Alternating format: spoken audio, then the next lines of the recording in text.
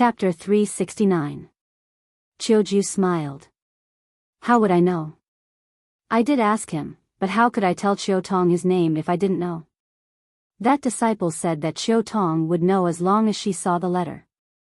I thought about it and didn't ask any more. Is that so? Zhang Xiaohua smiled. Hee, won't we know if we see it now? Qiuju glared at Zhang Xiaohua and said, Xiaohua, you're not the child you used to be. Why are you still saying such irrelevant things? Not to mention that this is Sister Qiu Tong's privacy. Without her permission, you can't open it. Also, you know that this might be a suicide note left behind by a disciple who died for the sect. If you don't give it to Sister Qiu Tong and open it yourself, aren't you insulting her spirit in heaven? Zhang Xiaohua was taken aback. Then, he straightened his face and said, Big Sister Qiuju is right. Although I was just joking, I didn't think too much about it. Don't worry, I will definitely keep these 2 items well. When I see Big Sister Qiu Tong, I will personally hand them to her. Zhang Xiaohua carefully took the letter and the small paper box. He put them in his arms and said, Sister Qiuju, it's late. I'm leaving. Qiuju smiled. Okay, go. Be careful. If possible, come back and tell me about them. Okay, Sister Qiuju. Don't lose them. I know. No problem. After saying that, Zhang Xiaohua waved his hand and walked into the snowflakes floating in the dark night. Qiuju walked to the door and watched as Zhang Xiaohua walked to the door and disappeared. She closed the door and sighed deeply.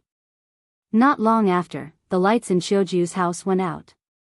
Everything fell into darkness. Zhang Xiaohua came out of Qiuju's room and went around the wall. First, he used the earth escape technique to walk for a while. Then, he jumped out of the ground and used the levitation technique to go back to the inn. When he came out of the Huanxi mountain villa, he used his divine sense to observe for a while. There was no one watching the entrance of the Huanxi mountain villa. Perhaps, as Qiuju said, it was the New Year's night and the people of the Righteous Alliance must be tired of it. After returning to the small room in the inn, Zhang Xiaohua first carefully took out the letter and paper box from her bosom. Then, she used her divine sense to put them into the space of her money pouch.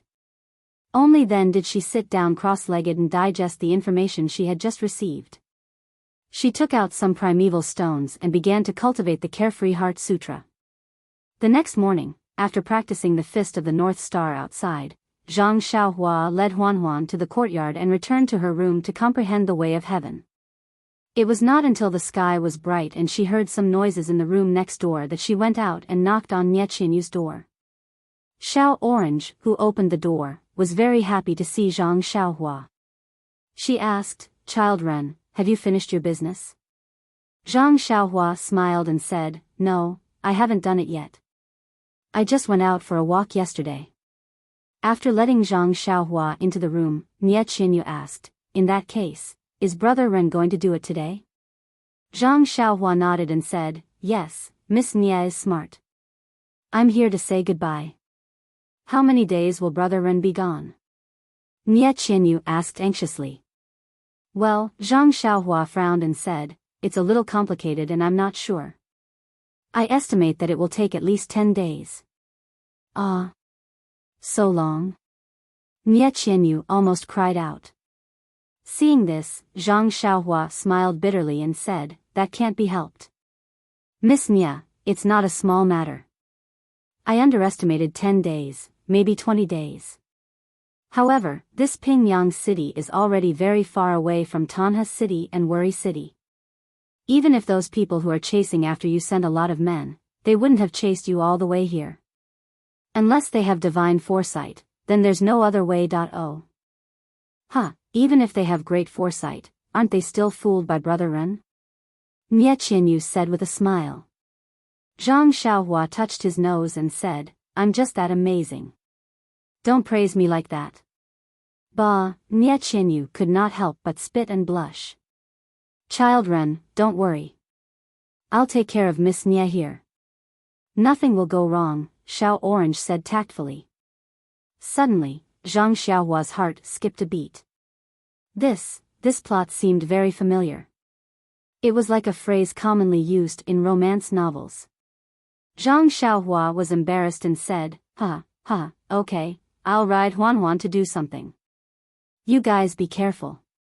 If there's nothing important, try not to go out. Oh, I forgot. Nothing will happen even if you go out. Why is that? Nie Qinyu was puzzled. Even if you go out, the bullies in the city won't be able to see you. What do you mean? Xiao Orange was puzzled. Zhang Xiaohua did not explain and said, okay, I've already deposited a lot of money in the inn yesterday. It should be enough for a month. Okay, you guys stay here. I'll leave first. Oh yes, how did the dumplings taste yesterday?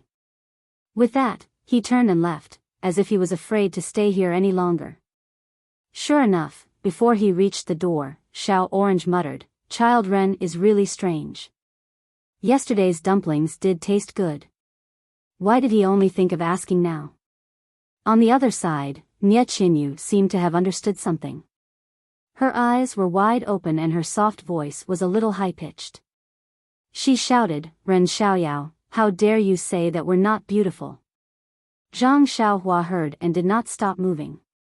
She laughed and said, Miss Nie, you wronged me. I didn't say that.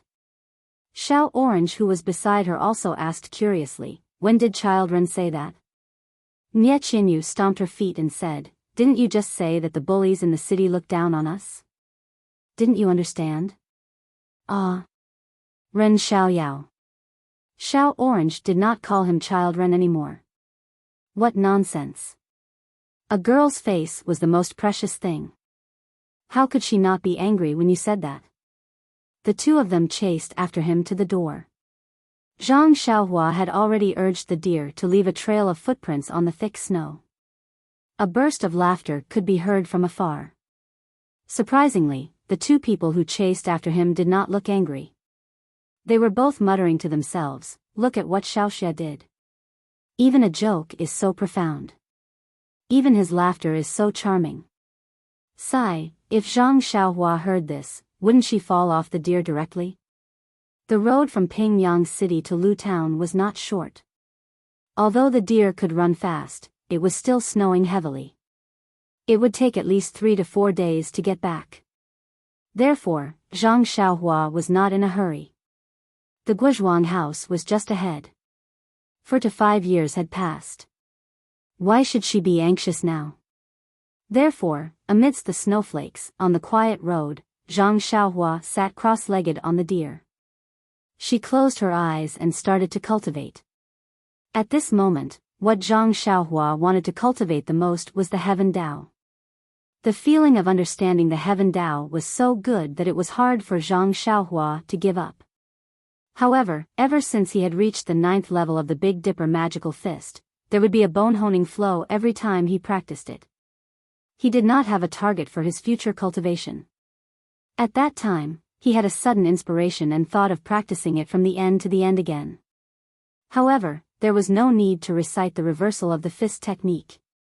He only needed to read it word by word.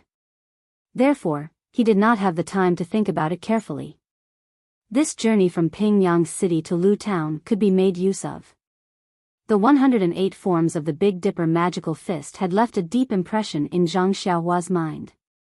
The little man who knew how to perform the fist technique had not appeared for a long time. However, it was not difficult to recall it again. Therefore, Zhang Xiaohua disassembled all the 108 forms in her mind. She wanted to recombine these forms. She wanted to take out the last form of the form first and then connect the other 107 forms to this form one by one. However, after going through all the forms, there was not a single form that could be connected. Zhang Xiaohua could not help but frown. Could it be that her idea was wrong? Or could it be that she had to find a new fist technique form from the many martial arts fist manuals? Yes, it was possible. Didn't sect leader O say before that the stellar fist had 360 forms? Her Big Dipper magical fist only had 108 forms. There were still many forms missing. However, in this way, there was a problem. Since there were still forms that could be extracted from the fist manuals, why couldn't she find them the first time? This was really a problem. Zhang Xiaohua could not help but open her eyes and use her fingers to rub the space between her eyebrows. At this time, there was a sudden rush of ding-dang from behind. A horse carriage caught up from behind. Zhang Xiaohua slightly turned her head. There was a small triangular flag on the carriage with the word "fast" written on it. Zhang Xiaohua smiled and patted Huan's head. Huan obediently walked to the side of the road and made way for the horse carriage. As soon as Huan made way, the horse carriage caught up. When it was walking side by side with Zhang Xiaohua, the coachman glanced at Zhang Xiaohua and nodded gently. Zhang Xiaohua also smiled in return. However, at this moment, she heard a cat scream from below the horse carriage. Zhang Xiaohua used her divine sense to scan the area. It was a dirty cat that had been run over by the horse carriage's wheel and was rolling around under the horse carriage. The coachman seemed to have heard it. He frowned and tightened the reins in his hand. He was about to pull the horse carriage, but immediately, he released his hand. With a flick of his wrist, he shouted, "Jia." The horse carriage continued to roar and did not stop for even a moment. On the snowy ground, the pitiful cat rolled left and right. Finally, it stopped moving. Its dirty white belly was facing up.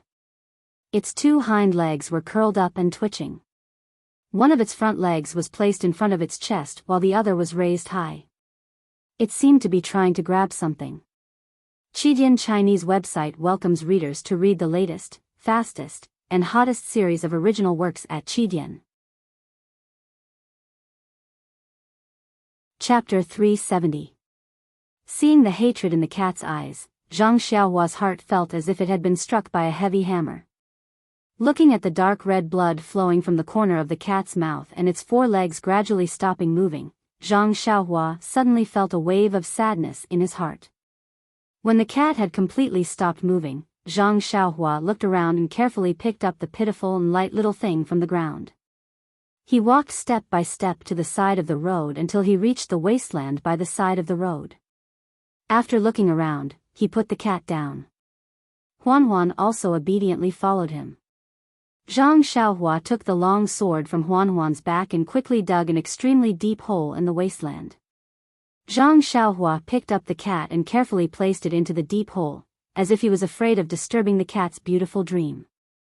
Then, his heart filled with sadness, he sprinkled the soil on the cat bit by bit and murmured something. Only when all the soil was filled into the hole did Zhang Xiaohua stop. He clapped his hands and looked at the dark clouds in the sky. He sighed, "Life is so fragile." To be honest, ever since Zhang Xiaohua started practicing qi, he had been decisive in killing. Countless lives had been taken by his hands. Perhaps his killing methods were too nimble and he had never seen more blood. Moreover, the people he killed were all detestable people, so he didn't feel too burdened in his heart. But today, he suddenly saw an innocent cat being run over by a carriage. This ordinary incident that couldn't be more ordinary on a normal day actually aroused his compassion. If it was said to be the backlash of his killing intent from before, it was reasonable. Life, death, life, death. Zhang Xiaohua stood with his hands in his sleeves. He looked up at the sky and murmured these two words over and over again. In an instant, the entire world seemed to be stagnant and the snowflakes also stopped in the air. Zhang Xiaohua's mind once again felt the call of the heavens. At this moment, his consciousness left his body like before and gradually, slowly rose up. This time, Zhang Xiaohua had the previous experience and didn't deliberately or anxiously rise up. Instead, he slowly controlled the speed of his consciousness and spread it out to understand the feeling of the entire world. But soon after, Zhang Xiaohua discovered that his comprehension this time was different from the last time. This time, what he saw through his consciousness was not the various states of the world, but the life and death of the world. As Zhang Xiaohua's consciousness rose and strengthened, from the death of the cat at the beginning, to the birth and death of the surrounding villages, normal deaths, abnormal deaths, countless positive, negative, and positive emotions filled his consciousness. Time and space also seemed to have lost their effect at this time. Zhang Xiaohua also saw the battle between the disciples of the Misty School and the disciples of the three sects in the Misty Mountain Villa. Countless disciples howled in pain.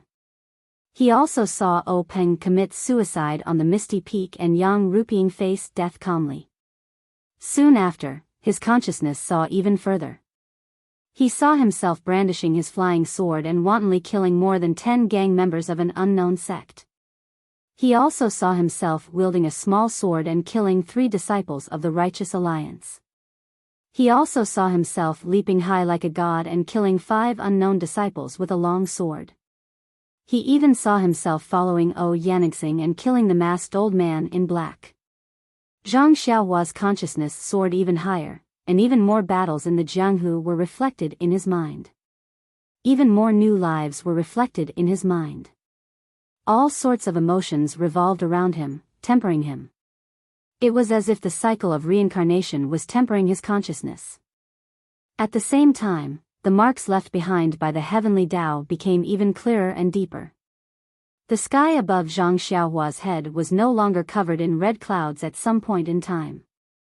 Instead, it was a night sky dotted with countless resplendent stars. In the distance, the sun that emitted endless light and heat was like a special star. It hung there, no different from the other celestial bodies. The starry sky became clearer, more complete, more vivid, and more lively. Zhang Xiaohua's consciousness was still rising. Although he was deliberately controlling it, it was still rising. The land that he looked down on was still endless.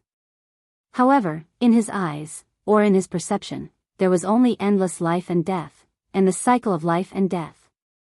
Perhaps it was an instant, or perhaps it was a long time. Zhang Xiaohua suddenly had a kind of enlightenment. Life, death, reincarnation, cycle. Pa. Like lightning, it instantly lit up his entire consciousness. He seemed to understand something, but also seemed to not understand something. At this moment, his consciousness accelerated once again, high up. This time, it was different from the previous time. Previously, it was a feeling of being at a loss and not knowing what to do. However, this time, he had a feeling that he had grasped something. Although he did not know what it was, he had a feeling that somewhere in the high, endless starry sky, there must be a place where he could find this feeling. However, at this moment, he forgot that at this moment, he did not seem to have the ability to search the entire starry sky. The only outcome he could face was only to be lost in the unpredictable starry sky. At this critical moment, in the distance where Zhang Xiaohua was standing, which was also the direction that Zhang Xiaohua was heading in the high starry sky, there suddenly appeared a super strong storm. This storm was not simply a storm of air, but a storm formed by the endless yuan qi of heaven and earth. The endless yuan qi of heaven and earth seemed to have appeared from an inexplicable point, and immediately filled the space. The yuan qi of heaven and earth condensed continuously, and not long after, it formed 2 lifelike images. Auspicious dragon and phoenix. Zhang Xiaohua's ascending consciousness could not help but cry out, and once this cry came out, his consciousness fell rapidly like the last time. However, at this time, Zhang Xiaohua did not recall the feeling of falling, but only stared at the distant dragon and phoenix formed by the yuan qi of heaven and earth. He watched as the dragon and phoenix intertwined and danced in the starry sky, and slowly fell. Zhang Xiaohua's rapidly falling consciousness landed on his body, who was standing on the ground with his hands in his sleeves. Immediately, he opened his eyes as if he had been enlightened. He instantly released his consciousness, wanting to explore the yuan qi of heaven and earth in the sky. Unfortunately, although Zhang Xiaohua felt that his consciousness had improved greatly, he was still too far away from the dragon and phoenix, and could not see anything useful. With a sigh, Zhang Xiaohua withdrew his consciousness, and used his eyes to look at the sky in front of him, which was still covered with dark clouds and snowflakes. He could not help but shake his head, and said to himself, I don't know what happened in front, which could cause a change in the yuan qi of heaven and earth, and even affect the change in the way of heaven. The way of heaven is really unpredictable. Then, ignoring the snow on the ground, he sat cross-legged, and checked his gains from the oneness of heaven and man again. Sure enough, the starry sky that demonstrated the way of heaven was incomparably bright, clearer, and more inexplicably full of vitality. The way of heaven left a deeper outline in Zhang Xiaohua's consciousness, and at the same time, left a greater accumulation. After a long while, Zhang Xiaohua opened his eyes with a smile. This smile was so vivid, and seemed to be the same as a moment ago, but also seemed to be different. It seemed to have more understanding of life and death. Clapping his hands, Zhang Xiaohua stood up and looked deeply at the soil that had been covered by a thin layer of snow. There was a stray cat's body buried deep there. Yes, there was a cause, and there was an effect. If he had not coincidentally witnessed the cat's death and buried its body, how could he have such an opportunity? Life and death, how could it be so easy to understand? How could the way of heaven be so easy to approach? Looking at the David's deer that was standing quietly beside him, Zhang Xiaohua floated up and patted its head calmly. Huan raised its head and let out a long neigh, and happily ran back to the main road from the ground. It then walked to the center of the main road, and walked forward.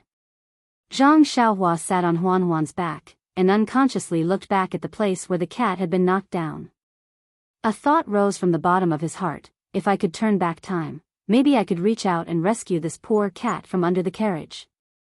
Thinking of this, his heart suddenly moved, as if he had thought of something. After thinking about it carefully, his eyes unconsciously lit up, and he thought to himself, Cat, I really have to thank you. I just simply buried you, and you actually gave me endless benefits. If it was said that Zhang Xiaohua's cat's death, combined with his murderous aura, triggered another form of prying into the way of heaven, which was a deeper level of contact with life and death than the hundreds of forms of life, it was a guide for Zhang Xiaohua's future cultivation. What he had just learned was a direct guide for the difficult problem of practicing the fist of the North Star in his heart. Of course, it's impossible to turn back time, but the moves of the fist can be performed in reverse. The second stage of the fist of the North Star should be practiced from the end to the end, but this from the end to the end is not simply linking the last move to the first move. This has been tried before, but it doesn't work. Instead, every move has to be performed in reverse. This way, from the last move to the first move can be smoothly performed. Understanding the key point, Zhang Xiaohua could not help but think, should I erect a tombstone for the cat, or give it a proper burial? But then, he smiled. Separation of life and death was just a part of the way of heaven. Anything that did not break away from the way of heaven must go through this process. Sometimes the death was lighter than a goose feather, sometimes the death was heavier than Mount Tai. To him, the cat's death was heavier than Mount Tai, but to the coachman, the cat's death was lighter than a goose feather. The cat did not care about the ceremony after its death, but he cared about the value of the cat's death. Instead of giving the cat an unimportant ceremony, it was better to keep the cat's death in his heart, as a warning to himself. Death was actually very simple, as long as he pointed his flying sword, a drop of blood. Death was also very complicated. Perhaps he might not be able to comprehend it in his lifetime. This sword was related to life and death, so he must not use it lightly in the future. Alas, who in this world could understand everything? In this wilderness, the life and death of a stray cat, except for the current Zhang Xiaohua, who knew? But such a cat's death was exchanged for the lives of countless Jianghu people in the future. Even Zhang Xiaohua himself could not explain the cause and effect of this. Chapter 371. On the morning of the 9th day of the first lunar month, in a forest about 10 miles away from the east gate of Lu Town, a thin and tall young man stood on the crown of a big pine tree covered in white snow, facing the rising sun. He narrowed his eyes and stared at the distant morning sun with a faint smile on his lips.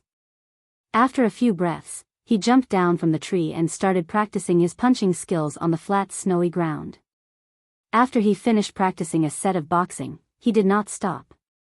He continued with a set of boxing that was similar to the previous one. If a martial arts master could identify it carefully, he would be able to see that the last set of boxing was simply the reverse of the previous set of boxing.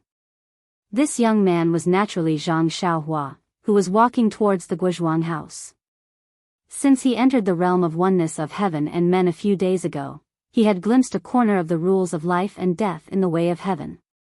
Zhang Xiaohua's cultivation seemed to have entered another realm. However, when he carefully checked his mental cultivation, he only took a big step forward. It was not the qualitative leap that he had imagined. However, Zhang Xiaohua knew very well that he must have made great progress in an aspect that he did not know about. It was the improvement in his daily understanding of the way of heaven. Since he did not understand what it was, he knew how to practice it. That was enough. On the other hand, the death of the stray cat had awakened the direction of upgrading the Fist of the North Star. Therefore, while Zhang Xiaohua continued to understand the way of heaven, he put his mind on the reversal of the Fist of the North Star. After 2 days of pondering and thinking, he finally understood all the 108 moves of the Fist of the North Star. Last night, Zhang Xiaohua tried it before he went to sleep. It was indeed effective. The inexplicable flow appeared from his right foot. With the moves of the Fist of the North Star, it was in the opposite direction from before. It tempered the bones one by one until it reached the bones of his left foot. As a matter of fact, Zhang Xiaohua suppressed his excitement and performed the Big Dipper magical fist technique 18 times. His bones were tempered 18 times. Zhang Xiaohua stopped and summoned the David's deer. He flew up and patted Huanhuan's head. Huanhuan's 4 hooves danced in the air as it flew toward Lu Town. Zhang Xiaohua sat cross-legged on Huanhuan's back. She closed her eyes and thought, Northern Dipper Divine Fist and Reverse Northern Dipper Divine Fist are both Northern Dipper Divine Fist. Wouldn't it be too troublesome to call them Northern Dipper Divine Fist? However, if that's the case, then the Misty School's Fist of the North Star manual will be incomplete.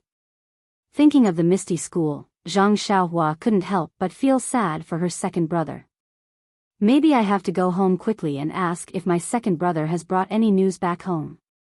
If he hasn't, then I'll have to go to the fragrant cult. The fragrant cult is in the south. Sending Nie Qinyu there won't be any delay. Zhang Xiaohua looked ahead and thought slowly. Suddenly, the expression in Zhang Xiaohua's eyes changed. It turned out that in the sky not far away to the right, high up in the sky, a pure white cloud had suddenly been blown away. Zhang Xiaohua frowned and immediately released his divine sense. Sure enough, under the white cloud, the originally sparse qi of heaven and earth seemed to have been blown in, becoming denser and denser. Zhang Xiaohua's dragon and phoenix bringing prosperity was instantly equivalent to the qi of heaven and earth phenomenon that he saw when he entered the unity of heaven and man realm a few days ago. Could it be? Zhang Xiaohua was a little confused. Something strange is happening in front? Thus, Zhang Xiaohua urged his mount and quickly moved forward. In her divine sense, the yuan qi of heaven and earth in that direction slowly became denser. When Zhang Xiaohua arrived at Lu Town, she could already see part of the body of the dragon and phoenix. This? Zhang Xiaohua really didn't understand. However, when she arrived at Lu Town, Zhang Xiaohua had to turn east, which was the direction of the yuan qi of heaven and earth. She wasn't afraid of delaying her journey back to the Guizhuang house. Zhang Xiaohua tried to release her divine sense to observe the changes in the yuan qi of heaven and earth while urging the David's deer to rush to the Guizhuang house. At this time, the David's deer, Huanhuan, also seemed to feel a trace of change in the yuan qi of heaven and earth. It was a little uneasy and was a little bit afraid to go forward. Zhang Xiaohua frowned and gently stroked Huanhuan's neck to comfort her. But the more she went forward, the more anxious Huanhuan became, as if she was extremely afraid of the things in front of her. At this time, Zhang Xiaohua's divine sense had already observed that the yuan qi of heaven and earth had revealed more than half of its body. Isn't the Guizhuang house directly below the yuan qi of heaven and earth?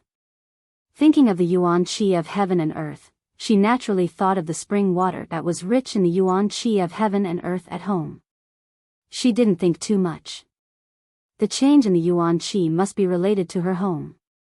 Zhang Xiaohua didn't dare to be negligent. She patted the head of the David's deer and floated up. She went straight to the dead trees in the snow by the roadside and flew straight to the Guizhuang house. The David's deer, Huan, slowed down and strolled forward slowly. The David's deer could smell the yuan qi on Zhang Xiaohua's body, so Zhang Xiaohua was not afraid that Huan couldn't find her. Zhang Xiaohua's levitation technique was fast and she moved forward in a straight line. Not long after, she could clearly see everything in the Guizhuang house with her divine sense. At this time, Zhang Xiaohua couldn't care less about observing the changes in the yuan qi of heaven and earth.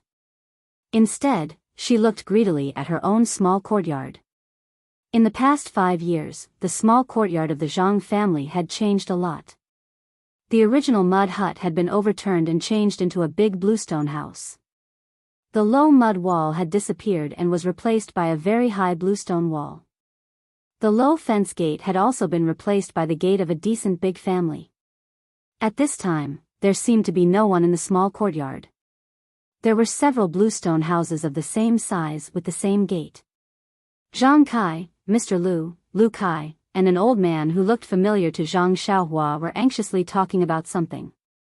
What surprised Zhang Xiaohua the most was that the east house of the courtyard was emitting a red light. Zhang Xiaohua's divine sense couldn't penetrate it.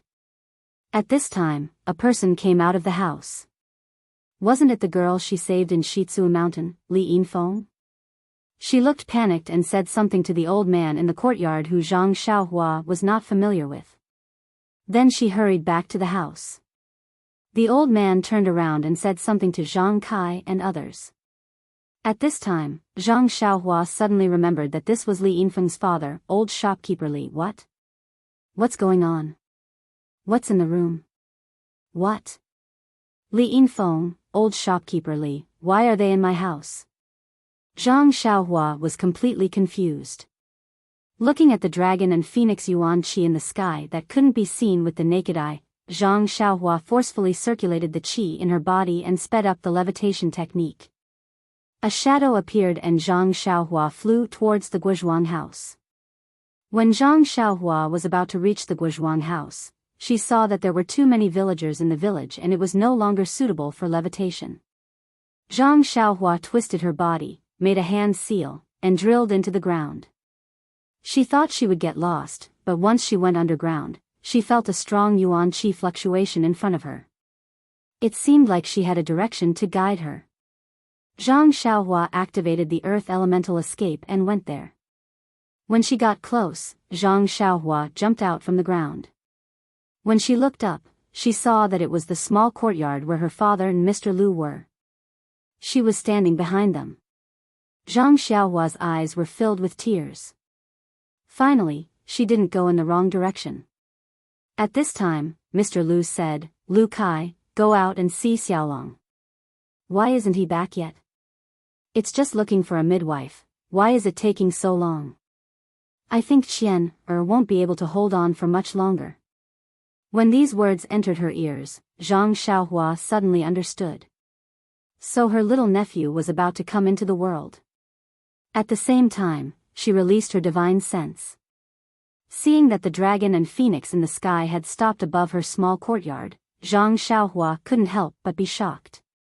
What kind of battle formation was this? Beside them, old shopkeeper Li comforted, "Brother Lu, don't worry. Sister-in-law Zhang and my wife are both inside. Although they aren't specialized midwives, they have a lot of experience.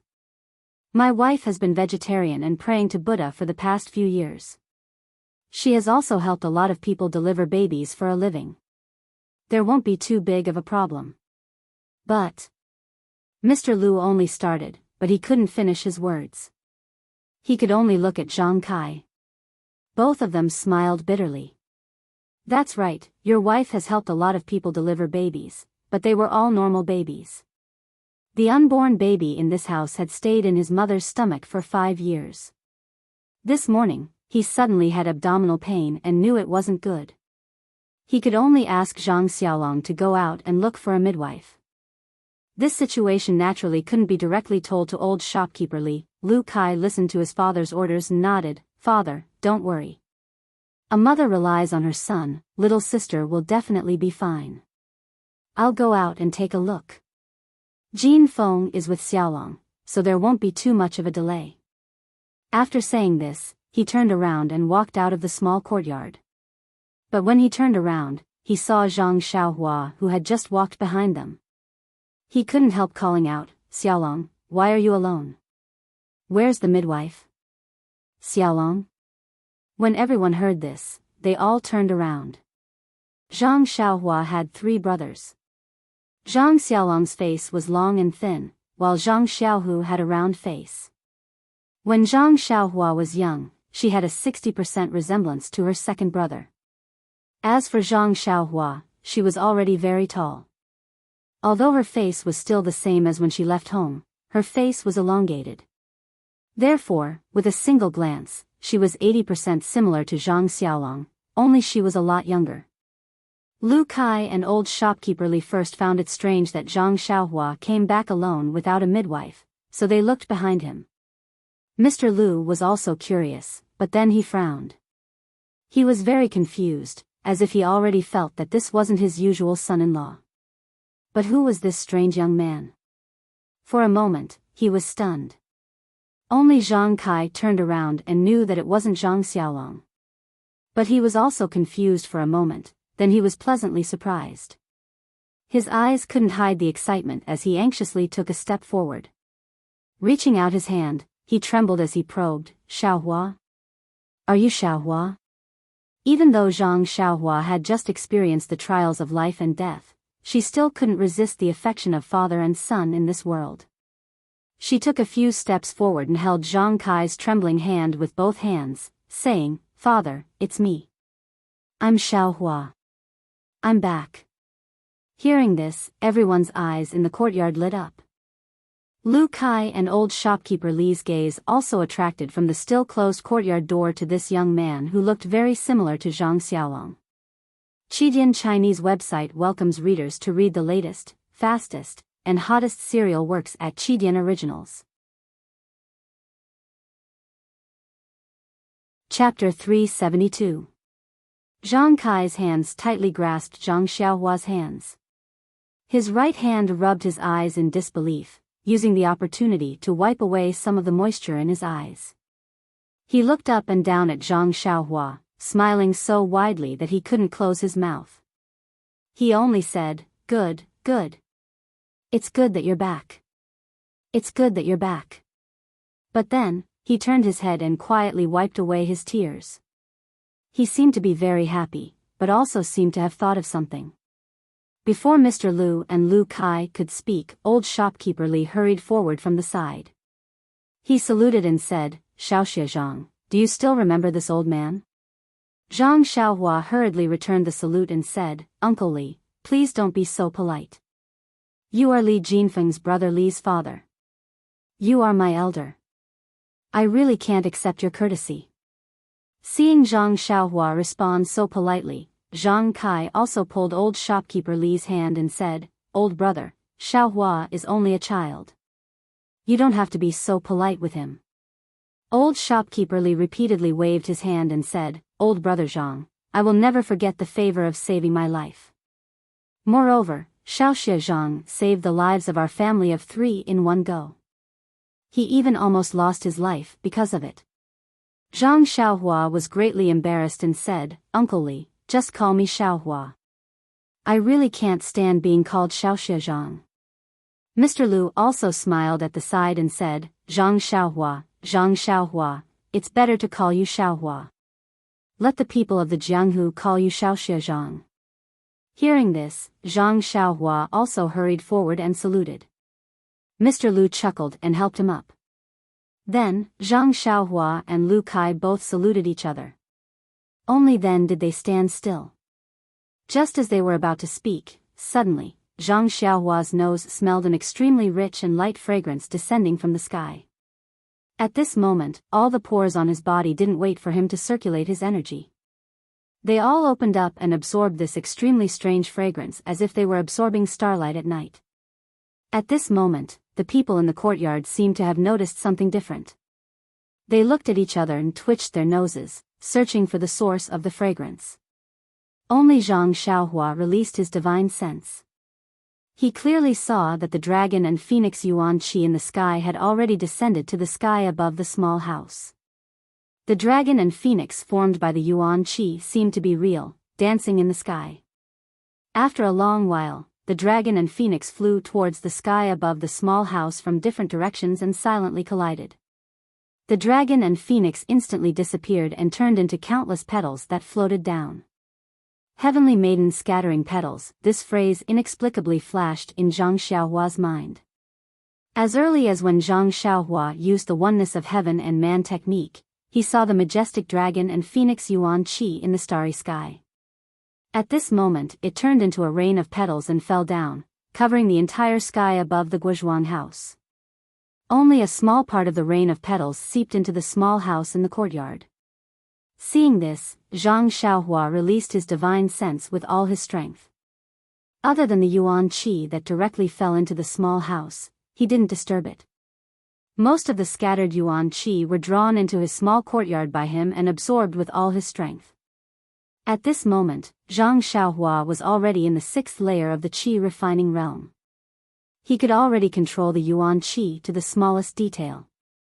In addition to his powerful divine sense and the help of his Dantian's core, he absorbed all the scattered Yuan Qi outside the small house into his own meridians like a whale swallowing seawater.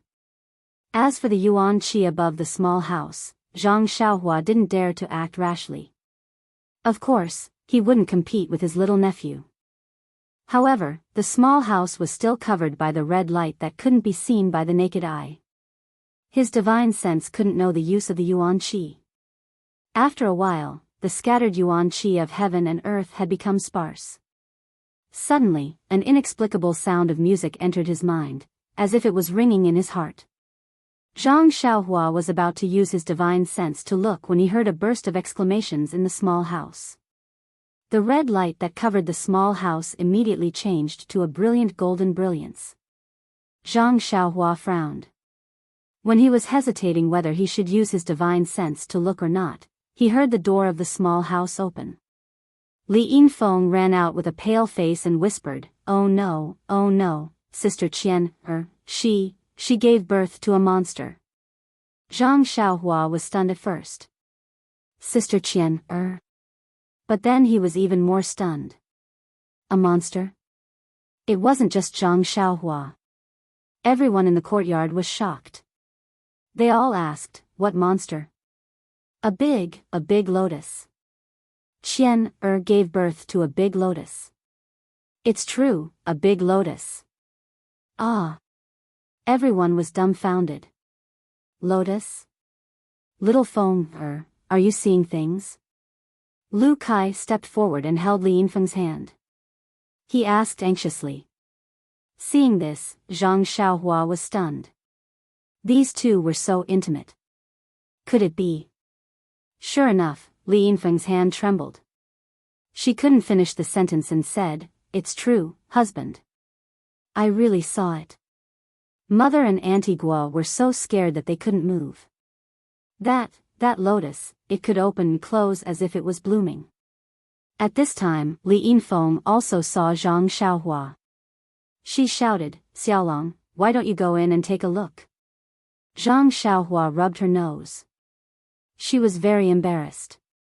Sister-in-law was giving birth. How could she dare to go in? Seeing this, Mr. Lu didn't have time to explain.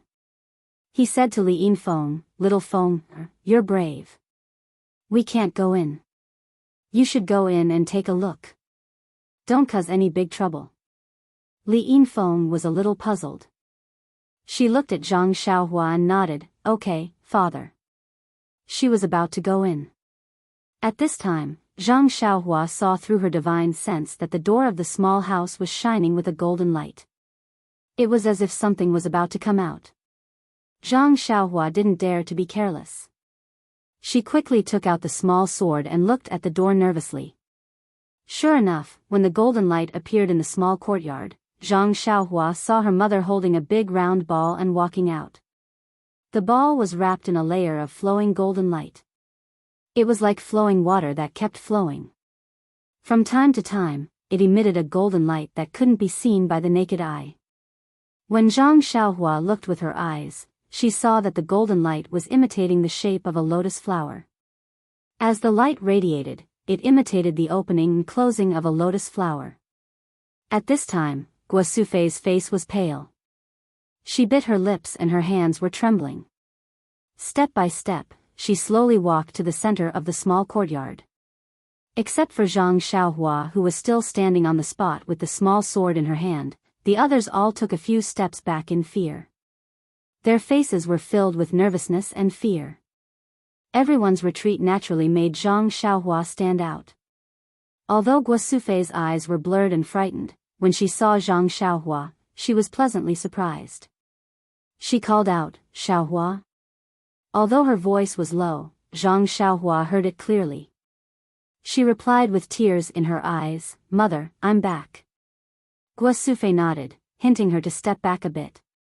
But Zhang Xiaohua shook her head and said, "Mother, it's okay." Then, she looked around and said, "Mother, put it on this stone table."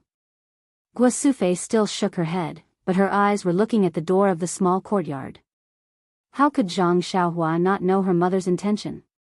She walked straight over and said, "Mother, it's okay. Let me see." How could Guo Sufei let her get close? She took a few steps back and said with a trembling voice, "Xiaohua, you stay away, stay away." Zhang Xiaohua stopped and said, "Mother, you've forgotten. That year, I was the one who saw that eldest sister-in-law was pregnant." Guo Sufei was stunned. Zhang Xiaohua continued, "Give this to me. I'll see what's going on." Guo Sufei asked, "Is it really okay?" Zhang Xiaohua smiled and said, "It's okay. Mother, it's just my nephew or niece. What's there to be afraid of?" After saying that, she took a few steps forward and took the lotus from Guo Sufei's hand. Seeing this, Guo Sufei could only comply. But she still followed behind Zhang Xiaohua, feeling extremely worried. The lotus that the ball turned into was very similar. It also felt like a lotus in her hand. Zhang Xiaohua walked to the side of the stone table and placed the lotus on it. She looked at it with her eyes. It was just like a real lotus. She couldn't see any abnormalities. It was just that the lotus kept opening and closing, which made people feel strange. Zhang Xiaohua immediately released her divine sense and carefully observed the ball. As soon as she released her divine sense, Zhang Xiaohua was shocked. What kind of ball was this? This was clearly a mysterious array formed by countless golden talismans that looked like tadpoles. Those countless golden talismans seemed to be alive. They were colluding together and constantly rotating in the air like flowing water. When Zhang Xiaohua immersed her divine sense into one of the tadpole-like talismans, she was shocked to find that this talisman was also formed by countless talismans. Those tiny talismans were also like tadpoles, intertwined together. This. Zhang Xiaohua couldn't help but be tongue-tied. This was far beyond her imagination. It was far beyond the array and prohibition that she knew. She could only vaguely feel that the entire ball array seemed to have existed since the beginning. It was not something that could be formed by human strength. It was also not something that could be broken by human strength.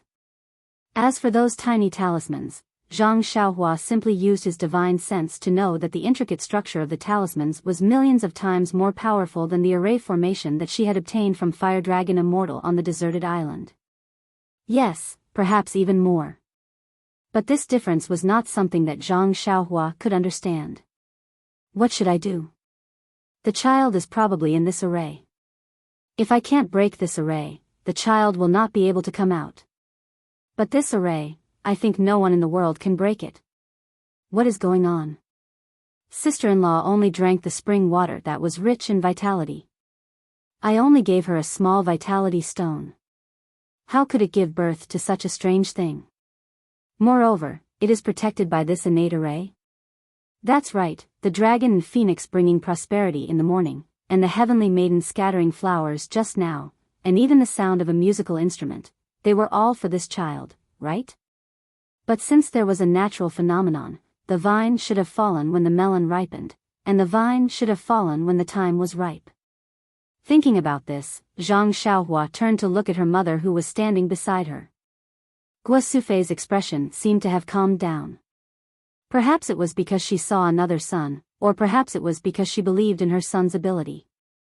When the others saw this, they all took a few steps forward. Other than Zhang Kai and Mr. Liu who stood beside Zhang Xiaohua, the others still kept a distance. Zhang Xiaohua sighed. Just as she was about to tell her mother, the golden array happened to turn in a direction. Zhang Xiaohua inadvertently looked at it with her divine sense and could not help but be happy. There are many stories that have yet to be told. The interest of the faction is paramount. This is the rule of survival for every faction in the Jianghu. If there is a faction that selflessly helps the Misty School, that would be strange. Chapter 373. In her divine sense, there was a narrow slit in the flawless, perfectly round and seamless array formed by golden tadpole-like talismans. A strange fragrance came out from that narrow slit. Zhang Xiaohua was overjoyed. Her divine sense immediately probed into the slit. Only then did she discover that the array was only a thin layer, but inside this thin space, there were hundreds of millions of arrays made up of countless tadpole-like talismans. That array was actually made up of hundreds of millions of layers of arrays. However, Zhang Xiaohua was deeply aware that this array was definitely not as simple as adding one layer after another. Inside the spherical array, there was dense purple qi, and inside the purple qi was a chubby male baby. His eyes and mouth were tightly closed, and he had a solemn look. Zhang Xiaohua didn't have time to think about other things for the time being. She first raised her head and said to Guo Sufei with a smile, "Mother, congratulations, it's a boy. But wait a moment, I'll see how to get him out." Guo Sufei was overjoyed. The fear in her eyes disappeared and was replaced by a look of ecstasy. The people around were also happy and wanted to look forward. Zhang Xiaohua waved her hand and said, "Mother, you and father should all step back. I don't want any accidents to happen. I want to take a careful look first and think of a good idea." Guo Sufei quickly nodded and stepped back with the others, keeping a certain distance. When the others were far away, Zhang Xiaohua carefully looked at the mysterious innate array again. The slit of the sphere seemed to be natural, and the tadpole-like talismans beside the slit seemed to have no connection at all. However, Zhang Xiaohua knew that the slit was definitely not there originally. The original array must be perfectly round without any slit, and the slit must be the inevitable result of the array's operation to a certain stage. Zhang Xiaohua touched her chin with her hand and pondered. She thought that her little nephew was definitely not born at full term. Looking at the size of the slit, it was much earlier. If he was born at full term, he would definitely be in human form, and not a fetus protected by the array. Alas, it had been 5 years, and it was just a small slit. If he was born at full term, who knew how many years it would take? Fortunately, there was a little clue and a direction to break through, so Zhang Xiaohua carefully observed the tadpoles on both sides of the slit. The flowing tadpoles seemed to show signs of separation, but there was a faintly discernible force that firmly bound them together. Seeing this, Zhang Xiaohua's heart skipped a beat. She continued to look in the direction of the slit. As expected, in the array of the sphere, along the slit, the energy of the array was obviously weaker than the surrounding energy. Zhang Xiaohua naturally understood that this was where the array would be divided into 2 halves. Only by starting from here could the array be divided into 2 halves. However, did Zhang Xiaohua have the ability to do so? Thinking of this, Zhang Xiaohua tightened his grip on the small sword. He knew that at this moment, only his small sword could help him. However, it was hard to say if it would be effective. After all, he had only used the small sword to break through ordinary restrictions and arrays, such as the small box that contained the Carefree Heart Sutra, and the cave that was sealed by Fire Dragon Venerable. However, he had no confidence in breaking through this array. Zhang Xiaohua held the small sword with his left hand and wanted to take out the vitality stones from his pocket. However, he laughed bitterly in his heart. Previously, when he used the small sword with his left hand, the energy used by the small sword did not seem to be the vital energy in his meridians. Even if he took out the crouching ox stone from his money bag, it would probably be useless. Therefore, Zhang Xiaohua hesitated. However, just in case, Zhang Xiaohua still took out a piece and placed it in his hand. Then, he used his divine sense to lock onto the slit and raise the small sword in his hand slightly. At this moment, he heard Guosufei's surprised voice, "Xiaohua, what are you doing?" Zhang Xiaohua could only turn around and explain, "Mother, the child is in this sphere. I have to cut it open." "Sphere? Isn't this a big lotus flower?" "Oh, yes, Mother. You have to cut open the lotus seed pod of this lotus flower. But, Xiaohua, you won't hurt the child inside, right?" Yes, Guosufei had not seen her little grandson yet. How could she let Zhang Xiaohua use this small dagger-like thing to harm her little grandson? Even the lotus flower outside would not be able to do so. Zhang Xiaohua smiled and said, "Don't worry, Mother. I definitely won't. I'm confident. That's for sure. There won't be any problems. I don't know what the dense purple chi in the sphere array is, but it seems to have some incredible vitality. As long as I have the protection of the purple chi, I won't be hurt by the sphere array. How can I hurt the child inside?" Zhang Xiaohua thought to himself. Then, all right. However, Xiaohua, you must be careful. You must not hurt the child. Especially the child's penis.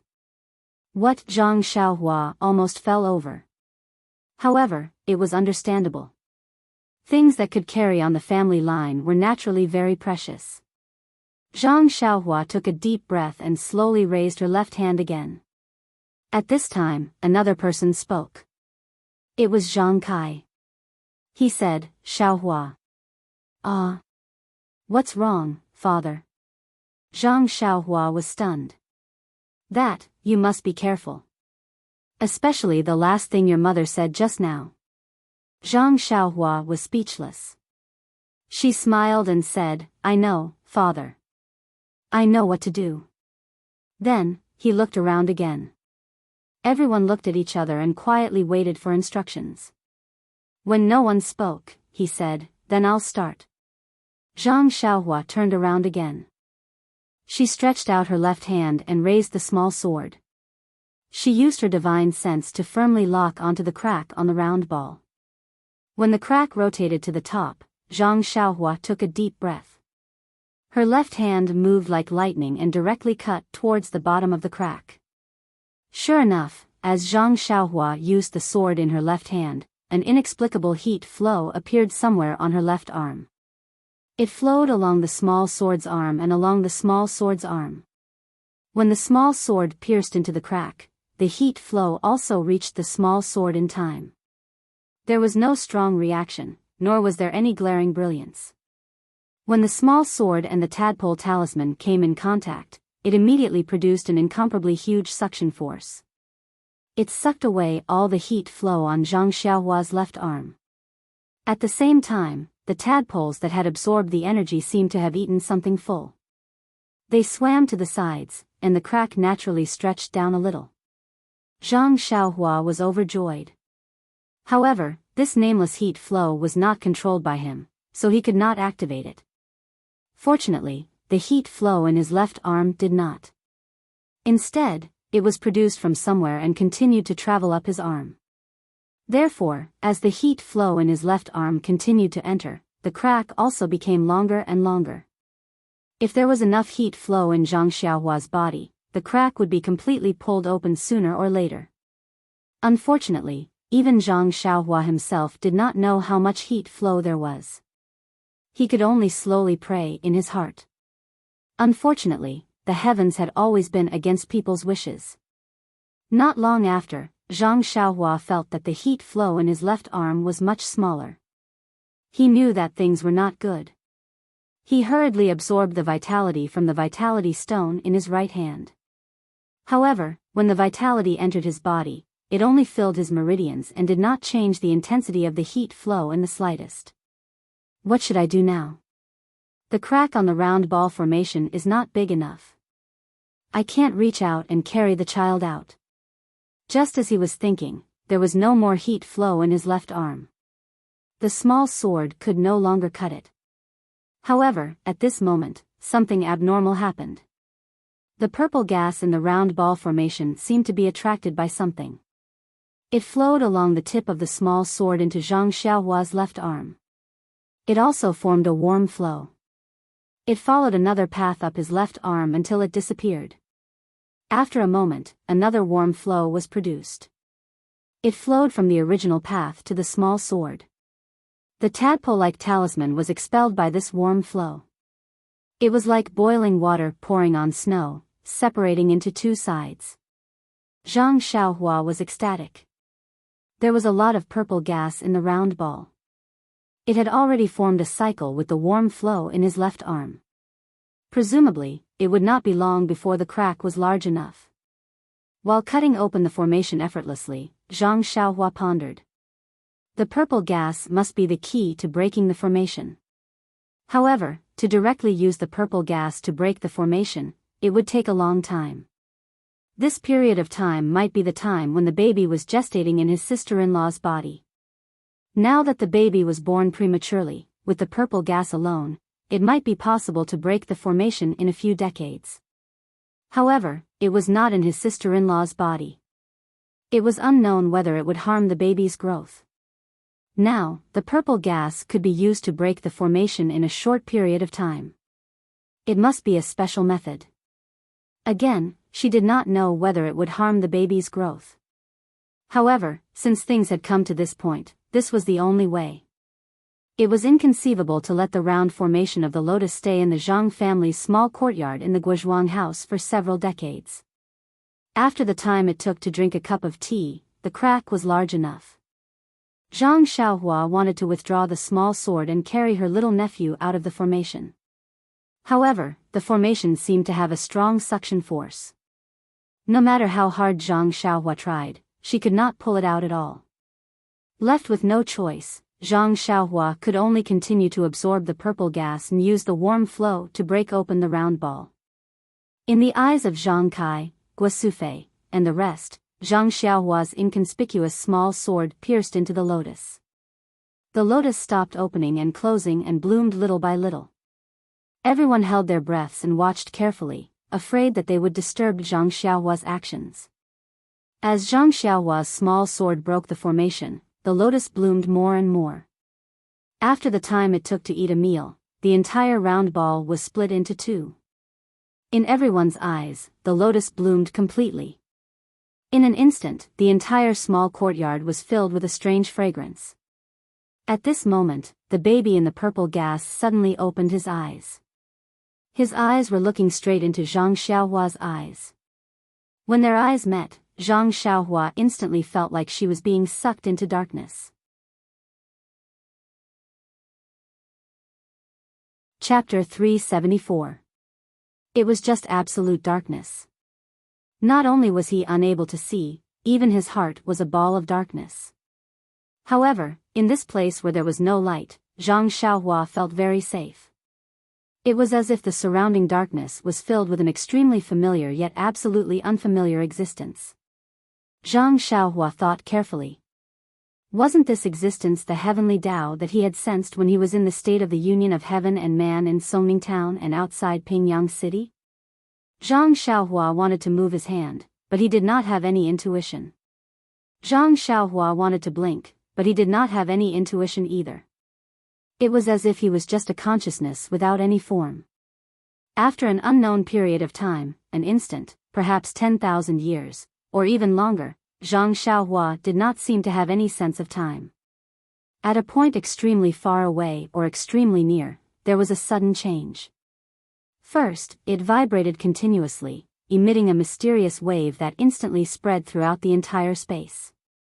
That point turned from endless darkness to transparency, then red, orange, yellow, green, cyan, blue, all the way to purple. Every color evolved into a wave that spread throughout the entire space. Finally, the purple wave lasted for the longest time, and the wave was also the most intense. The entire space was actually filled with the same dense purple qi as the spherical array formation. Zhang Xiaohua was greatly shocked. What was going on? Why did he see something? Then, an even more puzzling change appeared. After the purple color passed, the entire space stopped vibrating. There was only silence for a moment. All the colors that were mentioned just now appeared at that point, and the entire space was filled with the 7 types of fluctuations.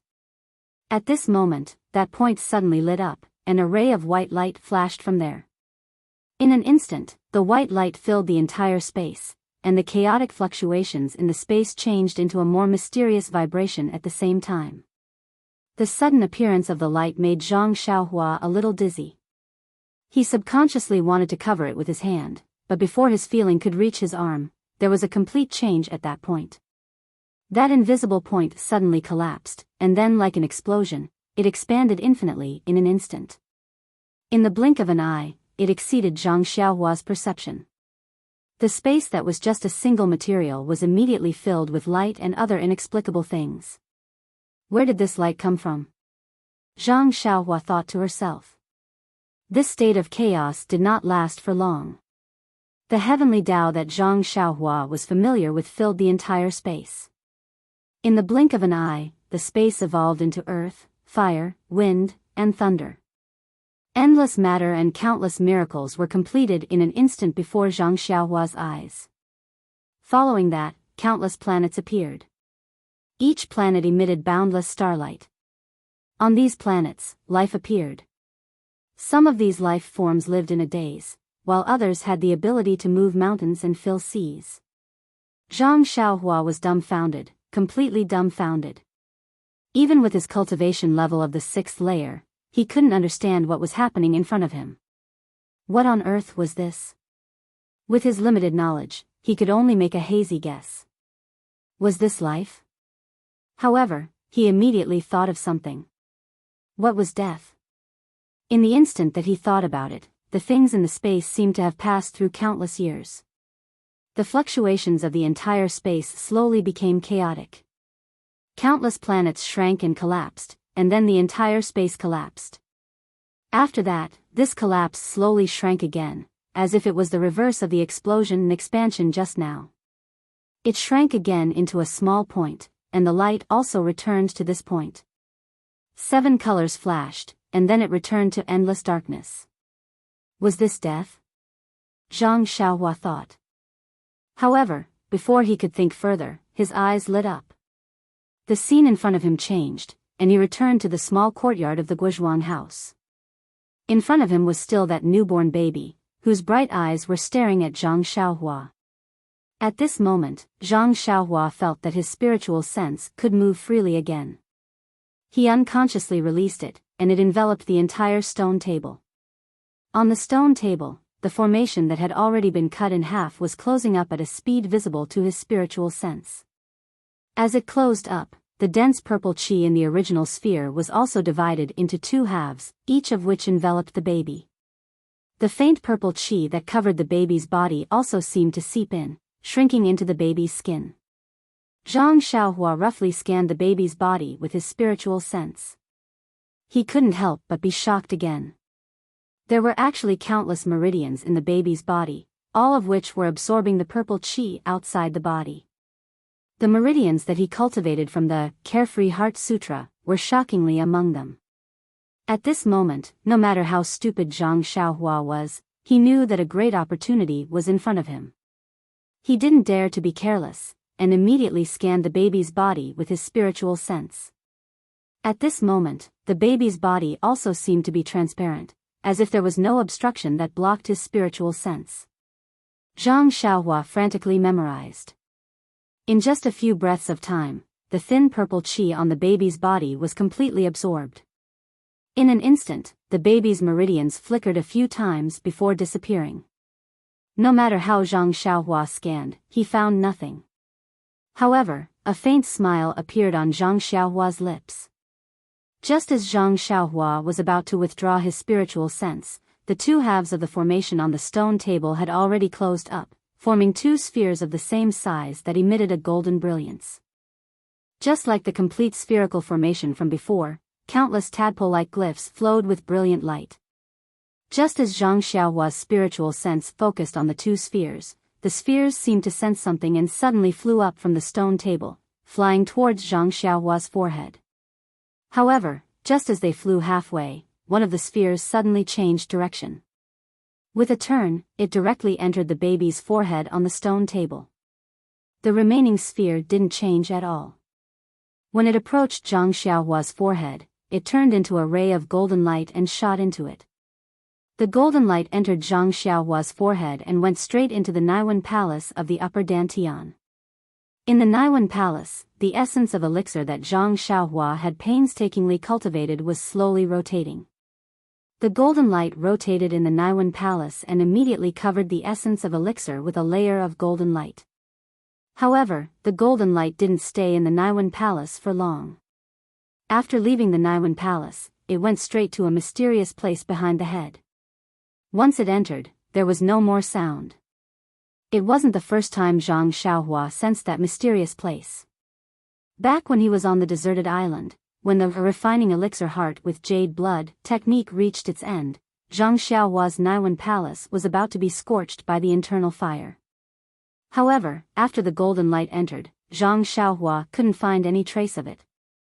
Zhang Xiaohua sensed that the golden light entered a mysterious place behind the head and was very surprised. Before he could think about it, the baby on the stone table changed again. The golden light entered the Naiwen Palace between the eyebrows.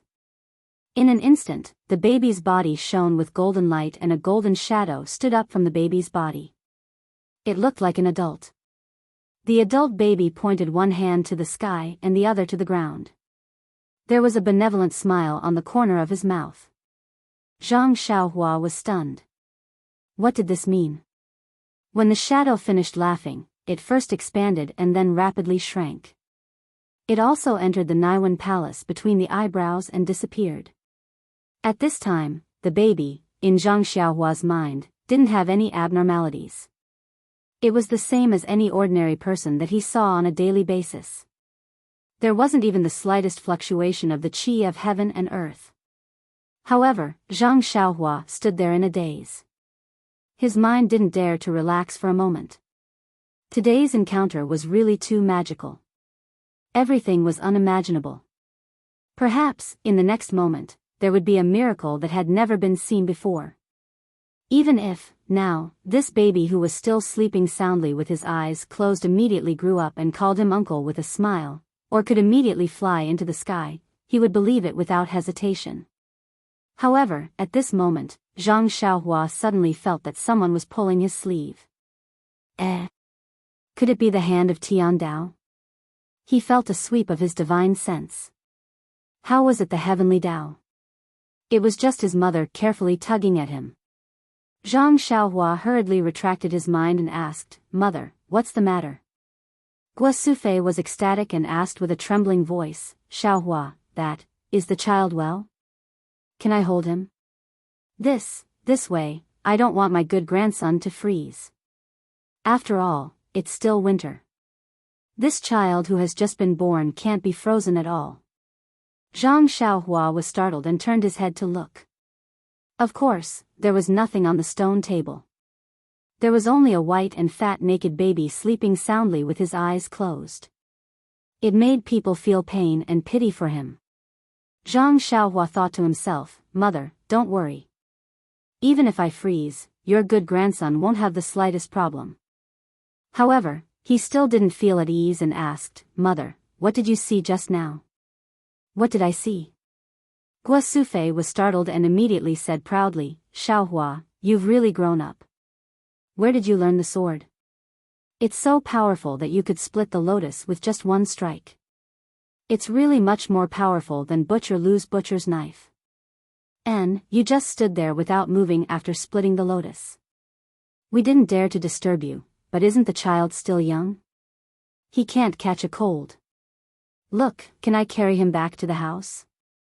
From what his mother said, from the time he split the lotus to her pulling his sleeve, it was only a very short period of time. However, In this very short period of time, he encountered something that others would never be able to understand in their entire lives. Zhang Xiaohua looked at the small sword in his left hand and smiled bitterly. He put it in his arms and said, "Of course you can. Mother, quickly carry the child back to the house." When Guo Sufei heard this, she was overjoyed. She hurried forward and carefully held the baby in her arms. However, the moment the baby touched Guo Sufei, he immediately opened his mouth and cried loudly. The cry was very loud and clear, echoing throughout the small courtyard. At this moment, a surprised voice sounded, "Ah? Mother, the child has been born? Is Qianqian okay?" Zhang Xiaohua turned around and saw that the door of the small courtyard had just been pushed open. A young man who was as tall as him was running towards the direction of the crying baby with a face full of surprise. That young and thin face looked 80% similar to Zhang Xiaohua's. Wasn't he Zhang Xiaohua's eldest brother, Zhang Xiaolong? Behind Zhang Xiaolong was an old woman with a depressed face. There was no need to look. Just by looking at her, one could tell that this was a midwife who didn't make it in time.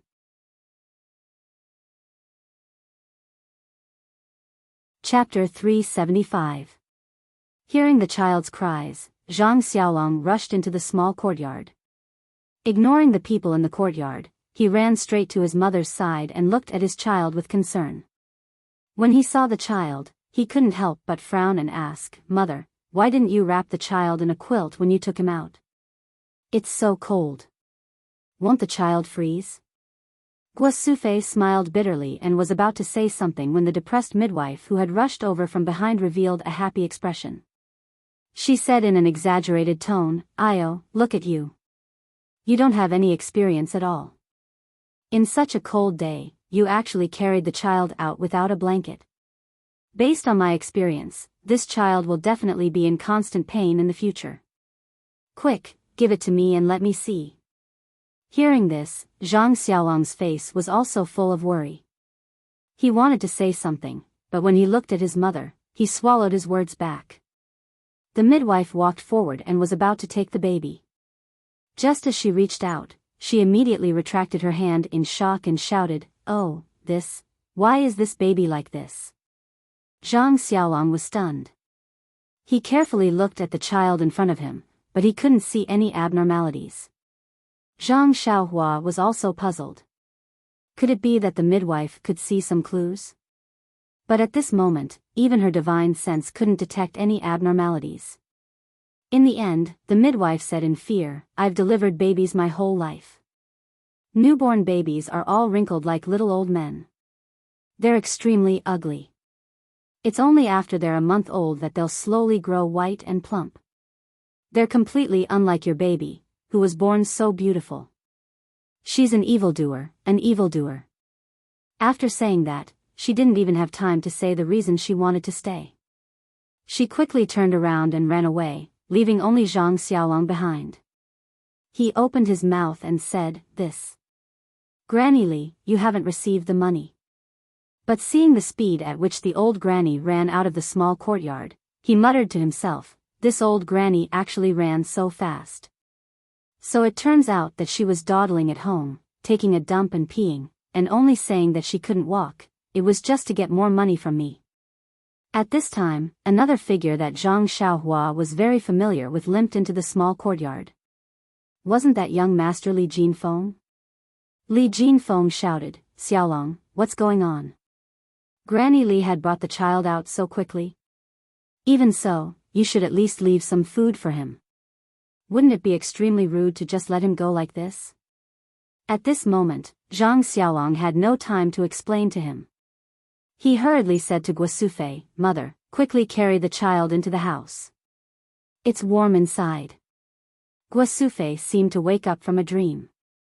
She quickly ran into the house with the baby in her arms. At this time, Zhang Xiaohua's face was a little gloomy. She reached out and took out the small sword. She frowned and thought for a while. Then she slowly put it back into her clothes. She seemed to have made her own decision. Other people in the small courtyard, such as Zhang Kai and Mr. Lu, looked at what was happening in front of them as if they were watching a play. They had no chance to interrupt. When Guo Sufei carried the child into the house, they also seemed to wake up from a dream. Zhang Kai asked, Xiaolong, what's going on now? Why did you take so long to invite Granny Li over? When Zhang Xiaolong saw his father blaming him, he helplessly replied, Father, when my own child was born, how could I not be anxious? Young Master Li and I had already arrived at Granny Li's house, but this old thing just kept dawdling. One moment she said her stomach hurt, the next moment she said her feet hurt. I gave her more money, but she still said we were all from the neighboring village, so I didn't need to be polite.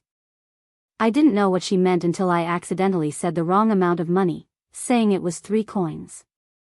Li Jinfeng next to him also laughed, Uncle Zhang, don't blame Xiaolong. You see, when I fell from the donkey, Xiaolong didn't even bother to help me. He only pulled Granny Li and hurried on. Zhang Xiaolong asked apologetically, Young Master Li, I'm really sorry. How are your injuries? Li Jinfeng waved his hand and said, It's fine, it's fine. No matter what, I'm still a rider. This is just a small accident. Zhang Kai wanted to speak again, but Mr. Lu next to him laughed and said, It's really a lucky hit. Old brother Zhang, Xiaolong's delay is really wonderful. If that Granny Li came in time, even if Xiaohua came back in time, the strange phenomenon just now would be known by outsiders. Maybe, that's for sure. This Granny Li will definitely spread the news of the strange phenomenon just now. If this was known by outsiders, this child's life will be in big trouble. Everyone in the small courtyard suddenly understood. Only Zhang Xiaolong and Li Jinfeng were confused, asking, Strange phenomenon? What strange phenomenon? Immediately, Zhang Xiaolong's eyes widened, asking loudly, Xiaohua? Father said Xiaohua came back. Xiaohua came back. Where is he? Because of Granny Li's disturbance, Zhang Kai and the others forgot to tell him that Zhang Xiaohua came back. Hearing his big brother's question, Zhang Xiaohua came out from behind Lu Kai, smiling and saying, Big brother, I'm here. Looking at this younger brother who suddenly came out from behind Lu Kai, facing a faint smile, his height is the same as his, and his face is very similar to his own, Zhang Xiaolong's eyes were moist, there was an indescribable feeling in his heart. As the saying goes, an elder brother is like a father, it's exactly this kind of feeling. Zhang Xiaolong took a few steps forward, stretching out his long arms, and hugged Zhang Xiaohua tightly in his arms, just like when he hugged him when he was young. Zhang Xiaohua's eyes were also a bit hazy. Yes, father and big brother miss me. When father saw me, he only had scruples about his dignity, so he could only hold my hand and look at me carefully. He rarely hugs me in his arms. Big brother is the best, just like when he brought me up, he didn't hide his feelings. After hugging for a while, Zhang Xiaolong patted his younger brother's back and let him go. He looked up and down again, smiling, Xiaohua has also grown up, you're actually as tall as me. Zhang Xiaohua also smiled and said, Big brother, I'm a little taller than you. Then, he walked in front of Li Jinfeng, cupped his hands and said, Young Master Li, I trust you've been well since we last met? Li Jinfeng was even more excited, he quickly saluted and said, I've been well, I've been well, I've been well. I'm indebted to. Before he could finish, Zhang Xiaohua smiled and said, Young Master Li is my first teacher, there's no need to be so polite. Li Jinfeng was also an open-minded person, he smiled and said, Great kindness can't be thanked with words, I'll thank you once today, I won't thank you again in the future. Finished speaking, he deeply saluted. Zhang Xiaohua also quickly returned the salute. Li Jinfeng got up and patted Zhang Xiaohua's shoulder, he said with a smile, In the past, I was able to touch your head, after not seeing you for a few years, I can only pat your shoulder. Time is like water, there's no turning back, good. She didn't know what kind of emotions this guy was feeling, sad one moment and admiring the next. Zhang Xiaohua looked at Li Jinfeng, who was already a little shorter than her, and sighed in her heart. Back then, they had met by chance in the carriage, she never thought that the situation would be like this today. Meeting by chance could be very strange. At this moment, Li Yinfeng, who had been staring at Zhang Xiaohua, walked up with Lu Kai. When Zhang Xiaohua saw her coming, she quickly waved her hand and said, "Big sister Li, oh, I should call you sister-in-law, but please don't salute me anymore. Uncle Li and Brother Li have already thanked me just now. If you come over and thank me again later, I'll really blush." When Li Yinfeng heard this, her face turned a little red. Just as she was about to speak, Zhang Xiaohua interrupted and said, "Moreover, sister-in-law, who asked my character to be so good? The heavens have seen that I've worked hard to save people and have repaid me handsomely. You don't have to be so courteous anymore." Hearing Zhang Xiaohua calling her sister-in-law, Li Yinfeng's face had already turned red. Until Zhang Xiaohua nagged for a long time and stopped when her mouth was dry, she then said, "Zhang Xiaohua, I'm not thanking you this time." "Ah." Zhang Xiaohua was stunned. "You should have said so earlier.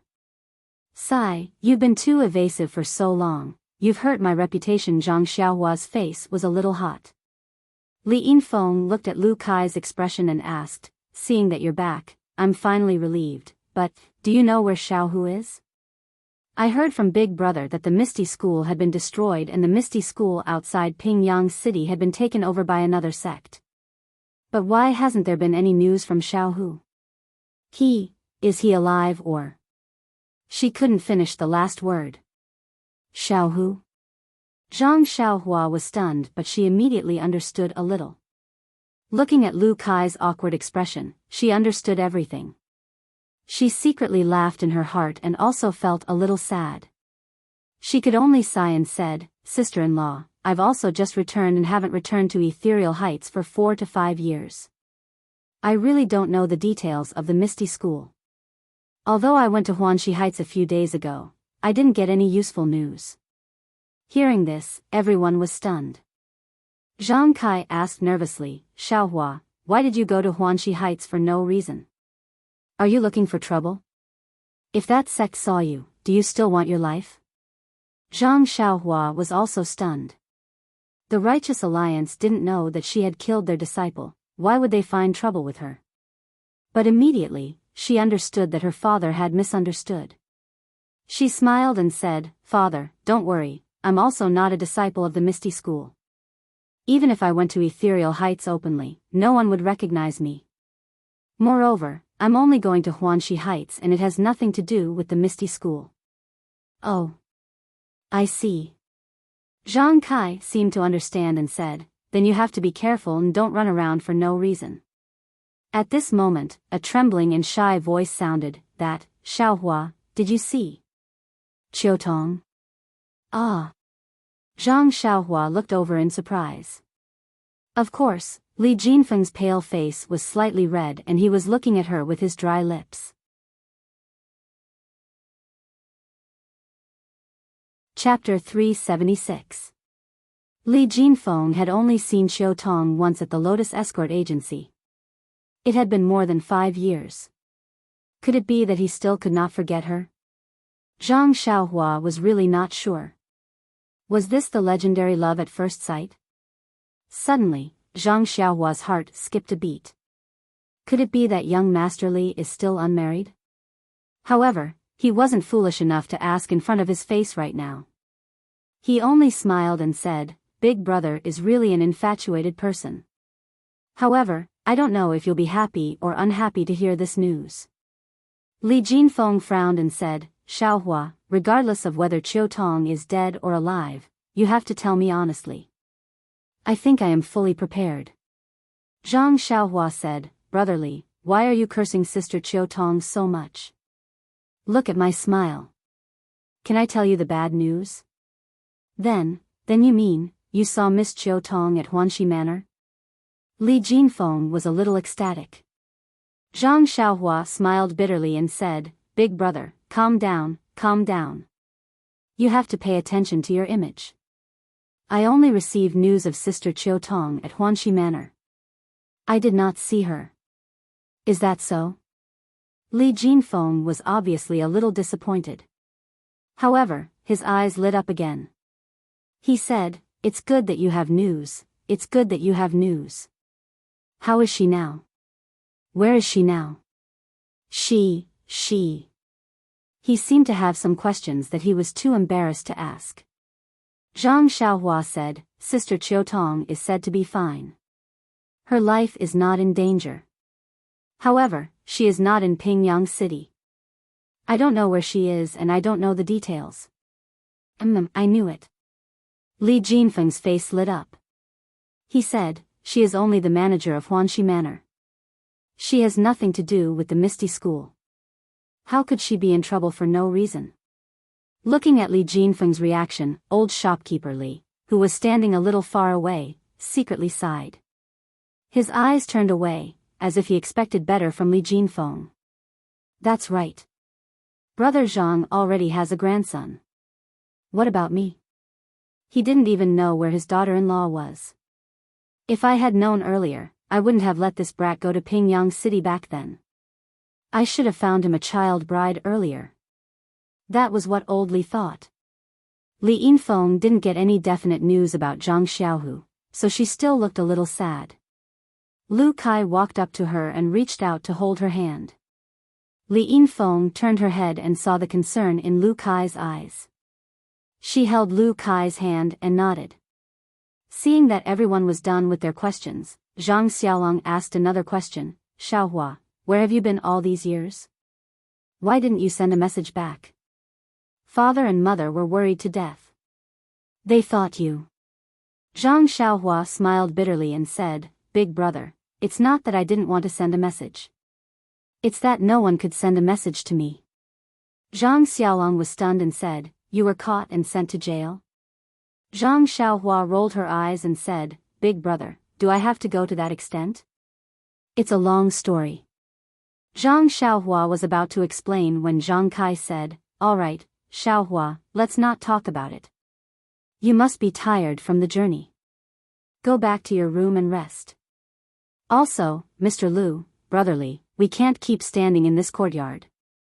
Anyway, the child has been safely born. We're all relieved. Let the women be busy.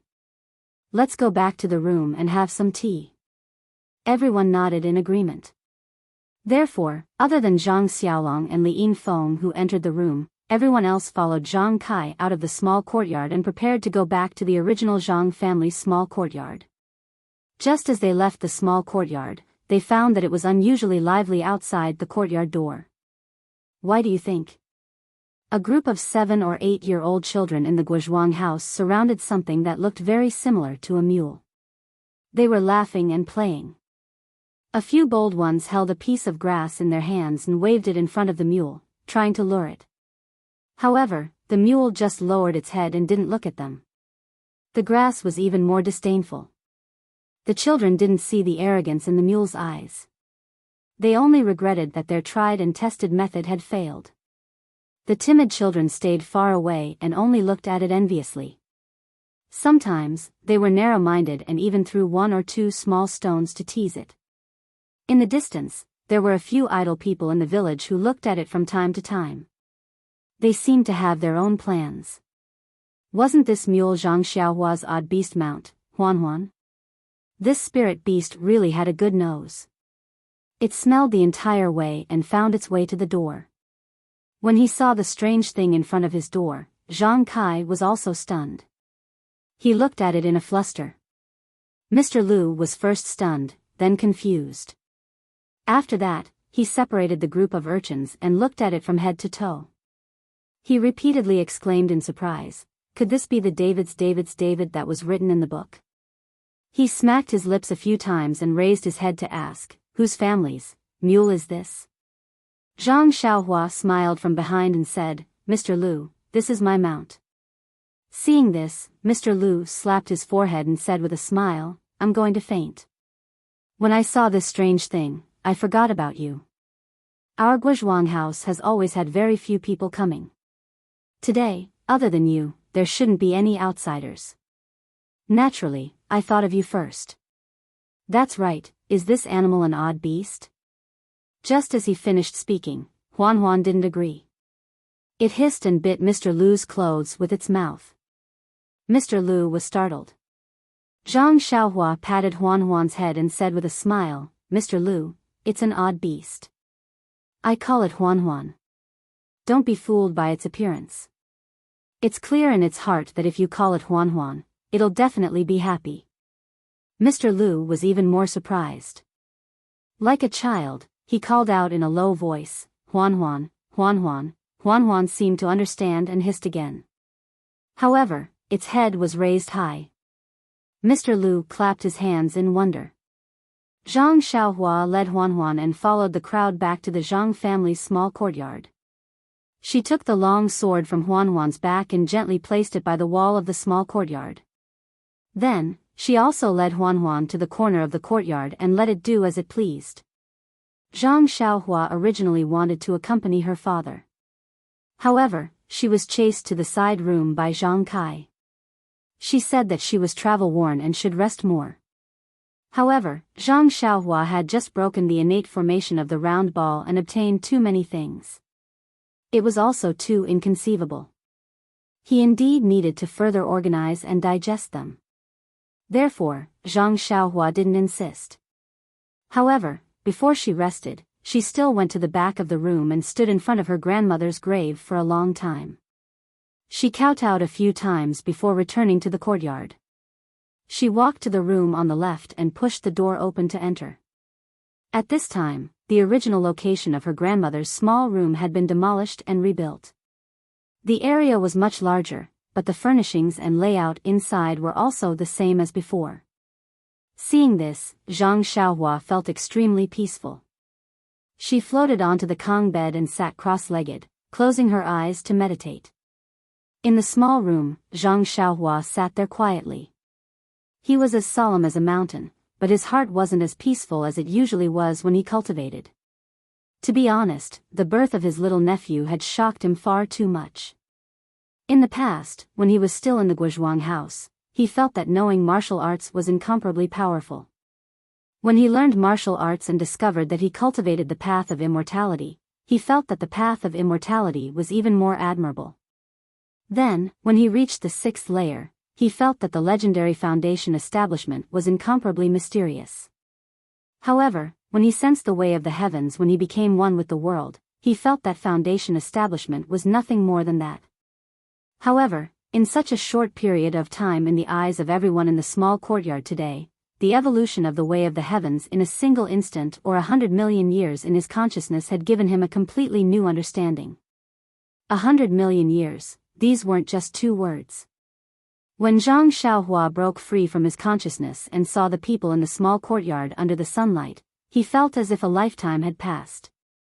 Yes, he was no longer the Zhang Xiaohua from a moment ago. However, as a 6th-layer Qi practitioner, Zhang Xiaohua really didn't know what exactly was different.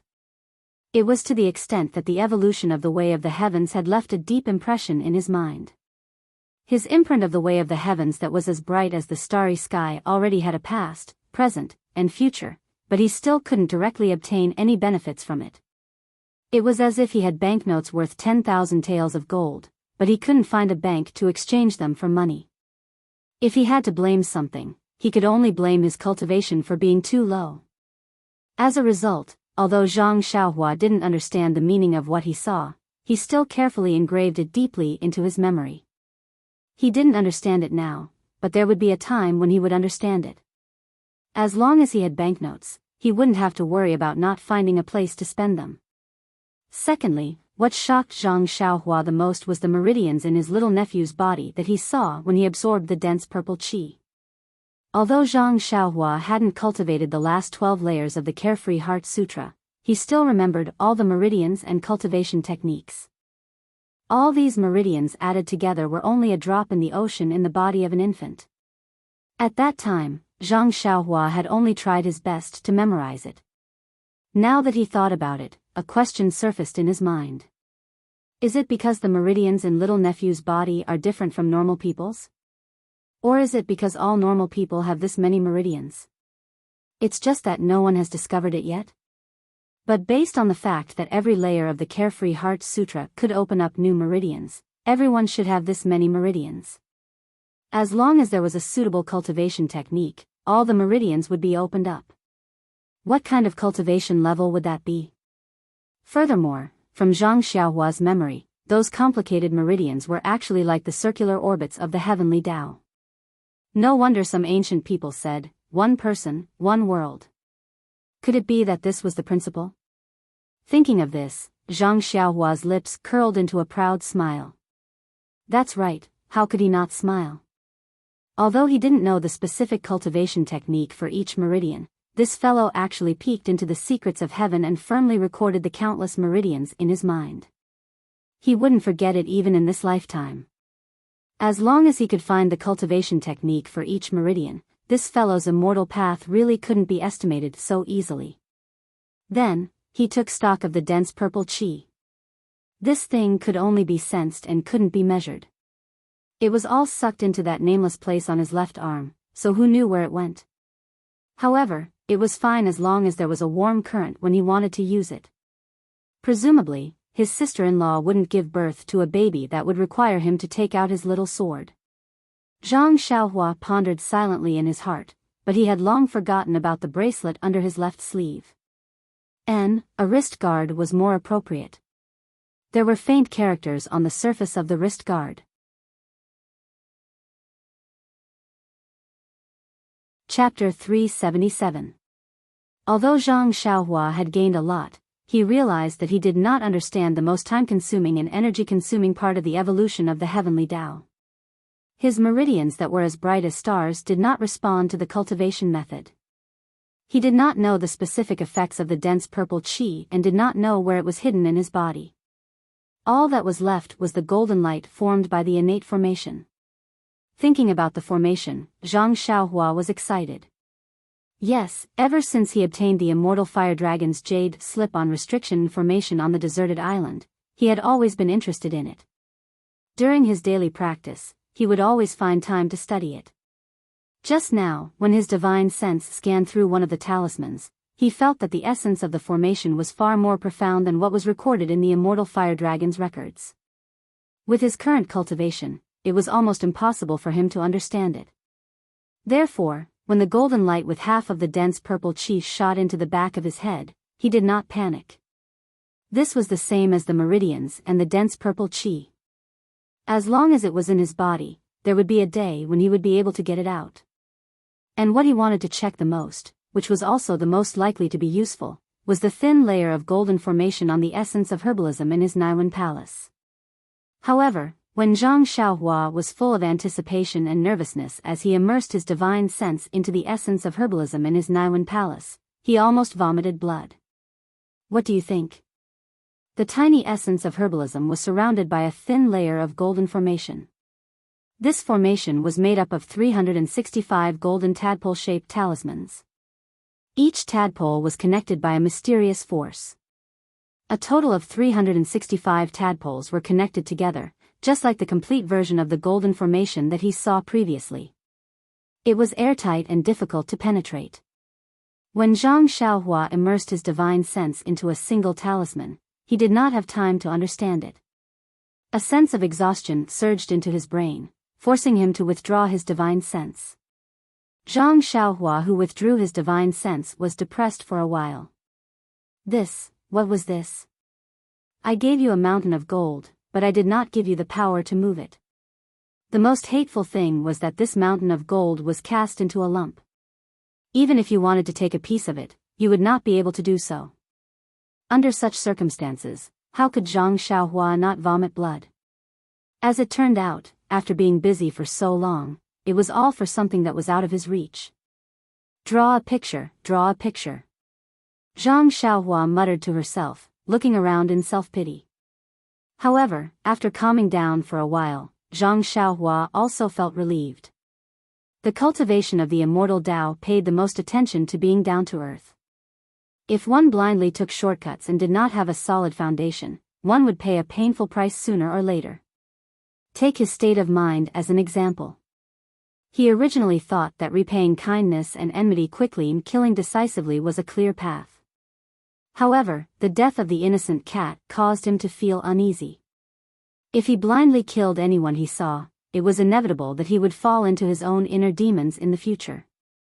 Although this kind of tempering was not cultivation, it was better than cultivation.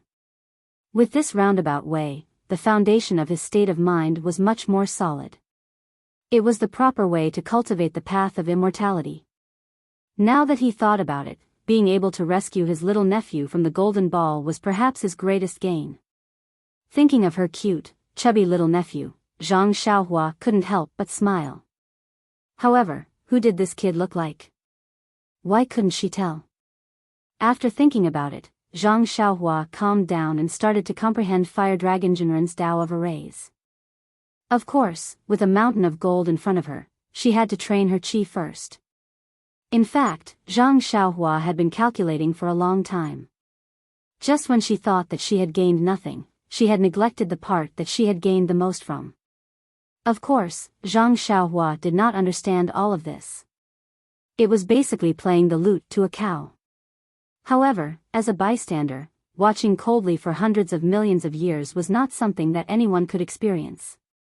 It was very important for the cultivation of one's Tao heart. From then on, Zhang Xiaohua's immortal Tao heart was incomparably firm. To a cultivator of the immortal Tao, this was the greatest gain. Furthermore, these hundreds of millions of years seemed to have passed in an instant. It did not leave any marks in her heart. If Zhang Xiaohua knew about this, he would be laughing in his dreams for the rest of his life. It was a pity that Zhang Xiaohua was destined to have no dreams. There was only a mysterious twinkle in her eyes. He had no chance to laugh even if he wanted to.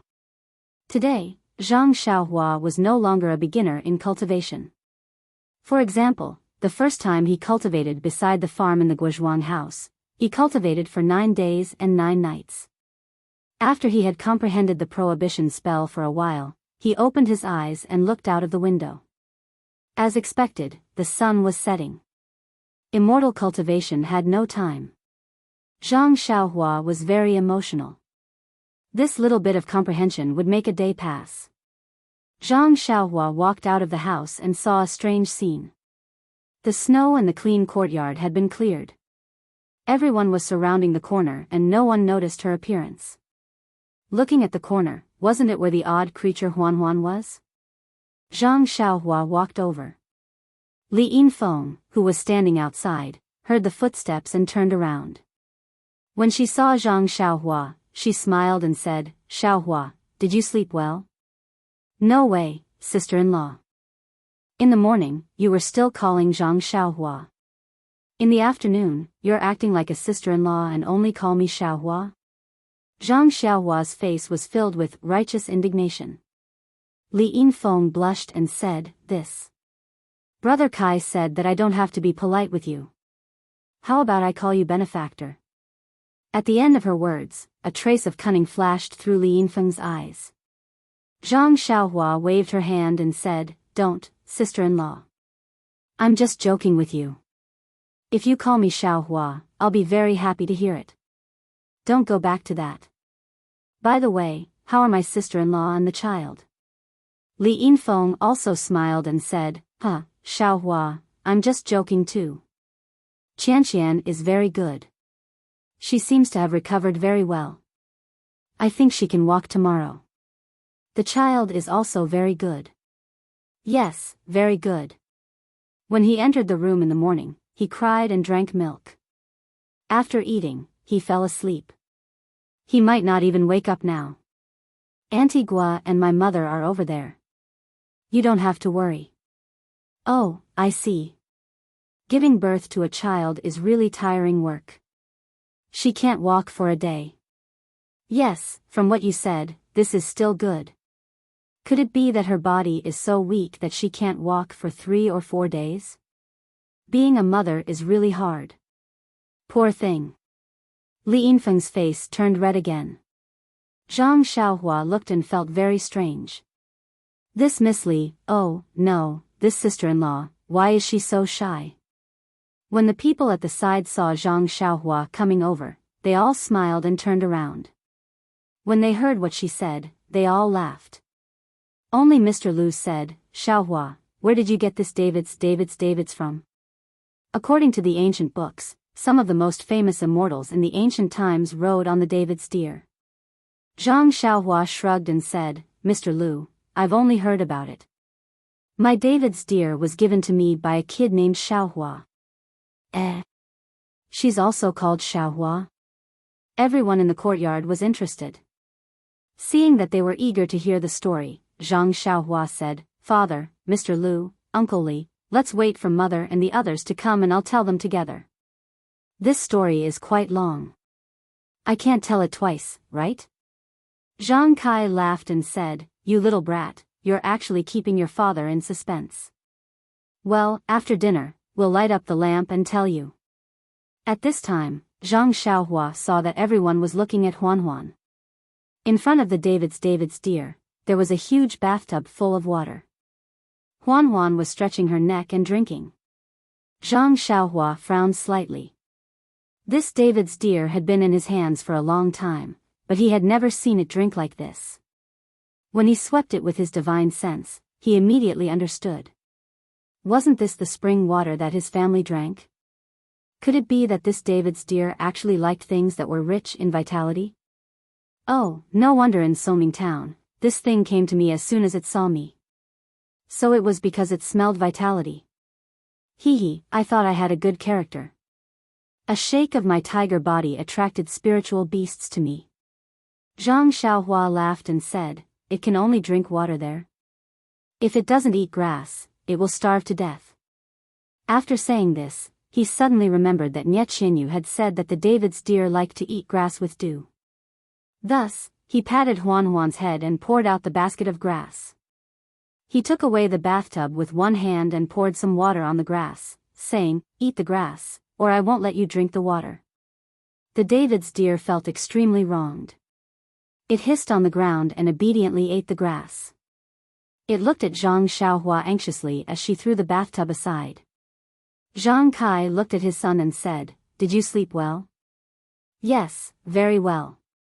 Father, I haven't slept on the Kong at home for a long time. It really smells good. That's good. I was afraid that you would be used to it and couldn't sleep when you came back. In the future, you can sleep in that room.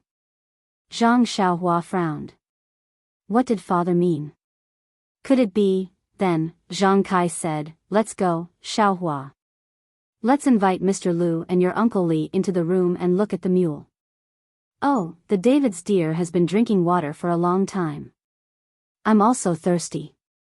Let's go in and have tea. You must have walked all the way and are already hungry and thirsty. Drink some water first. Your mother has been serving her grandson all day and left her son aside. Let's go and have a meal. Zhang Xiaohua laughed and said, It's okay, father. When I came back, I had already eaten and drunk in Lu Town. I don't feel hungry now. Let's go in and have tea first. We can cook after mother and the others are done. There's no hurry.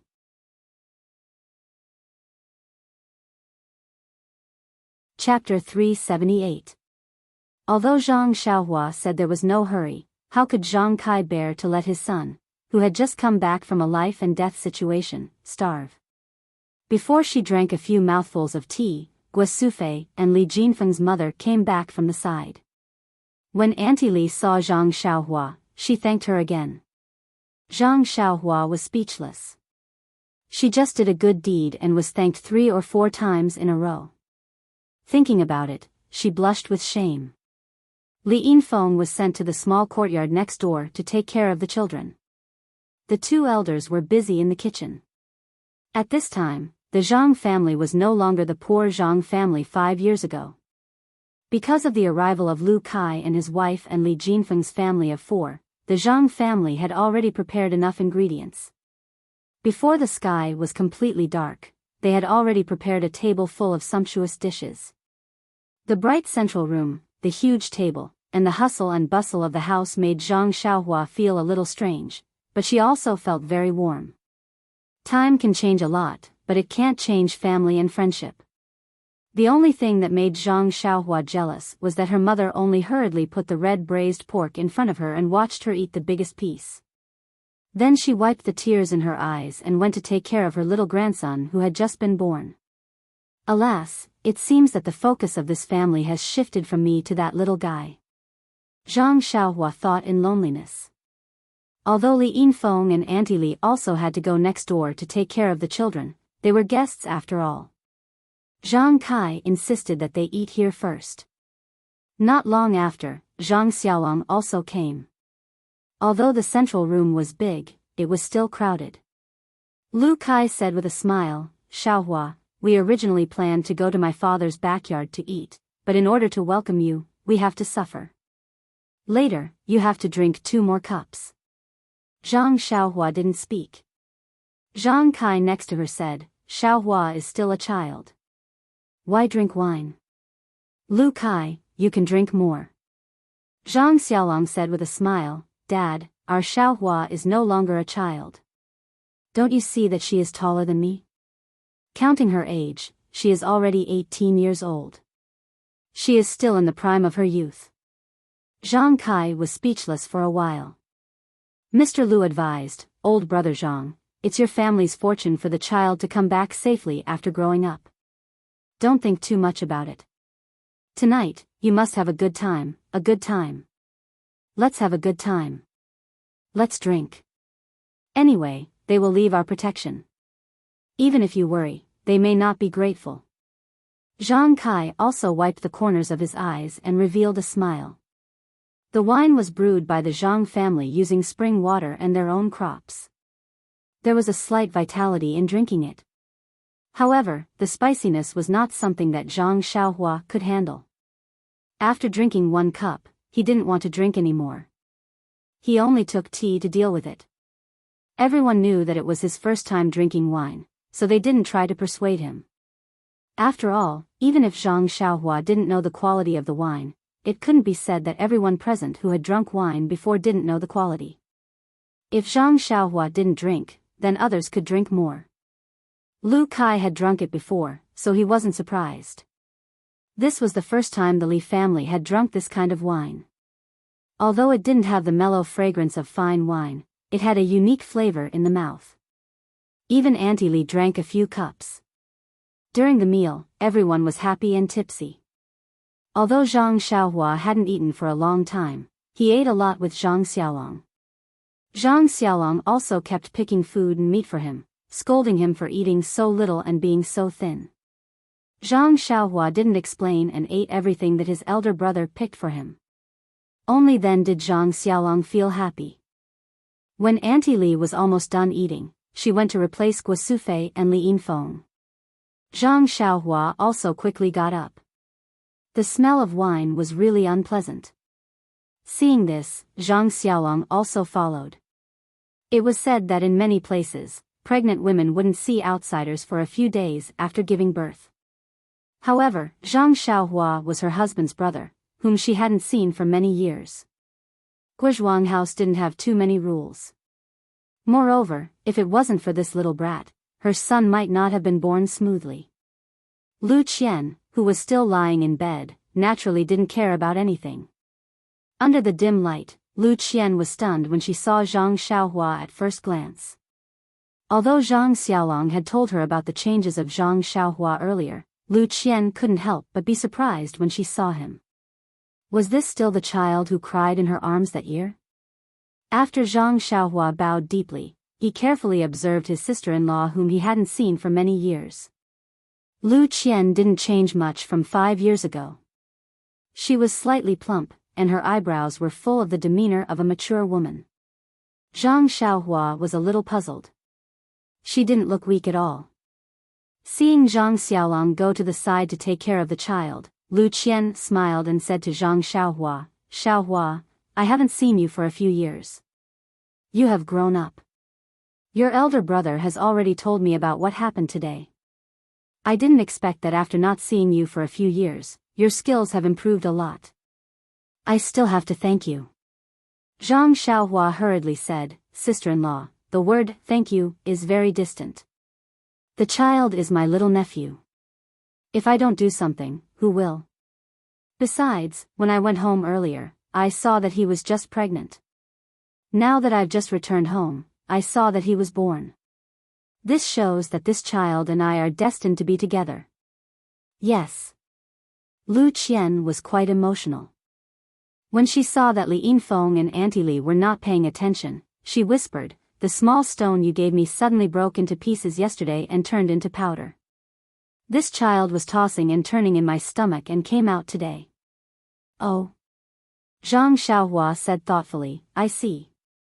At this time, they heard the baby crying on the kong next to them. Didn't the little guy wake up? Zhang Xiaolong was about to pick him up, but he was pushed aside by Guo Sufei and said, "The child has just been born. His body is still very weak. He can't withstand the rough hands of you men. You stay aside." When Zhang Xiaolong heard this, he just stayed aside and smiled foolishly. Perhaps he wants to drink milk. "Mother, carry the child over," Lu Qian said softly. When Zhang Xiaohua saw this, she wanted to leave. However, when she walked past the baby, the white and fat baby's eyes saw Zhang Xiaohua. He stopped crying and stretched out his chubby little hands with difficulty, indicating that he wanted to be carried. Guo Sufei was stunned and said, "Didn't you say that the child can't see anything before 6 months? How can he recognize Xiaohua?" Xiaolong was beside him just now, but he didn't even open his eyes. Zhang Xiaohua looked at the cute little baby, but she turned her body sideways and prepared to leave. Of course, the child's father didn't even let her carry him. Why should she join in the fun? Of course, Guo Sufei had no intention of letting Zhang Xiaohua carry him. She also stopped in her tracks and walked towards Lu Qian. However, the baby refused to accept it. He opened his mouth and cried. Guo Sufei didn't understand. She only thought that the child was hungry and carried him to Lu Qian. Zhang Xiaohua walked to the door and was about to leave when she heard Lu Qian call out, "Xiaohua, wait a moment." Zhang Xiaohua was stunned. Sister-in-law was feeding him milk. Why did she ask him to wait? However, when he heard the rustling of clothes, he didn't dare to turn around. However, the baby's cries didn't stop, and he didn't hear the baby drinking milk. After a while, he heard Lu Qian say, "Xiaohua, it seems that this child is really fated to be with you. Carry him." "What?" Guo Sufei called out, "Xiaohua hasn't carried a child before. If he falls or gets hurt, it won't be good. Mother, look at the child. He doesn't drink milk at all. His 2 hands and feet are messing around. That's his obedient appearance from before. It must be because he saw Xiaohua just now." This. Guo Sufei didn't know what to say. Zhang Xiaolong said at the side, "Maybe he wants to smell his father's scent. Come, let father carry him." Sigh, this guy wanted to carry him just now, but he was stopped by his mother. Now, he took the opportunity to enjoy it. Unfortunately, his son didn't give him any face at all. Just as he carried him in his arms, his butt stuck out. Zhang Xiaolong's chest became hot. It was the child's urine. Zhang Xiaohua's face bloomed. Seeing that his son was still crying, Zhang Xiaolong called out, "Xiaohua, come over quickly. Quickly carry your little nephew." Zhang Xiaohua turned around helplessly and stole a glance. Her sister-in-law had already tidied up her clothes. Only then did she walk over slowly. Sure enough, as Zhang Xiaohua walked over, the baby's crying lessened. His round, sparkling eyes looked at her quietly. Zhang Xiaohua was helpless. She stretched out her hands as if she wanted to hold something. Zhang Xiaolong didn't care so much. He reached out and put the child in her hands. Then, he turned around and looked for clothes to change. Zhang Xiaohua's 2 hands, and her whole body, were extremely stiff. She held the baby and didn't dare to move. Yes, her hands were tens of thousands of pounds of strength. If she accidentally touched some parts of the child's body, it would be terrible. The baby was very relaxed in Zhang Xiaohua's arms. His small mouth was open and he laughed, revealing his toothless gums. It was quite cute. Zhang Xiaohua complained in her heart. She usually looked at the baby with a cute smile. Why did it feel so uncomfortable to carry him? She didn't dare to move. It was 100 times worse than fighting with others. Zhang Xiaohua hurriedly shouted, "Mother, come and save me. Take him away." But Guo Sufei just smiled and tidied up the diapers on the Kong bed. Lu Qian said, "Since the child likes you so much, you should carry him more. In the future, he will learn martial arts from you. Now, you should cultivate your feelings." Zhang Xiaohua wanted to cry but had no tears. But the baby was very happy. His 2 hands made threatening gestures. One of his chubby little hands reached into Zhang Xiaohua's arms as if he had caught something. His laughter became louder. When he took his hand out of her arms, it was the small vitality stone that Zhang Xiaohua used for cultivation. The baby seemed to have gotten the best toy. One of his little hands kept moving, while the thumb of his other little hand reached into his little mouth and sucked on it with relish. At this time, Guo Sufei also finished tidying up the things. Seeing that the baby was no longer crying, she smiled and said, "It seems that he is really fated to be with his uncle. In the future, we don't need to find someone to take care of the baby. Just leave it to Xiaohua." After saying that, she took the baby and handed it to Lu Qian.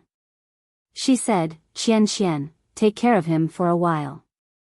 Then she said to Aunt Li, "I'll have to trouble sister to take care of him for a while." Seeing that Zhang Xiaohua was about to leave again, the baby was unwilling. He took out another hand that was full of saliva from his mouth and reached out to Zhang Xiaohua. Zhang Xiaohua's heart moved. She took out another small vitality stone from her arms and stuffed it into the baby's hand. Sure enough, the baby stopped crying and quietly closed his eyes. He seemed to be asleep. Alas, Zhang Xiaohua sighed in her heart. He was so young, but he had the potential to be greedy.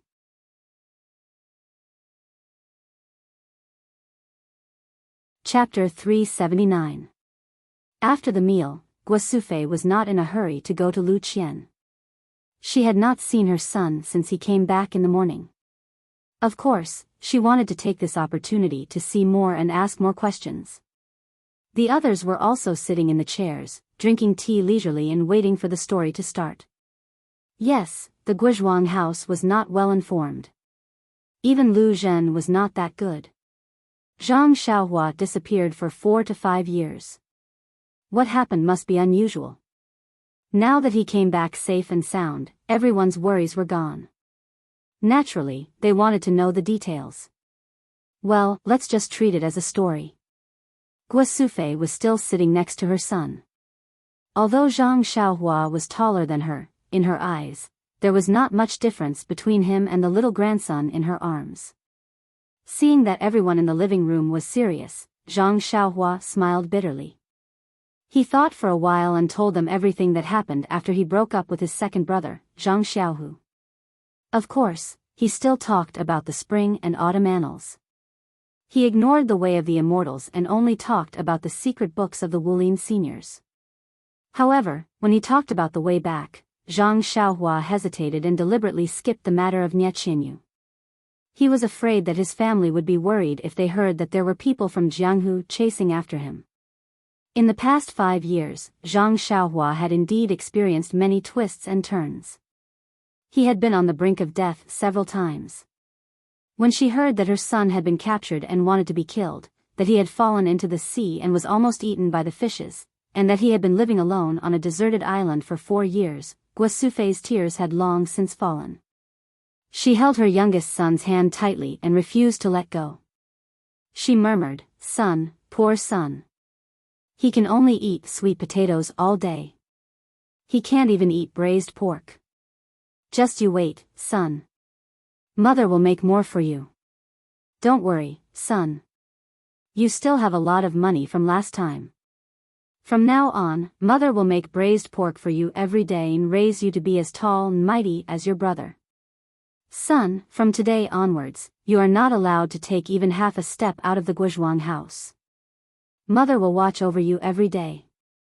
The others had thought that Zhang Xiaohua had only gone missing and that she might not encounter anything life-threatening now that she had returned. Therefore, they listened to the story with an appreciative heart. However, the story was so difficult and far exceeded their expectations. Their expressions became more and more serious until they heard that Zhang Xiaohua had met a child called Xiaohua Ji in Songning town and obtained the David's deer from him. Only then did they relax. They even laughed when they heard that Zhang Xiaohua had exchanged a large sack of copper coins for the David's deer. Gua Sufei blamed her son and said, "Xiaohua, that Xiaohua's family is so poor. Why didn't you leave more money for them?" When Zhang Kai heard this, he scolded, "Woman, your hair is long but your knowledge is short. Didn't you see that Xiaohua didn't even dare to give them money and wanted to exchange it for copper coins for them to spend slowly? You gave them 5 taels of silver and they dared to spend it? Wouldn't they have been remembered by others?" Gua Sufei glared at him and said, "I'm short of knowledge." "Humph, my sons are each stronger than the other." Zhang Kai also glared at her and said, "Aren't they my sons?" When Zhang Xiaohua saw this, she hurriedly told them about her trip to Huanqi Mountain Villa. The 2 elders immediately became spirited. However, Zhang Xiaohua only said, "We don't know whether second brother is dead or alive. Perhaps, he is at the headquarters of the fragrance cult." Alas! The 2 elders sighed at the same time. Perhaps they were still regretting in their hearts. Why did they let their 2 sons walk out of the Guozhuang house that year? As if she knew what her father and mother were thinking, Zhang Xiaohua smiled and said, "Everyone has their own path. This is something that others can't interfere with. Since second brother and I have chosen this path, we will walk to the end without any regrets. Doesn't eldest brother also have his own path? Now that he has a child, the child also has his own path. Perhaps his path is different from ours. There are many paths in this world. It only depends on which path you want to take. Perhaps it is your own choice. Perhaps it is God's arrangement. Don't mother and father also have their own paths?" Zhang Xiaohua's words were very profound, but they were easy to understand. Mr. Lu, Lu Kai, and Li Jinfeng all showed a surprised expression. However, Zhang Kai, Gua Sufei, and Zhang Xiaolong were thoughtful. Zhang Xiaohua's experience in the past 5 years was very long, and the story was also very long. Looking at the sky, Zhang Xiaohua smiled and said, "Mother, let's stop here for tonight. It's already late, and I think I'll fall asleep soon." "Xiaohua, are you still sleeping well? Is it the same even on a deserted island?" Gua Sufei asked with concern. "Yes, mother. I always go to bed on time." "Hee, that's good. Being able to sleep and eat is a good body." Zhang Xiaohua smiled and said, "Mother, I am not that. You don't have to describe your handsome son like that." "Haha." Gua Sufei covered her mouth and laughed. Her previous gloominess was swept away.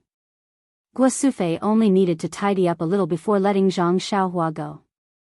Young Master Li Jinfeng, insisted on sleeping on the same bed as Zhang Xiaohua so that they could have a long conversation. How could Zhang Xiaohua be willing? She pushed him out and closed the door with a bang. She thought to herself, isn't he just trying to find out more about Qiutong? I don't have her here either. He'll definitely bother me tonight. The night passed silently. The next morning, Zhang Xiaohua went to the bamboo forest behind the courtyard and practiced the Fist of the North Star. The 18 warm currents tempered her bones 18 times before she stopped. Then, she went to visit her grandmother's grave. When the sky was bright, she returned to the courtyard. Winter was the most relaxing season for farmers. Not to mention, it was only the 10th day of the first lunar month. Although it was already the 5th day, the atmosphere of the new year was still lingering. Early in the morning, Zhang Kai and Mr. Lu sat together and whispered. Yes, the child had already been born yesterday. He looked very healthy and lively. Although Granny Li's words were unpleasant, she made some sense. They understood their family's situation. Lu Qian gave birth after 5 years of pregnancy. Other than Zhang Kai, Guo Sufei, Mr. Lu, Zhang Xiaolong, Zhang Xiaohua, and Lu Qian herself, no one else could know. The Li family saw the child's strange condition when he was born. Lu Kai's family also saw it. If they were told, they would not leak it. Granny Li had already seen the child's different from other babies. Farmers' women were the most unrestrained. The news must have spread last night. The Zhang family could not cover it up, so there was no need to be calculative. But their family's life still had to be lived. The child also had to be raised like other children. Now, the most important thing to be on the agenda should be the child's name. This matter should have been considered yesterday. But didn't Zhang Xiaohua come back? No matter what, they had to show some concern for her, right? Although the focus was on the baby in the future, they also had to give Zhang Xiaohua some time to adapt. Early in the morning, the two grandfathers got together and started to chat while smoking. After breakfast, the sun was shining brightly outside and there was no wind. Zhang Xiaolong moved the table out of the central room and placed a tea set in the small courtyard. As usual, the woman went to Lu Qian's place to take care of the mother and daughter while imparting her parenting experience. Old shopkeeper Li and Li Jinfeng, who were sitting at the table, were surprised when they heard that they were going to name the child today. After all, in their impression, the child should only be given a full name after 1 month. Now, they could only give a nickname. However, after Li Jinfeng and the others listened to Mr. Lu's explanation, they realized that every place had its own customs. Lu Town was only a short distance away from the Guizhuang house. In terms of naming the child, there was a lot of difference. Not to mention that the three elders were discussing there. Zhang Xiaohua pulled Lu Kai and whispered. Even Zhang Xiaolong, the father, had no right to speak on this matter. How could he, the uncle, say anything? Zhang Xiaohua whispered, Brother Kai, how did you and sister-in-law know each other? You are in Balagu, and sister-in-law is in Lu Town. You are not related at all. When Lu Kai heard this, his face turned red. He opened his mouth, but in the end, he did not say anything. He raised his eyes and looked at Zhang Xiaolong for help. When Zhang Xiaolong saw this, he wanted to ignore it. However, this was his brother-in-law. If he did not want to be kicked out of bed by Lu Qian, he could only extend a friendly hand. Zhang Xiaolong cleared his throat and began to narrate the story of their marriage in detail. Speaking of which, the two were really fated. After Zhang Xiaohua rescued Li Yinfeng, Zhang Xiaohu rode back to Lu Town with the three of them. After waiting for Zhang Xiaohua for a long time, they immediately went back to Lu Town and never entered the Li family again. At that time, the Li family was in a panic and forgot to ask for Zhang Xiaohu's address. It was only when Li Jinfeng returned home that he found out about this matter. He personally brought his family to Guizhuang House to thank them. At that time, Zhang Xiaohu had already left home and returned to Pingyang City. There was no news of Zhang Xiaohua's disappearance. Guo Sufei was worried about her son and was sick in bed. Seeing this situation, Li Yinfeng, who came with the intention of marrying Zhang Xiaohua, naturally stayed to take care of Guo Sufei. When Li Yinfeng was disheartened in the forest that day, she was rescued by Zhang Xiaohua and Zhang Xiaohu. She was very grateful to them. When she was rescued again at Shitsui Mountain and returned with Zhang Xiaohu on the same horse, it could be said that they were very close and love was planted in her heart. Oh, that day, she was even more grateful to Zhang Xiaohua. However, wasn't Zhang Xiaohua too young? The story of Li Yinfeng and Zhang Xiaohu was roughly the same as the marriage between Lu Qian and Zhang Xiaohu. If Zhang Xiaohu was at home, Li Yinfeng would probably become Zhang Xiaohua's second sister-in-law. Unfortunately, fate made fools of people. After Zhang Xiaohu left, Li Yinfeng stubbornly stayed in the Zhang family. She was even more stubborn than Lu Qian back then. At that time, Guo Sufei had already treated Li Yinfeng as her daughter-in-law. Later, when the Misty School was destroyed, Li Jinfeng, who was nearby in Pingyang City, received the news and hurried back to Lu Town. He passed the news to Zhang Kai and Guo Sufei.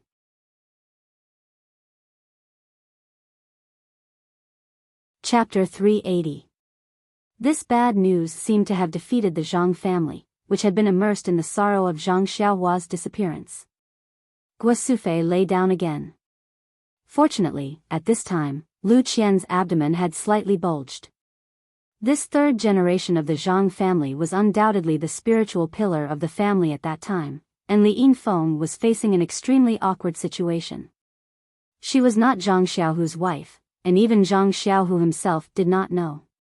But now, in this situation, how could she leave? Moreover, she had lived in the Guozhuang house for a long time, and the people in the Guozhuang house all called her the daughter-in-law of the Zhang family. How could she marry again? Even if she could find a suitable person, how could she explain it to him? And just at this time, her destined son, Lu Kai, appeared. Lu Kai just came to visit the Zhang family with Lu Tufu, and was immediately attracted by the faint sadness between Li Yinfeng's brows. When he heard about Li Yinfeng's situation, he was very sympathetic and begged his sister to find an opportunity to express her magnanimity to the person. Lu Qian received this difficult task, and was very embarrassed. Li Yinfeng was a good girl, pure as ice and jade. She was naturally willing to be her sister-in-law, but after all, she was now using the name of Zhang Xiaolong's second brother's wife. Lu Qian could not tear down her husband's family. She could only discuss with Zhang Xiaolong, and Zhang Xiaolong had no choice but to ask his mother. Guo Sufei was still sick, but she was not confused. Li Yinfeng had taken care of the Zhang family for a long time, and now there was no news of Zhang Xiaohu. Even if he was alive, they did not know when he would come back. Moreover, they did not know the meaning of Zhang Xiaohu's side, and did not know whether Zhang Xiaohu was willing, so Guo Sufei also agreed reasonably. But when Li Yinfeng heard this, she did not have any expression. Nonsense, she had stayed in the Zhang family for such a long time. You can change a girl's mind with just a few words, isn't it inappropriate for others to see it? Fortunately, Mr. Lu had a room in the Guozhuang house.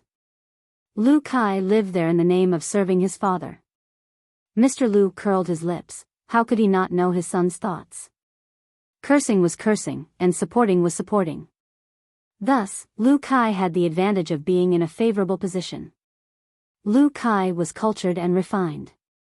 He was a gentleman who studied and was quite similar to Li Yinfeng. Most women's first impression of their husbands would be based on their fathers and brothers. Lu Kai and Li Yinfeng had similar interests and were indeed more suitable than Zhang Xiaohu. Therefore, after a while, they fell in love with each other. Hearing this, Zhang Xiaohua laughed loudly, making Lu Kai's face turn red. Zhang Xiaohua cupped her hands and said, "Here, I thank Big Brother Kai on behalf of second brother." Lu Kai hurriedly returned the salute and said, "Why is that?" Zhang Xiaohua told him some of the things that happened between Zhang Xiaohu and Chang'e a few years ago and said, "I think I can understand what happened to sister-in-law. Even if my second brother is here, he will have the same idea. We don't expect anything in return for saving people. What's more, she's young Master Li's relative. We can't just stand by and watch. If we make sister-in-law misunderstand us and waste her youth, we don't want to see that. Moreover, you see, my second brother already has a wife. Brother Kai can understand sister-in-law's pain and save her from danger, which is also a great help to my second brother. If I don't thank you, who should I thank?" Hearing this, Lu Kai's face turned red. This was a huge knot in his heart. Now that it was solved by Zhang Xiaohua, how could he not feel relieved? He smiled and cupped his hands again, then ran out of the small courtyard. Alas, in Li Yinfeng's words, that speed was ungentlemanly. Not long after, Lu Kai came back with Li Yinfeng, whose face was red. The two of them saluted Zhang Xiaohua again, making Zhang Xiaohua at a loss. She didn't know what they were up to. Li Yinfeng said shyly, "Xiaohua, if you can see Xiaohu, you have to tell him about my feelings. Lu Kai and I are at home praying that he and Chang'e can get married in the end." Get married in the end? Zhang Xiaohua smiled bitterly. The Misty School was destroyed. Second brother and Changjian were nowhere to be found. No one knew if they were dead or alive. It was hard to say if second brother could meet Changjian and build a relationship with her. However, Zhang Xiaohua still hurriedly returned the salute and said, "I also congratulate you on behalf of second brother. I hope you can live in harmony and have a child soon." Li Yinfeng's face was even redder. While the younger generation was discussing love, the older generation was also concerned. However, love was the most complicated thing. If they interfered a little, there might be a lot of twists and turns. Zhang Kai also didn't understand Zhang Xiaohu's thoughts, so he didn't dare to interrupt. It was only when he heard Zhang Xiaohua say that his son already had someone he liked outside that he became both sad and happy. He was worried about his missing son. Now that they were talking, the atmosphere became more lively. The three old people's thoughts were basically the same. Zhang Kai shouted, "Xiaolong, go and call your mother over." Also, the child, Mr. Lu hurriedly stopped him and said, "It's better to let the in-laws come over. The child caught a cold outside yesterday. Today, before the full moon, it's better not to go out." Zhang Kai smiled and said, "Okay, then Xiaolong, call your mother over." After a while, Guosufei came back with a smile on her face. Although there was still no news of her second son, Zhang Xiaohu, the return of her missing youngest son and the birth of her long-awaited grandson gave her great comfort. Moreover, this little grandson was smarter than the other children in the village. How could Guosufei not be happy? Today was the day that his precious grandson would be named.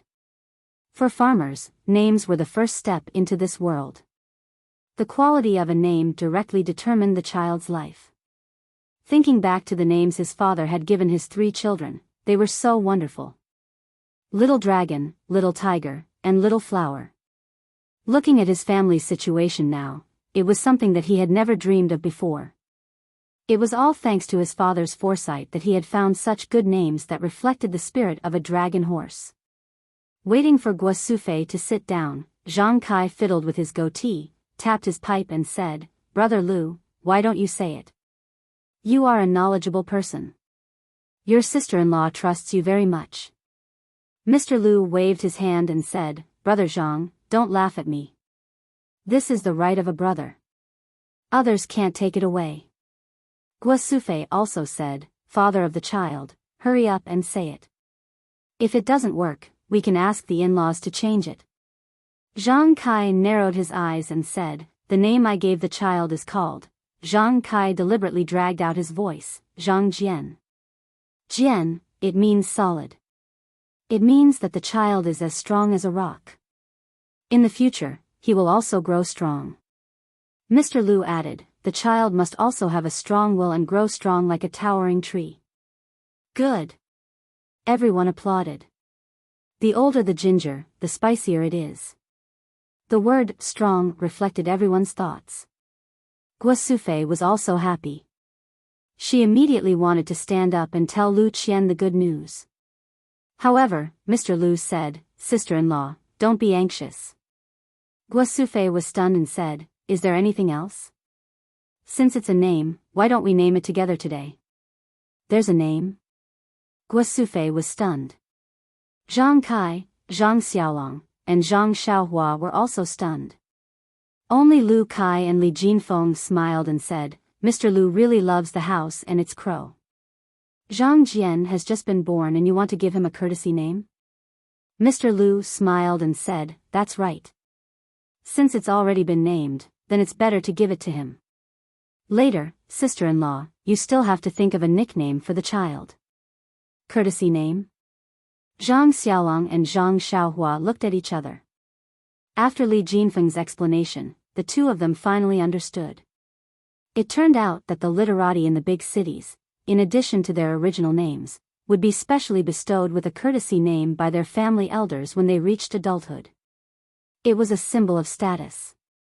Lu Kai and Li Jinfeng did not have a courtesy name. Therefore, Mr. Lu giving Zhang Jian a courtesy name was a little ahead of schedule. However, this courtesy name was to be used after he came of age. It was understandable for the elders to give him a name now. After all, outsiders would not know. Old Li smiled and said, Mr. Lu is keeping it a secret. Why didn't you say so earlier? Please tell us, Mr. Lu, so that we can consider it together. Mr. Lu took a sip of tea and said with a smile, I thought about it for a long time last night. I feel that Jian was born with a vision. In the future, he will not be an ordinary person. Outstanding people are all proud and aloof. This is not good for life. Therefore, I want to give Jian a courtesy name. He will treat others kindly and treat others as his friends. This kind of person will be able to achieve great things. What do you think? Zhang Yuyu? Li Jinfeng and Lu Kai thought for a while and both of them agreed.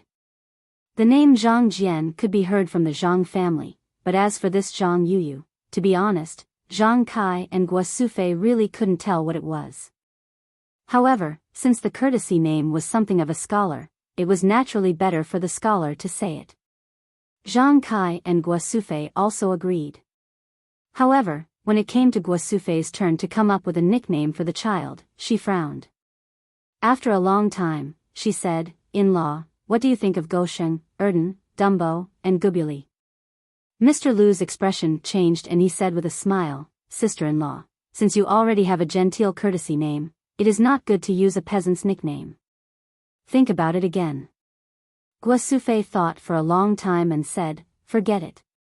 Let's give it to you. Why don't I ask Qianqian and see what she thinks?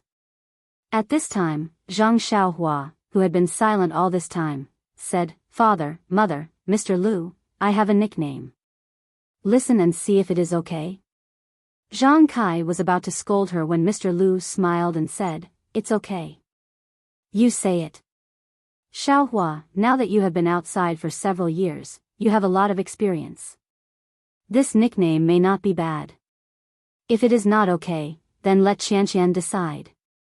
Zhang Xiaohua thought for a while and said, Let's give Jian a nickname, Byron. What do you think?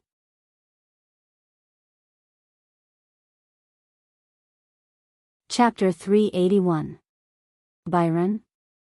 Guo Sufei was not the only one who was surprised. Everyone present frowned. Yes, it was understandable that Guo Sufei had nicknamed Jian Chen, Gosheng, or Dumbo. That was what farmers called him. But Byron was not even close to a nickname. It was not as good as Yao Yao or Huan Huan. Seeing this, Zhang Xiaohua said with a smile, Mr. Lu has just said that Jian will be an extraordinary person in the future. But now, this news has been known by Granny Li. Maybe tomorrow, the rumor will spread to the Guizhuang house. Of course, what she saw was just the tip of the iceberg. What we know is the whole truth. Speaking of this, Zhang Xiaohua stood up and bowed deeply to old Li's family and Lu Kai's family. These people were even more surprised. The younger ones hurriedly returned the bow and asked, Xiaohua, what do you mean? Zhang Xiaohua said, Granny Li only saw Jian grow up, but everyone saw Jian come out of the lotus.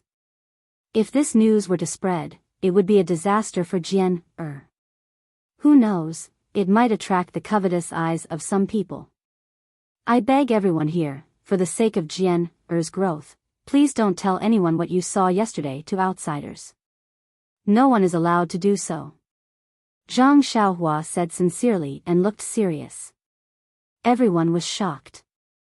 Although Zhang Xiaohua did not say anything threatening, from his eyes, they did not doubt that if something was leaked, he might not be lenient because of his family relationship with them. In particular, yesterday, Zhang Xiaohua split the lotus with his small sword and carried Zhang Jian out of the lotus. He was already regarded as an extraordinary person. Moreover, as early as 5 years ago, he could safely rescue 3 people from the mountain bandits in Shitsue Mountain.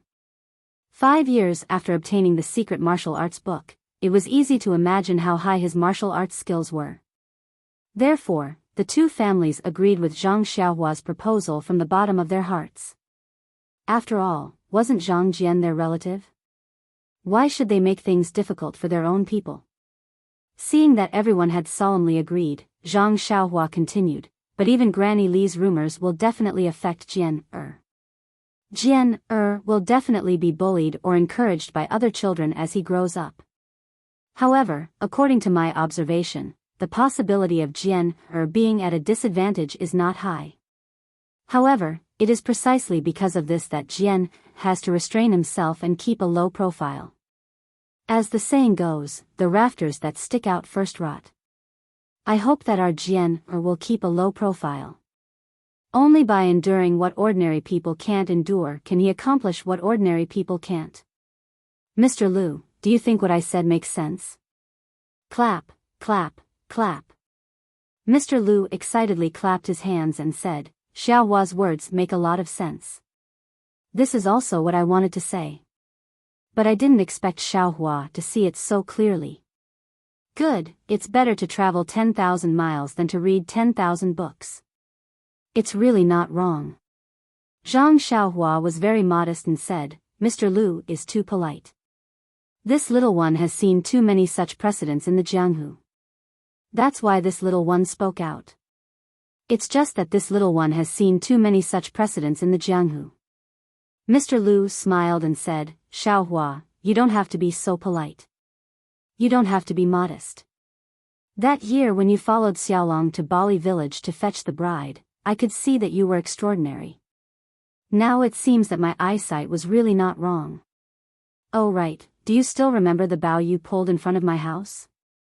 Zhang Xiaohua nodded and said, Of course I remember. That was the first time I pulled the bow and shot an arrow. How could I forget? Mr. Liu said, That bow is very famous. Zhang Xiaohua was stunned and said, I don't know about this. Please teach me, Mr. Liu. Mr. Liu said, That year when I knew that your big brother's arm was injured, I specially got someone to borrow a soft bow from the village's hunter. But it was just for the occasion. Those 3 arrows were easily shot away by you. At that time, no one paid attention to it. They also knew some of my arrangements. But after a few days, the hunter came back from hunting outside the mountains and apologized to me, saying that he had spoiled my happy occasion. This made me very surprised. Only then did I know that he had taken the wrong bow. Not only was it not a soft bow, but it was the hunter's ancestral 5-pickle strong bow.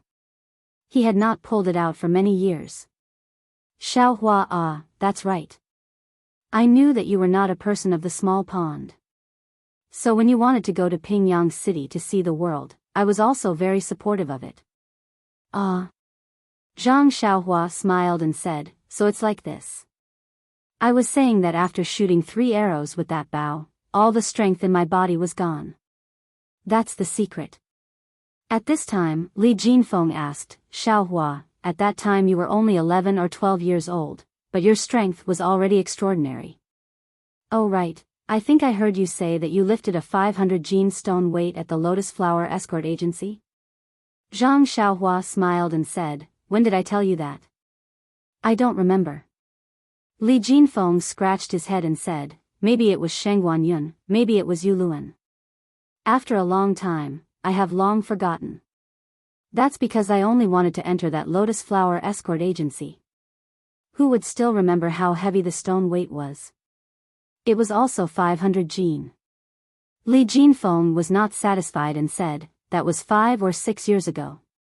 You have practiced martial arts for such a long time, how much strength do you have now? Is it 1,000 Jin? Zhang Xiaohua was about to shake his head and deny it, but when he saw his mother and father's proud eyes, and old manager Li's surprised gaze, he immediately denied his previous thoughts. He knew that although old manager Li was grateful and would not reveal Jian-er's abnormality, he was after all an outsider. He still did not dare to believe it. Listening to his mother and father's words, they wanted him to stay in the Guozhuang house from now on and never leave. But even if he would be free, what about his second brother, Zhang Xiaohu? If he really needed to save him, then wouldn't he have lost the opportunity? Therefore, taking this opportunity to establish his prestige and let the elders see his strength was not necessarily a bad thing. This was killing 2 birds with 1 stone, and Zhang Xiaohua liked to do it. 1,000 jin? Zhang Xiaohua said loudly, it's still a bit light. What? Not only was Li Jinfeng surprised, but Zhang Xiaolong and Lu Kai also had their mouths wide open. Is it 1,500 jin? Lu Kai gave a number.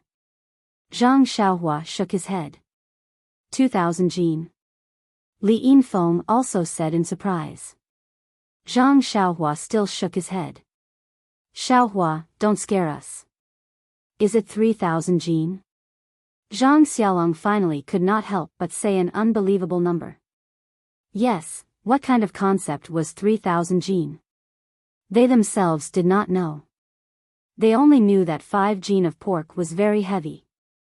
Seeing Zhang Xiaohua still shaking his head, the three elders could not take it anymore and asked, 5,000 jin? 8,000 jin? 10,000 jin? When Zhang Kai said the last word, he already had a smile on his face. It was not a smile of pride, but a smile of ridicule. In his opinion, his son was probably joking. Seeing that everyone was looking at him with a smile, Zhang Xiaohua also smiled. His strength was not easy to describe purely from numbers. He thought for a moment, turned his head and looked at the long sword in the corner. He got up and took it, gently putting it on the ground and said, "This is my weapon. You will know my strength when you try it." Oh. Li Jinfeng's eyes were sharp. He laughed and said, "Isn't this what the 4 odd beasts were carrying yesterday? Animals can carry it, so its weight must be limited. 100 jin should be enough. This is not commensurate with your strength." Zhang Xiaohua smiled and did not speak. Li Jinfeng did not go up himself. He knew his own weight, so he looked at Zhang Xiaolong to test his strength. Zhang Xiaolong felt funny. Xiaohua was obviously joking. How could this stone-like thing be a weapon? Even if it was heavy, it was only a few dozen jin. He could definitely carry it. Zhang Xiaolong got up and walked to the sword. He bent down and grabbed the hilt with one hand. He exerted his strength, but it did not move at all. Zhang Xiaolong frowned and then grabbed both sides of the sword with both hands. He exerted his strength at the same time, but it still did not move at all. Zhang Xiaolong got up, clapped his hands and laughed, "Oh, it is really heavy. I used all my strength, but I can't move it at all. Xiaohua, you are really powerful." This time, everyone knew that the two brothers were acting. Lu Kai also laughed and said, "Xiaohua is so powerful. I also want to try." Lu Kai also did the same as Zhang Xiaolong. He did not move at all. He got up and praised Zhang Xiaohua with a smile. Li Jinfeng could not sit still anymore. He also did the same. Then, with a strange expression, he also praised without restraint like the previous two. Now, even Li Yinfeng could not sit still anymore. She wanted to go up and try. Guo Sufei advised, "Yinfeng, don't learn from them. They are all playing with you. Can't you see?" Zhang Kai also laughed and said, "Yes, Yinfeng. Sit here. If you don't go up, you see who else they are going to trick? Anyway, I am not going up to try." Ha ha ha. Mr. Lu and old manager Li also laughed. At the same time, they said, "We have eaten more salt than you have rice. Can't we see what you are up to?" After the three of them finished laughing, the younger generation also laughed. They really did not expect that the old men's hearts were not old. They actually played this trick on them. Li Jinfeng laughed until tears were coming out of his eyes. He said breathlessly, "Little sister, father, we really can't move at all." What? This time, it was the 4 old men's turn to look at each other. So it was not a joke. Zhang Kai couldn't sit still any longer. That was because Mr. Lu was a frail scholar, and old manager Li often used an abacus. Only he still had some strength, especially after drinking spring water for so many years. He still felt very good about himself. Zhang Kai walked to the side of the long sword and carefully sized it up. He directly used both hands to hold it. He did not dare to use the strength of his whole body. If it was really not heavy, wouldn't he fall down? Let the younger generation laugh at him? Zhang Kai used 20% of his strength. That stone stick did not move an inch. Zhang Kai used 50% of his strength. That stone stick still did not move. Until the end, Zhang Kai used all his strength. That stone stick still did not move.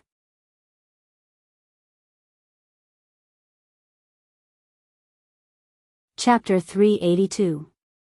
Zhang Kai clapped his hands. Just like Li Jinfeng, he smiled and said, Xiaohua, you are really naughty. You want us to carry such a heavy thing. Who can lift it? Looking at Zhang Kai's appearance, if Mr. Lu and old shopkeeper Li didn't know Zhang Kai very well, they might have thought that he was lying to them. Guo Sufei asked doubtfully, Xiaohua, how heavy is this small thing? No one can lift it at all. Zhang Xiaohua walked in front and picked it up with one hand. She waved it lightly and said, Mother, to be honest, I don't know how heavy it is. After all, I haven't seen such a heavy thing. Oh, everyone suddenly understood. What she said was true. Who had nothing better to do? What's the use of weighing so many things? Seeing this, Zhang Xiaolong's eyes lit up and said, Xiaohua, it's great that you're back. You're so strong. In the future, we won't need cows to plow the fields anymore. Bang! Zhang Xiaohua fell to the ground. After a while, she got up and said, Big brother, you can't do this. You can't let me do anything. Plow the fields for cows. You're wasting resources. Then, go help people dig wells. Your strength is equivalent to 10 people. Zhang Xiaolong was very economical. After everyone chatted for a while, Guo Sufei and Li Yinfeng went to the small courtyard next door and told Lu Qian the names of the 3 babies. Lu Qian was very happy when she heard it. Needless to say, the names and courtesy names were carefully chosen by the elders. She had some experience with Zhang Xiaohua's miracle. Everyone knew that she was pregnant for 10 months, but she was pregnant for 5 years before she gave birth. Zhang Xiaohua already knew about this situation 5 years ago. Moreover, Zhang Xiaohua even gave her a small stone. When the stone turned into powder, her son was born. Could it be explained with the word coincidence?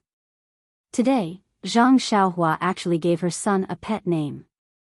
It was exactly what she wanted. The name Byron was really extraordinary. How could Lu Qian not be happy? She picked up her son who was sleeping soundly next to her. Zhang Jian, Zhang Yuyu, and Zhang Byron called him one by one. Hearing this, the child opened his eyes in a daze and babbled nonsense. Li Jinfeng's family of 3 went to Guozhuang House to pay a New Year's greeting to the Zhang family because of the new year. Lu Kai and his wife came together because Li Yinfeng went back to her parents' home. Anyway, they had to come. As soon as the 2 groups of people arrived at Guozhuang House, they encountered Lu Qian giving birth, so they stayed to help. Now the child was born smoothly and the New Year's greeting was over. Li Jinfeng's family of 3 naturally had to go back to Lu Town. However, Zhang Kai was happy and said, Brother, if you're not busy with the affairs in town, you can go back later. It won't be too late to leave after the 15th day of the first lunar month. Anyway, Guozhuang House has a place to stay. Shopkeeper Li's business in Lu Town had been doing well in recent years. He thought that there would be nothing to do during the new year. So, after a little hesitation, he agreed to Zhang Kai's suggestion. In fact, if Zhang Xiaohua didn't come back, shopkeeper Li might not have hesitated. She had just given birth and was very busy. Wouldn't it be troublesome if his family stayed here? Although he didn't know exactly what kind of person Zhang Xiaohua was now, 5 years ago, she could go into the tiger's den and come out unscathed. 5 years later, Zhang Xiaohua must be even more incredible. Mr. Lu and Zhang Kai didn't hang around in Lu Town, so they didn't have much impression of the outside world. Shopkeeper Li knew what kind of person Zhang Xiaohua would be if she was in Lu Town. Moreover, according to Zhang Kai and Guo Sufei's meaning, his youngest son wouldn't be allowed to travel far in the future. Since he couldn't travel far, where could he go? He couldn't really farm in the Guozhuang house, so Zhang Xiaohua's only choice was Lu Town. Therefore, shopkeeper Li's little abacus was very clear. As long as he had a good relationship with Zhang Xiaohua, his family should be able to do whatever they wanted in Lu Town in the future. Therefore, Zhang Kai's politeness at this time was like handing a pillow to a thirsty person. Shopkeeper Li hesitated for a moment and immediately accepted it. Lu Kai and Li Yinfeng didn't need to be mentioned. They directly lived in Mr. Lu's house. On one hand, they served their father, and on the other hand, they took care of their sister. Time flew by. In the blink of an eye, it was the 15th day of the first lunar month. In the past few days, Zhang Xiaohua didn't go anywhere. She just wandered around the Guozhuang house, paying New Year's greetings here and sending gifts there. It was true that this farmer's house was simple, but it wasn't necessarily pure. In the past, Guo Sufei was the only girl in the Guozhuang house, and she was bullied both openly and secretly. Zhang Kai married into the family and gave birth to 3 fat boys. In the eyes of the farmers, they were 3 strong men. Therefore, there were fewer bullies. However, just when the family's life was getting better, Zhang Xiaohua and Zhang Xiaohu disappeared. At first, people thought that they had gone to other places to live and maybe they would be successful in the future. Well, when Zhang Xiaohua and Zhang Xiaohu came back for the first time, people in the Guozhuang house envied them for a while. Many people had never seen such a tall red horse before. However, the 2 left in a hurry and didn't come back for many years. Therefore, many rumors spread. Li Yinfeng's arrival indirectly made the idlers in the Guozhuang house a little apprehensive. But later, Li Yinfeng married Lu Kai. Although the Zhang family kept their mouths shut, this fact couldn't be covered up. In addition, Guo Sufei fell ill twice. How could the people in the Guozhuang house not know that something had happened to the Zhang family? In addition, Zhang Xiaohu and Zhang Xiaohua had brought home 3,000 to 4,000 taels of silver. Although they did not spend extravagantly, it was still needed to improve their lives. The original small courtyard was renovated, and a new courtyard was built next to it. The idle men in the village were jealous, and rumors began to spread. Some said that the money was exchanged with the lives of the 2 sons, some said that the 2 sons had committed robbery, and some said that the rumors were unpleasant to hear.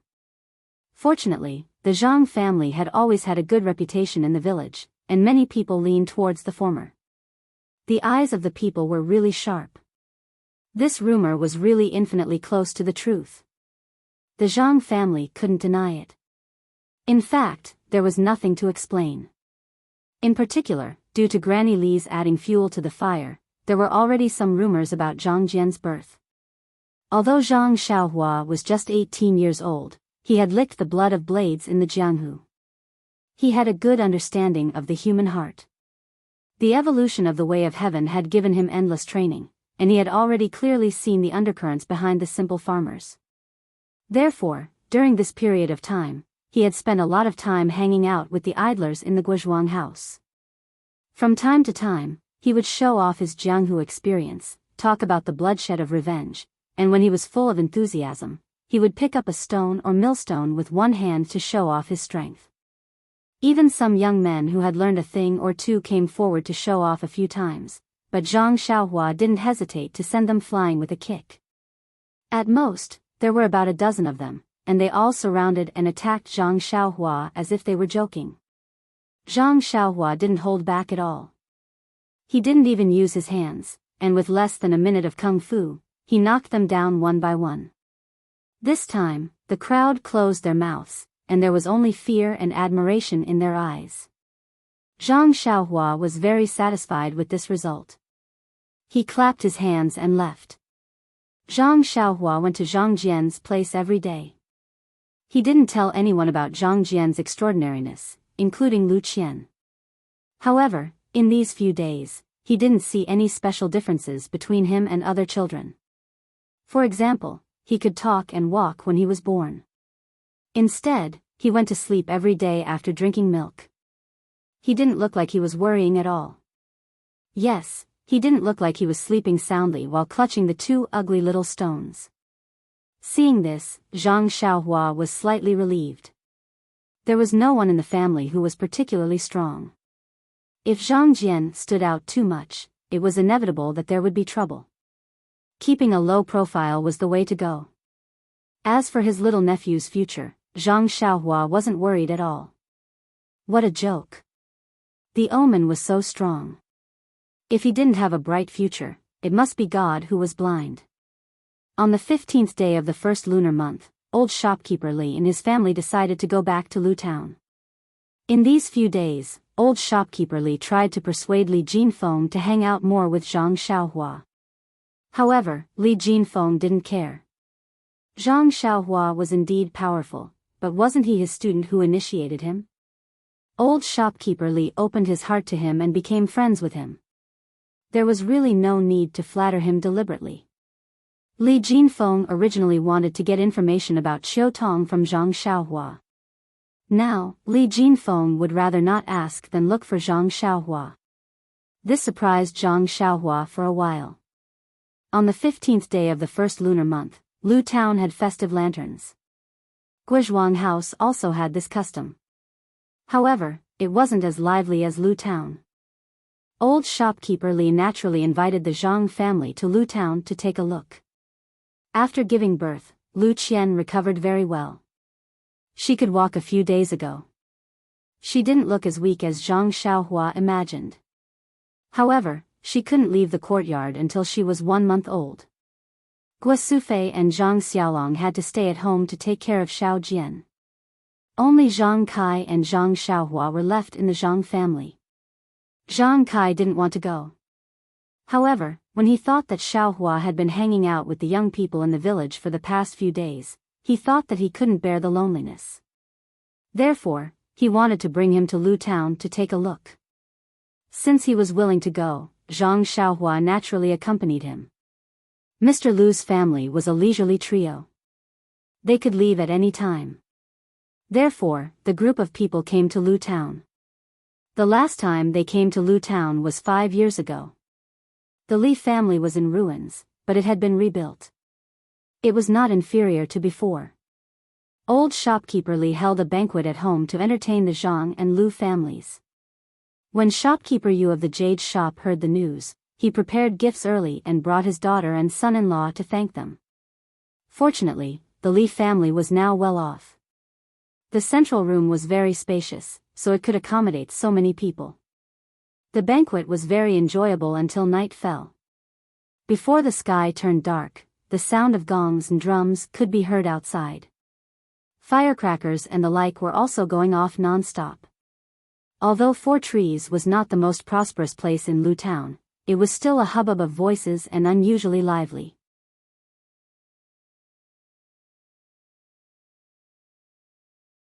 Chapter 383.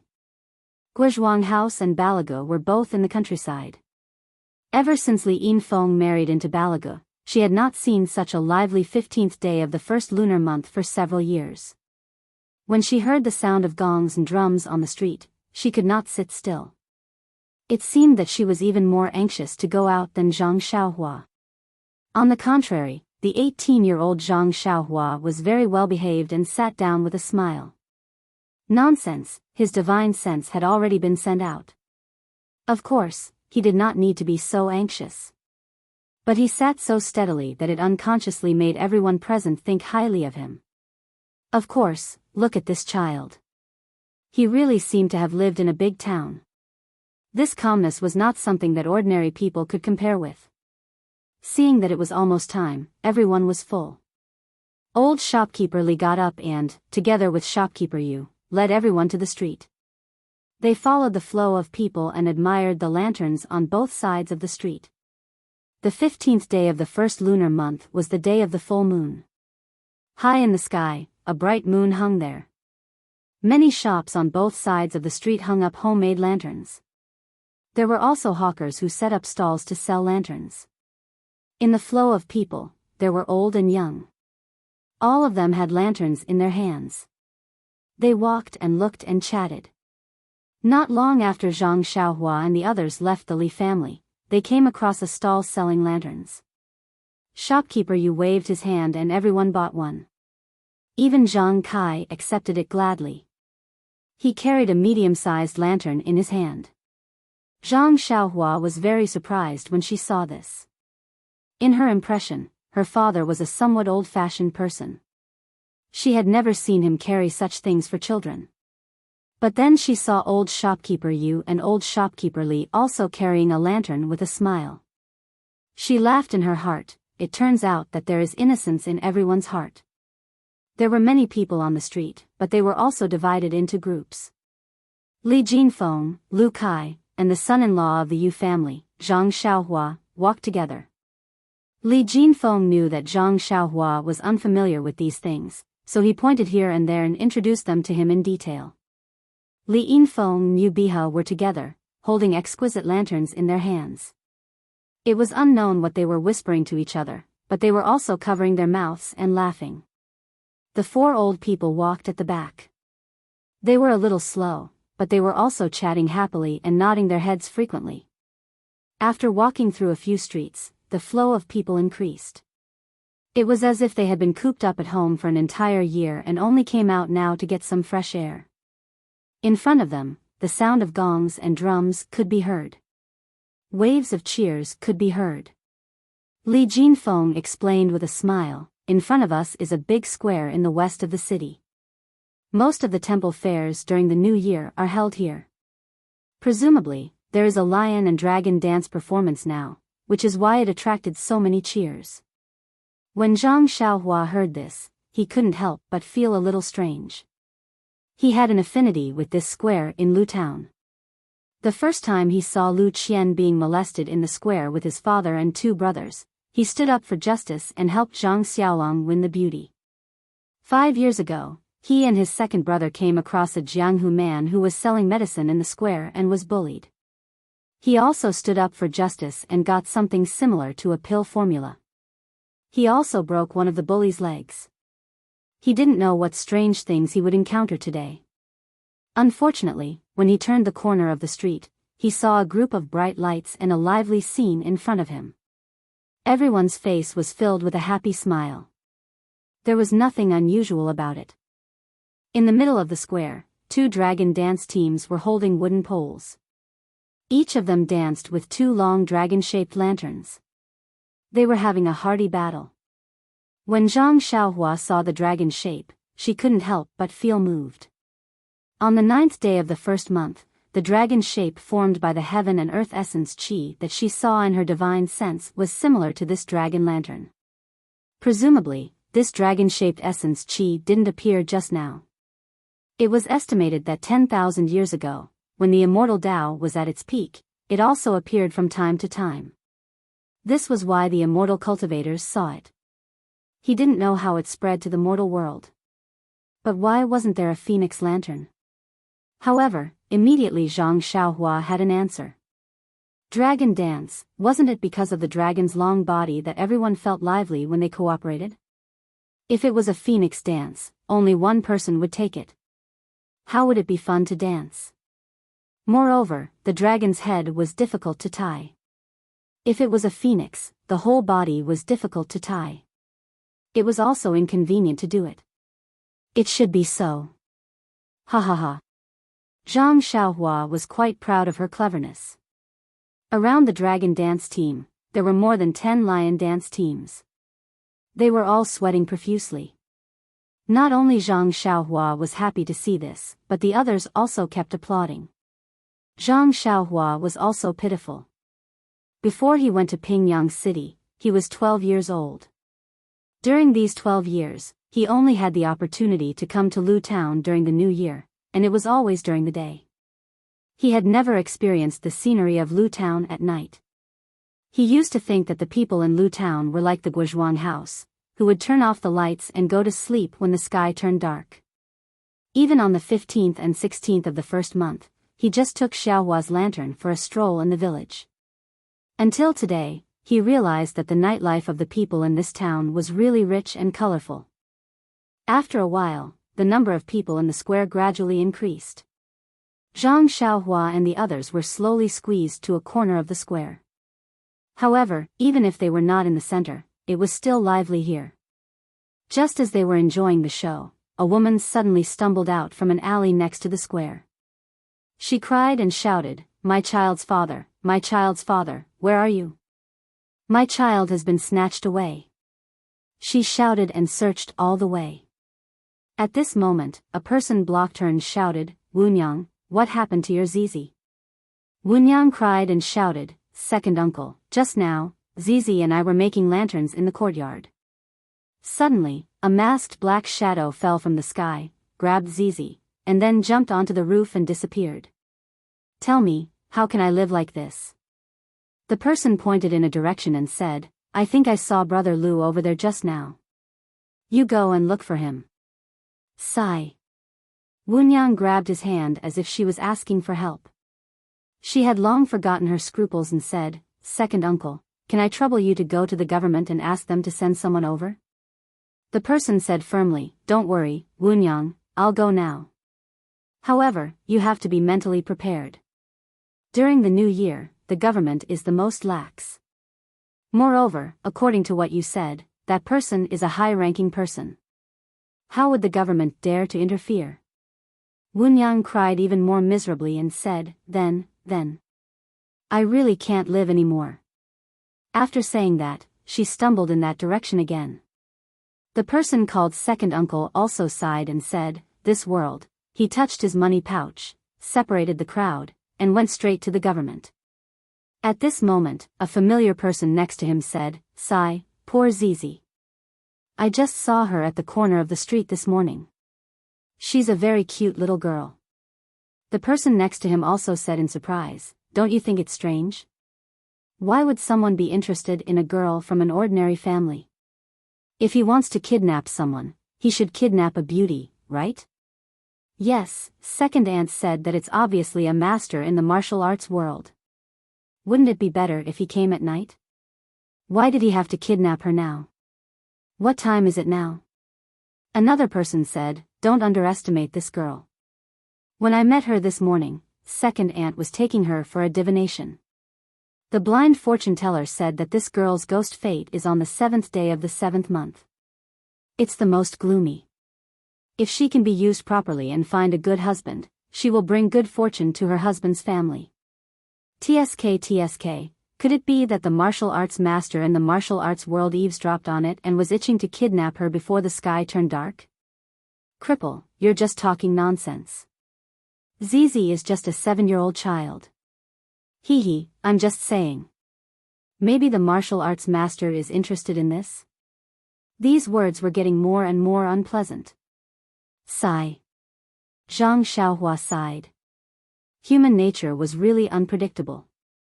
He turned to the side and saw several pairs of eyes staring at him.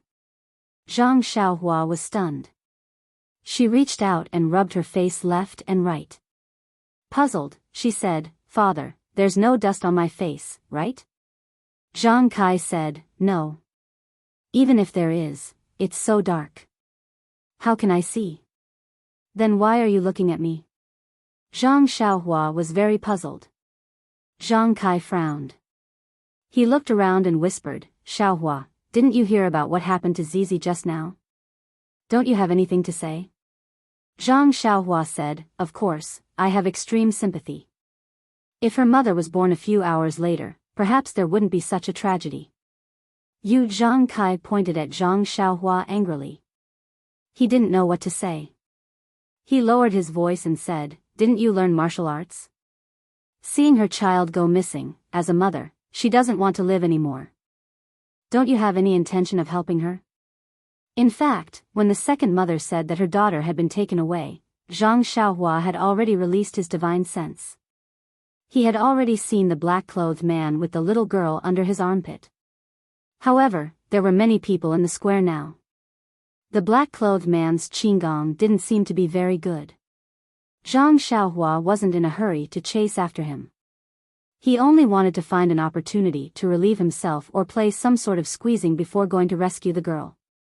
But now that his father had pointed it out in front of him, He was in a bit of a dilemma. Actually, it wasn't really a dilemma. Zhang Xiaohua just wanted to stand out in a low-key manner. But these people in front of him, who didn't know that he was an expert. If not for this, Zhang Kai wouldn't have pointed at him and scolded him. Thus, Zhang Xiaohua smiled and said, "Father, don't be angry. Your good son will go now. What do you think?" Go where? The cucumbers are already cold. What's the use of you going now?" Zhang Kai looked at this unfilial son and was still fuming. Zhang Xiaohua touched his nose and was a bit speechless. What was wrong with his father? It was said that the greater the power, the greater the responsibility. But this power didn't belong to his father. When did his sense of responsibility become so inflated? Seeing that there weren't many people around, Zhang Xiaohua whispered to Lu Kai, "Brother Kai, pay attention to protect my father. Don't let anything happen to him. I'll be back soon." Lu Kai's face was nervous and said, "Xiaohua, where are you going? Giving such a difficult task to me, I feel burdened in my heart." Zhang Xiaohua rolled his eyes and said, "I'm going to the side alley to relieve myself." Sigh, everyone collapsed.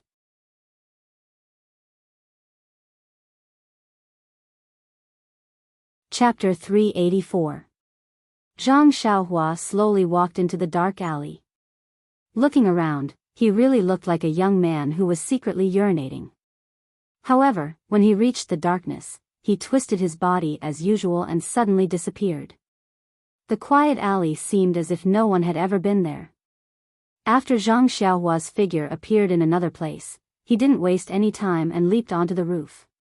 His feet didn't touch the ground as he chased after a certain place. Yes, it was indeed a roof that didn't touch the ground. Zhang Xiaohua's divine sense was indeed useful. However, there was also a drawback. It was like a person standing at a very high place overlooking Lu Town. Everything was in his eyes, but everything was clear and there was no distinction of importance. Just like just now, when Zhang Xiaohua heard Wunyang's narration, he released his divine sense to search. However, Lu Town was so big. Although Zhang Xiaohua's divine sense could barely cover it, if the black figure didn't leave hurriedly on the roof, he might not be able to track him down. At this time, after a delay, the black figure had gone far away. It seemed that he had escaped the range of Zhang Xiaohua's divine sense. Zhang Xiaohua didn't dare to be negligent. A 7-year-old girl was at the age of flower buds. If something happened to her, her life would be over. Zhang Xiaohua chased after the black figure with all his might. At the same time, he carefully recalled the records of the divine sense in the Carefree Heart Sutra. He wanted to find the technique of using the divine sense in order to overcome the shortcoming of using the divine sense crudely. Half a cup of tea's time passed. Zhang Xiaohua didn't find the answer he was looking for from the Carefree Heart Sutra. This Carefree Heart Sutra was just a basic cultivation method. It only talked about the methods of drawing qi into the body and refining qi. For other magical powers, it only explained the things to pay attention to, but there wasn't the slightest bit of technique to use. Presumably, there wasn't a unified standard for the use of the divine sense. Perhaps each family had their own secret method, so this sutra didn't have any records. While Zhang Xiaohua was pondering, a black shadow jumped out from another place in her divine sense. It was also holding a black object under its armpit and running in another direction. Zhang Xiaohua was startled, but she immediately understood. No wonder she couldn't find him after chasing him all the way. She thought she had made a mistake and didn't see that the black-clothed man's qigong was extremely brilliant. It turned out that this guy actually had some foresight. He first hid for a moment, then changed directions to avoid being tracked. Fortunately, this bastard's patience was not enough. If he had waited for her to chase him out of the city before he came out, she would have suffered unspeakable hardships and lost face in front of her father for nothing. Thinking of this, Zhang Xiaohua was a little angry.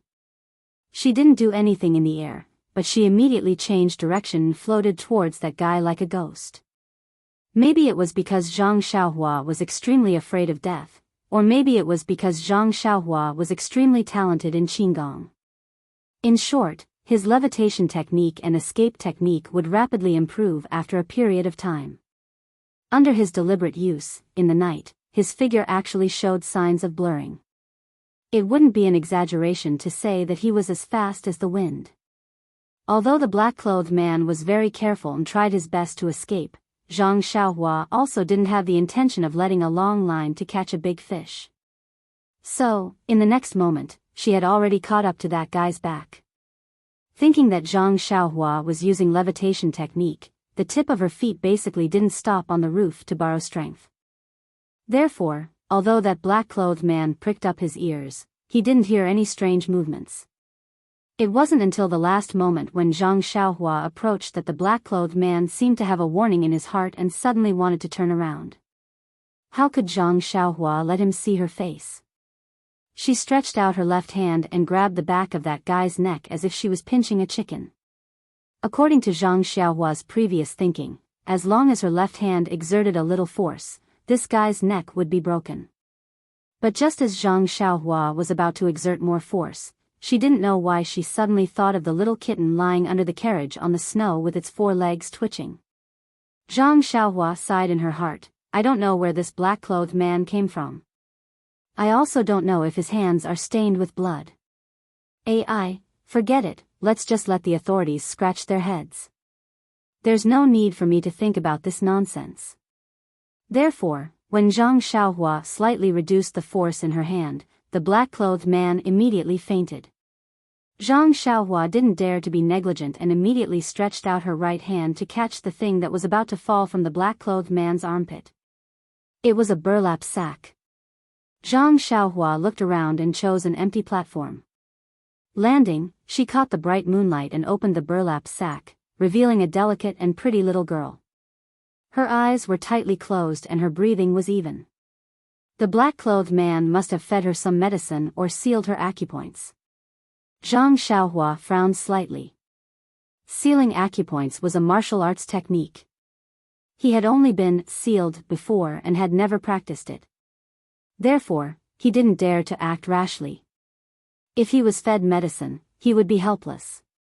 Thinking about it, it was better to leave these things to the experts. He just needed to send the child back safely.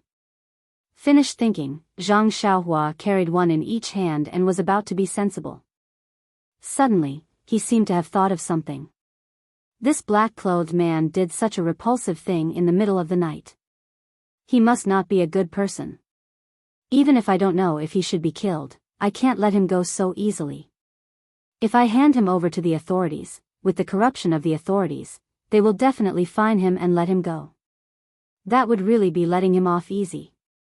Not knowing why, Zhang Xiaohua suddenly thought of the Misty School's disciple who had his dantian destroyed and his martial arts crippled. I don't have internal energy, but don't I have true qi? Even though I haven't trained my lower dantian, I know the location of my lower dantian. Either way, I'll use this bastard to practice. It can be considered as making good use of trash. Zhang Xiaohua smiled and put down the gunny sack. He stretched out his index finger and pointed at the location of the black-clothed man's lower dantian. Just as his finger touched the skin, a stream of true qi entered his body and directly pierced his dantian. The black-clothed man's internal energy that he had painstakingly cultivated immediately dissipated in his body following the destruction of his dantian. Zhang Xiaohua was not in a hurry to withdraw his true qi. Instead, after the black-clothed man's dantian was destroyed, his true qi circled around his dantian for a while and then wandered through his meridians for a while before withdrawing it back into his body. Zhang Xiaohua sat under the moonlight and used his finger to scratch his chin. He thought to himself, the lower dantian is where the internal energy of martial arts is stored. It is like a warehouse. As long as the walls are pushed down, the internal energy inside will run out. Because the warehouse is destroyed, no matter how much one cultivates, they will not be able to accumulate internal energy. Therefore, their martial arts will be crippled. The meridians of the immortal path and martial arts are interlinked. It's just that the true qi is different. One is heaven and earth yuan qi, while the other is self-cultivated internal energy. Sai, the person who created the martial arts, was really a talented person. He could even think of such an unimaginable method. It's a pity that the immortal path is not only about drawing true qi into the body, but also tempering the meridians. Even my own middle dantian has long been tempered to the point where it is like an impenetrable fortress. How could it be so easily broken by someone using true qi? Moreover, because martial arts cannot temper the meridians, the talent of the martial arts practitioner is the most important. This talent is not only about comprehension, but more importantly, the width of the meridians in the body. If the same level of comprehension is used, the wider the meridians and the larger the dantian will definitely have a brighter future. This can't be compared to the cultivation methods of the immortal path, which can continuously temper and widen the meridians. There is unlimited room for improvement. In fact, Zhang Xiaohua still somewhat underestimated the martial arts. No matter what, the martial arts were also based on the immortal path. How could the creator of the martial arts not understand the principles within? It's just that the cultivation methods of the martial arts were also divided according to the creator. Moreover, because the martial arts had existed for tens of thousands of years, a profound internal strength cultivation method would also have various branches. Each branch would have a unique aspect. Therefore, in Zhang Xiaohua's era, high-level cultivation methods that could temper the meridians were actually rare. However, it was not like what Zhang Xiaohua thought, that the cultivation methods of the martial arts simply did not have the effect of tempering the meridians. After understanding the principle of breaking the dantian and abolishing the cultivation of internal strength, Zhang Xiaohua also laughed. The person who could think of such a vicious method was also a genius. If the dantian was broken by the internal strength, there would be no chance to repair it. It was really killing without spilling blood. It was even more sinister than using a small sword to cut the throat. After thinking about it, Zhang Xiaohua looked at the sky. It was already late. Presumably, her father and the others were also waiting anxiously. Then, she picked up the sack and used the levitation technique to run to the place where she came from. Not long after, she had already arrived at the corner of the square. At this time, the gongs and drums in the square were still playing. The dragon and lion dance had not stopped. She saw that outside the small alley that Fifth Mother ran out from just now, there was still a group of people standing. Among them, there were 2 yamen runners who were holding 2 lanterns in their hands. They had an impatient expression as they listened to Fifth Mother's crying and complaining. Beside Fifth Mother, there was a rather down-and-out middle-aged scholar. He squatted there, hugging his head and sighing from time to time. Sometimes, he even slapped his own mouth and muttered something. As for her father and the others, they were also standing at the side, watching from afar. They were still looking around, as if they were looking for her traces. Seeing this, Zhang Xiaohua exerted force with her left hand and threw the black-clothed man in front of them. Then, her right hand was not idle. Following the black-clothed man's position, she also gently threw the sack over. The 2 yamen runners were listening impatiently. Suddenly, their vision turned black.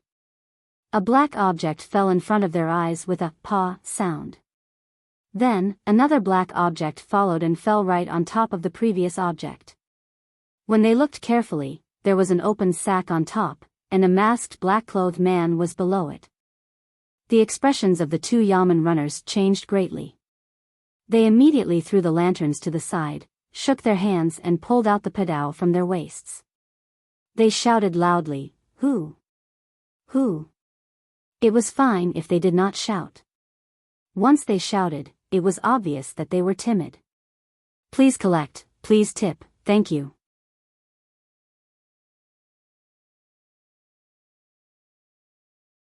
Chapter 385. The 2 yamen runners took out their swords and pretended to scold around. Where was the shadow of a person to be seen? However, Fifth Mother did not care about their show. She just stared at the black-clothed man on the ground. Then, she turned her gaze to the open gunny sack. Her eyes were filled with surprise. She ran over quickly and opened the gunny sack with a few hands, revealing the little girl who was unconscious with her eyes closed. The woman shouted loudly, "Father of the child, come quickly. It's our Zizi. She has been rescued." The middle-aged scholar who was squatting on the ground and regretting slapping his face immediately stood up and wanted to go over there. Perhaps because he had squatted for a long time, his legs were numb. After taking a few steps, his legs went soft and he fell to the ground. However, the scholar hurriedly got up, as if he did not care about the mud on his body and face. He quickly walked over. When he saw his daughter, he smiled like a child and said, "Zizi, Zizi, it's really Zizi. God knows." After saying that, he stretched out his hand and wanted to touch the child's face. Only then did he realize that his hand was full of mud. He quickly wiped his hand on his clothes and then carefully stretched out his hand again. He was afraid that his hand would dirty the child's face, but he also wanted to personally verify the existence of the child with his hand. He could only gently touch the child's little face and brush the hair on her face before he retracted his hand with relief. Wunyang carried Zizi back from the gunny sack. The scholar saw the black-clothed man on the ground. Instantly, a fierce light appeared in his eyes. He raised his foot and stomped on the black-clothed man's body. He kept cursing as he stomped on the black-clothed man. When Zhang Kai and the others were watching, Zhang Xiaohua quietly walked over from behind. When they saw him coming over, everyone's faces showed a smile. Even Yubiha's husband looked at him with stars in his eyes. It seemed that he had not recovered from the fact that there was really such a powerful person around him. Lu Kai smiled and said, "Xiaohua, you took quite a long time to urinate." Zhang Xiaohua shrugged and said, "Oh, I can't help it. Uncle Li is really enthusiastic. He let me drink so much wine. Young people digest well. As long as I go more often, please don't blame me." Zhang Kai laughed and scolded, "When did you learn to be so glib?" Zhang Xiaohua said, "Father, you've wronged the boy. The boy is very honest." Then, he looked in that direction and said, "Uncle Li, since the people from the government are already here, and the person who kidnapped the girl has also run back, let's go back quickly. It's already late, it's better to rest early." Zhang Kai also knew Zhang Xiaohua's problem, so he said, "Sigh, young people lack sleep. Brotherly, let's go. I've already seen the Lantern Festival. It's really eye-opening. If I have time next year, I'll have to ask you again." Old shopkeeper Li smiled even more brilliantly and said, of course, you're welcome to harass me, you're welcome to harass me." With that, everyone prepared to return home. However, at this moment, a new situation suddenly occurred. The scholar stepped on the man in black with all his strength, and the two Yamen runners howled for a long time but still couldn't see a shadow. They were about to put away their padao and come over to watch. In fact, the two of them were half happy and half worried. They were happy because they caught the thief effortlessly. Of course, it was a great merit. They were worried because this person was obviously from Jianghu and was definitely not someone they could afford to offend. It was like a hot potato that was forced into their hands. The black-clothed man had only fainted from Zhang Xiaohua's grip. After the fall and the scholar's ferocious assault, he slowly regained consciousness.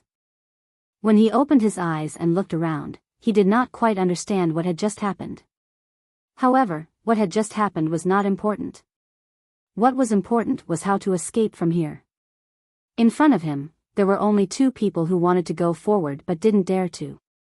The one who was trying to step on him was a weak scholar. The little girl was still unconscious, and there were only a group of men and women in plain clothes surrounding him. These people were just like ants in his eyes. Why would he care about them? The man in black understood his situation. He grabbed the scholar's foot and was about to throw him away with his strength. At this time, he found that he couldn't mobilize his genuine qi. Then, he checked his genuine qi and his face immediately turned pale. His inner strength was abolished. What should he do? Thinking of this, the man in black used all his strength to pull the scholar down. Then, He turned around and forcibly took the little girl from Wunyang's hands. He held her with his left hand, and then took out a dagger from his arms with his right hand and put it on the child's neck. He screamed, "Get out of the way, get out of the way, or I'll kill this child." When the two Yamen runners saw that the man in black had woken up, they were scared witless and immediately ran away. The surrounding people were also stunned and didn't know what to do. Wunyang rushed over from the side and begged while crying, "Hero, please kidnap me. Please put down the child, okay?" The man in black kicked Wunyang aside and scolded, "What's the use of keeping you? You're already an old noob." Zhang Xiaohua, who was about to leave in the distance, saw this and immediately put her hand into her arms. At this time, the scholar, who had just been pulled down by the man in black, took advantage of the moment when the man in black turned his attention to Wunyang and pounced on him desperately. One of his hands first grabbed the sharp blade of the dagger on the child's neck, and the other hand grabbed the man in black's wrist. Then, he stretched out his head and bit the man's hand that was holding the dagger. The man in black screamed in pain and raised his leg to kick the scholar's waist. However, even if the scholar was in pain, he still didn't let go. Blood immediately flowed from his hand that was holding the dagger and dripped on the child's fair neck. The man in black kept kicking, but the scholar seemed to be determined. He gritted his teeth and didn't let go. Immediately, blood also flowed from the man in black's hand. The man in black was even more nervous. He held the girl with one hand and used his other hand to snatch the dagger back. His other leg also kept kicking the scholar. Seeing that the scholar was bleeding from the corner of his mouth, the people who were watching by the side couldn't stand it anymore. Someone shouted, "Old and young men, this is our Lu town's villagers. We must not let this bad guy hurt our child. Charge, trample him to death, let's see how arrogant he can be." As he shouted, a short and fat man led the crowd out and ran towards the man in black. Since there was a big brother leading the way, the others also rushed up like the wind. When the man in black saw this, his eyes revealed a look of horror. He didn't expect that the man in black, who usually looked like a yes man and timid, would have a hot-blooded side. He quickly let go of his right hand and threw the girl aside. At this time, the scholar was also exhausted and could no longer hold on to the man's wrist. His hand loosened and the man in black broke free. The man in black no longer cared about anything else and hurriedly tried to find a way to escape. Unfortunately, he was already surrounded in the span of a few breaths. Seeing this scene, Zhang Xiaohua didn't take out her small sword. She knew that the man in black's internal strength had been destroyed and was about the same as an ordinary person. With so many villagers around, he might not be able to escape. When the man in black saw that the crowd had surrounded him, he waved the dagger in his hand up and down and said fiercely, "Whoever dares to come up, I'll take his life." After saying that, he walked in a direction. The people in front of him immediately hid outside in fear. It was okay to make a scene, but they couldn't hurt their own lives. When the man in black saw this, he was overjoyed. Just as he was about to rush out, he heard a person in front of him shout, "We can't let him escape. If he comes back to snatch girls in the future, what should we do? Come on, burn this evil man to death." After saying that, a lantern flew out of thin air and smashed onto the man in black. With a ting sound, the lantern was ignited and the man in black's clothes were immediately set ablaze. When the crowd saw this, their eyes lit up and the lanterns in their hands were thrown at the man. In an instant, countless lanterns gathered together and burned. The man in black immediately became a burning fireball. No matter how he swatted at the lanterns or even rolled on the ground, he couldn't extinguish the fire on his body. The man in black was burned until he screamed in pain. Even so, the burning lanterns were still thrown at him. At this time, Zhang Xiaohua completely took out her hand from her chest. She muttered, "The ancients said, the most brilliant martial arts, in the vast sea of people's war, are also helpless. There is no need to deceive." Amidst the flames, the man in black gradually stopped howling, and his rolling body also stopped. Zhang Xiaohua looked at him and sighed, saying, "Let's go, Uncle Li. It's really late." If we don't leave now, I'm going to fall asleep here. The people by the side were also dumbstruck. They really didn't expect that the man in black would end up like this. He was burned alive. Even if they knew that the man in black was doing bad things, but seeing such a miserable state, they still couldn't bear to see it.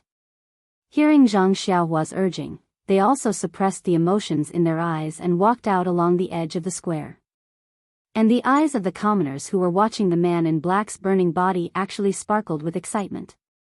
On the way, Zhang Xiaohua and the others didn't speak. They only walked silently under Li Jinfeng's lead. Walking in the middle of the crowd, the two women's faces were also a little pale. Their eyes flickered, as if the scene just now had left a deep impression on them. When they returned to the Li family, no one had the slightest desire to sleep. Old shopkeeper Li set up a table in the hall and asked people to brew hot tea. Everyone drank a cup, only then did they warm up. They looked at each other with lingering fear. Li Jinfeng said, "It's really too shocking. I really didn't expect that it would end up like this." Everyone nodded. Only Zhang Xiaohua asked, "Brother Li, what did you think would end up like this?" Li Jinfeng was a little speechless, saying, "At first, I thought that the man in black would be taken away by the yamen runners. But I didn't expect that when the man in black took out his dagger, the one who ran first was the one who shouldn't have run the least."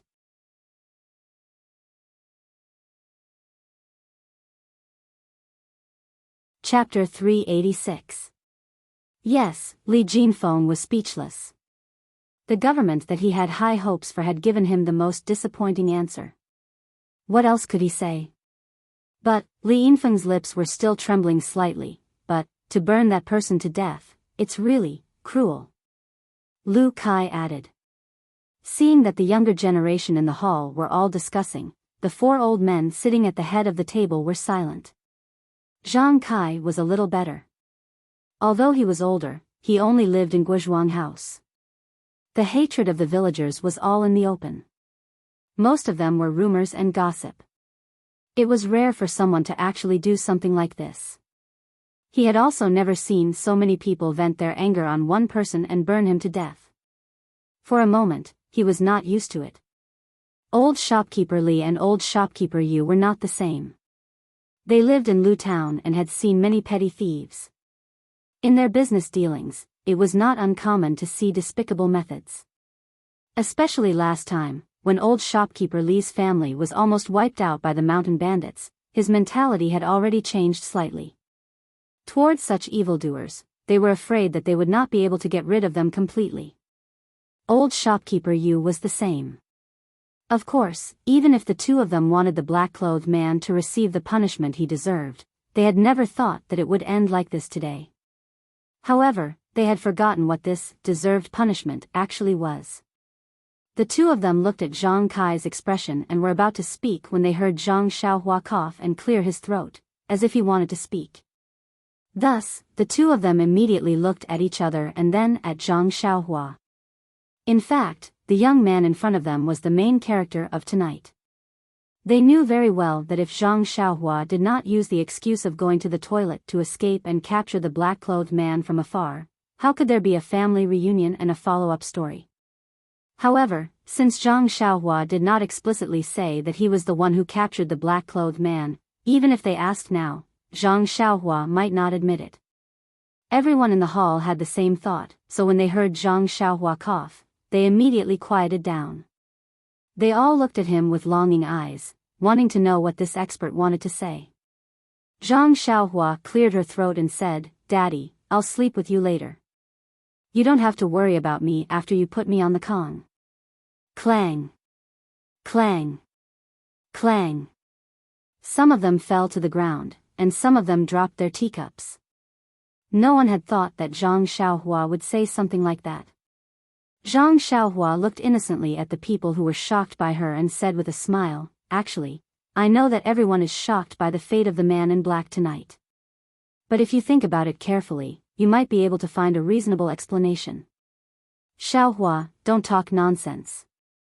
Everyone here is older than you. Who doesn't have as much experience as you? Who is it your turn to speak?" If it was martial arts, Zhang Kai would not object. But when he saw that Zhang Xiaohua wanted to speak frankly, he felt that his son was exaggerating. Who in front of him wasn't a learned person?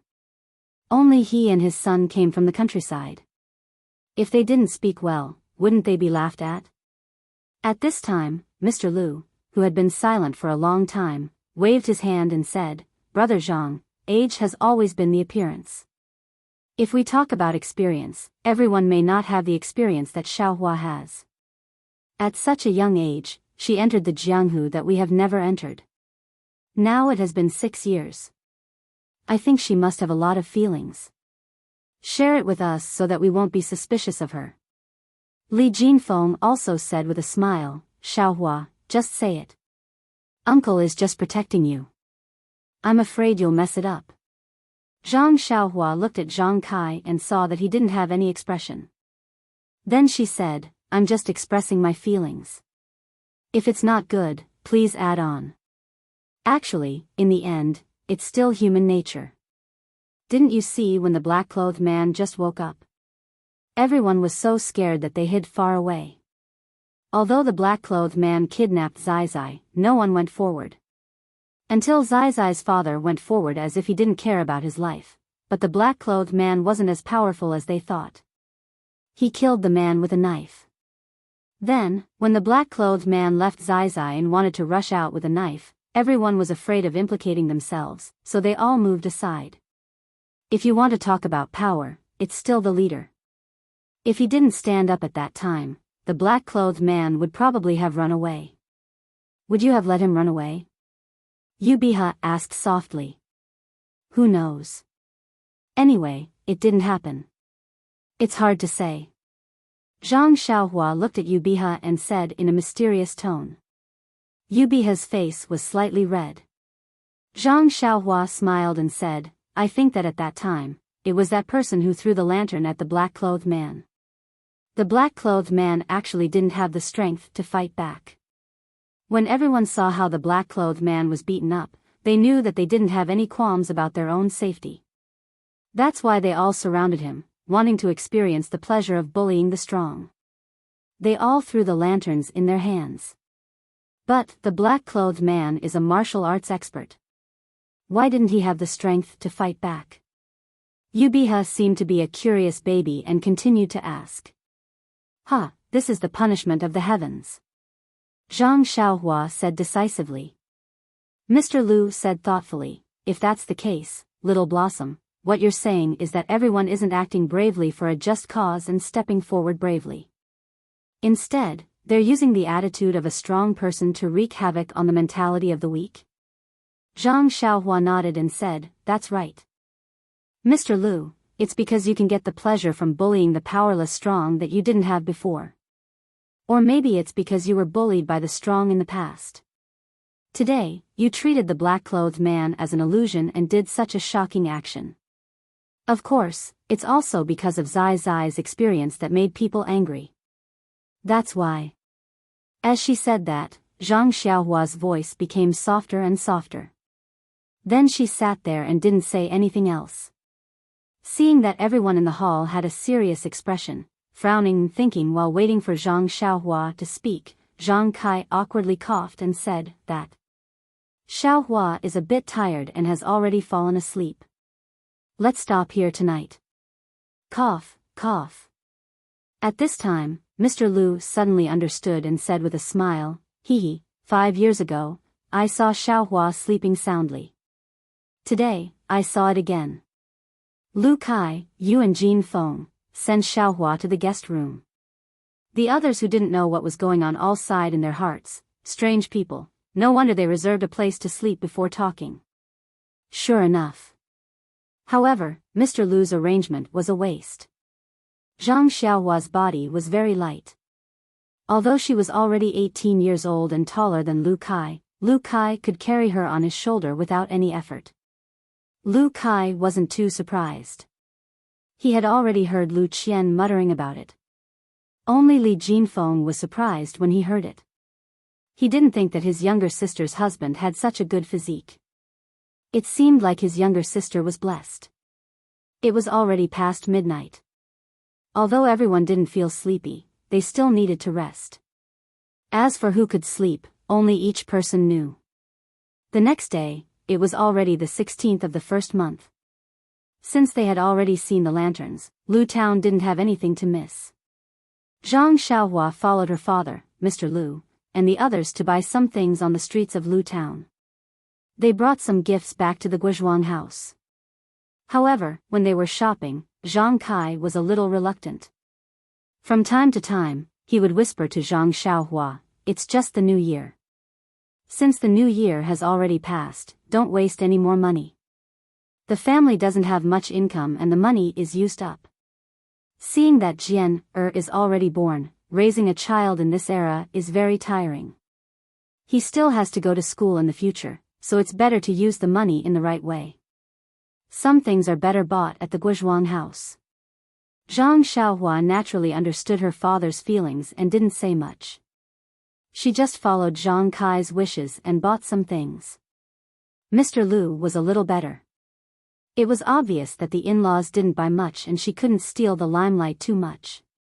In the end, everyone also bought some gifts for Jian. It was far from the extravagant shopping scene that Zhang Xiaohua had imagined. When they returned to the Guizhuang house, everything in the house was the same as before. However, Zhang Xiaohua couldn't follow them as usual. There were still 2 little girls in Pingyang City who needed her to send them back to Carefree City. Moreover, her second brother, Zhang Xiaohu, whose whereabouts were unknown. If she couldn't find out where her second brother was, her cultivation would be in vain. After lunch, Zhang Xiaohua first stayed in front of her grandmother's grave for a while. Then, she went to the bamboo forest behind her small courtyard. She roughly looked around and then returned to the central room. At this time, Mr. Lu had already returned to his own house to rest. Only Zhang Kai was dozing off in the central room. Zhang Xiaohua smiled and didn't disturb him. She went out and called her eldest brother, Zhang Kai, over. Then, she woke Zhang Kai up. Zhang Kai asked sleepily, "Is there anything?" "Xiaolong." Zhang Xiaolong spread out his hands and said, "Father, Xiaohua asked me to come." Zhang Xiaohua said mysteriously, "Father, do you think we have enough money now?" Zhang Kai frowned and said, "We have enough." "What's wrong?" "Xiaohua, is it because you didn't have anything in town this morning and are too embarrassed to ask?" "No, father. What can I buy?" "It's just that when you bought something in the morning, I felt a little distressed." Zhang Xiaolong next to her said with some shame, "Xiaohua, it's all your eldest brother's fault. I don't know how to make a living. I can only dig for food in the soil. These few years, we relied on the banknotes you brought back to renovate the small courtyard and build another one next to it. Father must be worried that the banknotes aren't enough. That's why you can't bear to part with them. Moreover, the banknotes are still left for." He seemed to be unable to say the rest of his words. Zhang Xiaohua listened and said with a smile, "Look at what you're saying, eldest brother. I brought the banknotes back for the family to spend. When I find second brother, naturally, there will be a share for him." Then, she stretched out her hand and hooked her index finger and said, "Father, eldest brother, come. I'll show you something good." After that, she walked out of the central room. Zhang Kai and Zhang Xiaolong were confused.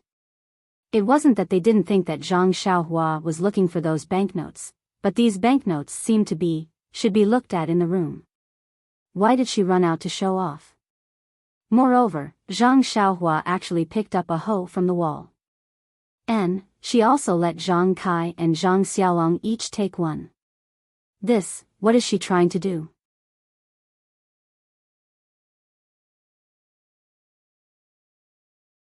Chapter 387.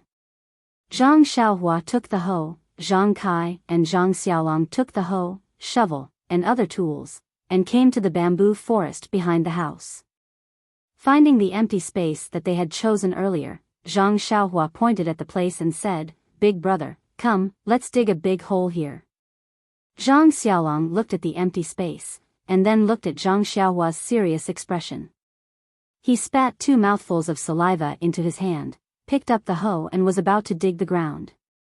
But at this moment, Zhang Xiaohua, who had been releasing her divine sense, saw a villager pass by their house. She quickly pulled her big brother's hand and said, "Wait a moment, big brother, someone passed by." Zhang Kai frowned and said softly, "Xiaohua, what are you doing?" Zhang Xiaohua also frowned. She suddenly patted her forehead with her hand and said with a bitter smile, "Father, big brother, I thought wrong. Let's go back to the house." Finished speaking, she walked back to the courtyard without looking back. Zhang Kai and Zhang Xiaolong looked at her, and then looked at each other. They didn't say anything, and took the tools and followed her back to the small courtyard. When they entered the courtyard, Zhang Xiaohua was standing in the courtyard in a daze. She seemed to be thinking about something. Zhang Xiaolong took the shovel from Zhang Kai's hand and was about to put it in the corner. Zhang Xiaohua said, "Big brother, wait a moment, I still need to use it." Finished speaking, she turned her head and said, "Father, big brother, come to this house." "Oh, right, I'll go and lock the courtyard door." Zhang Xiaohua locked the courtyard door and brought the two people to her small house. As soon as they entered the house, Zhang Kai asked, "Xiaohua, what are you doing? If you want to give us banknotes, then take them out. It's not like your father hasn't seen banknotes before. What are you afraid of?" Even Zhang Xiaolong was puzzled. "Yes, isn't it just banknotes? What was the hoe for?" Zhang Xiaohua looked at their confusion and scratched her chin with her fingers. She smiled and said, "Daddy, big brother, in fact, I really have something good to show you. But don't be surprised and don't make a fuss. This is very important." Zhang Kai and Zhang Xiaolong frowned at the same time, but they also thought about it and nodded. What a joke. How old were they? What was there to fuss about? Seeing that both of them had agreed, Zhang Xiaohua was still secretly laughing in his heart. Actually, he had only said so much to give them some mental preparation. If they were not surprised and did not make a fuss, then he would make a fuss instead. Presumably, he took out the money pouch from his bosom. Seeing Zhang Xiaohua take out the money pouch, the two of them were even more surprised. After so many years, why hadn't Xiaohua changed this old money pouch? Even if he took out a stack of banknotes, they wouldn't make such a fuss. However, what happened next left them dumbfounded. They saw that in the spacious hut, a huge wooden box suddenly appeared inexplicably. "Hey!" the two of them shouted at the same time. "You, Xiaohua, what's going on?" Looking at the surprise of her father and big brother, Zhang Xiaohua was very satisfied with this effect. She smiled and said, "Daddy, big brother, this is my savings." "Oh, yes, it's also my spoils of war. I got it from the bandits when I went to Shitsui Mountain to save sister-in-law Lu last time." "Ah."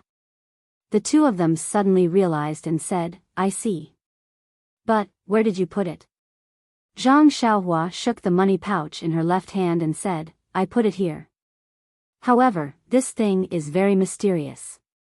Only I can see it. No one else can see it." Zhang Kai just looked at the very ordinary money pouch. He seemed to be considering the authenticity of Zhang Xiaohua's words. Zhang Xiaolong reached out to take the money pouch. Zhang Xiaohua naturally handed it over. Sure enough, no matter how Zhang Xiaolong looked, there were only 2 small stones, some scattered silver, a few banknotes. There was no big box. It was impossible to have such a big box. Throwing the money pouch to Zhang Xiaohua, Zhang Xiaolong looked at Zhang Kai. Zhang Kai didn't know what to say at this time. Zhang Xiaohua said, "Daddy, big brother, don't you want to see what's inside?" Zhang Xiaolong smiled and said, "Of course, we want to. Open it quickly." Walking to the front of the box, Zhang Xiaohua was about to open it. Zhang Kai shouted, "Xiaolong, close the door first." Zhang Xiaohua had been releasing her divine sense. Of course, she knew that no one would see it.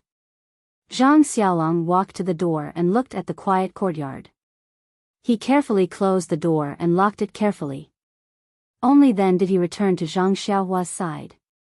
Zhang Xiaohua smiled and said, "Big brother, why don't you open it yourself? But remember, don't scream." Seeing Zhang Xiaohua being so mysterious, Zhang Xiaolong was already prepared in his heart. So, he also smiled and went forward, opening the lid of the box casually. However, even if he and Zhang Kai were already prepared in their hearts, when they saw the box full of gold, they were still petrified. After a cup of tea's time, the two of them recovered. Their first reaction was Zhang Xiaolong immediately closed the lid of the box tightly. Looking around, it was as if there was someone spying on them. Zhang Kai also asked quietly, "Xiaohua, this thing, who else knows about it?"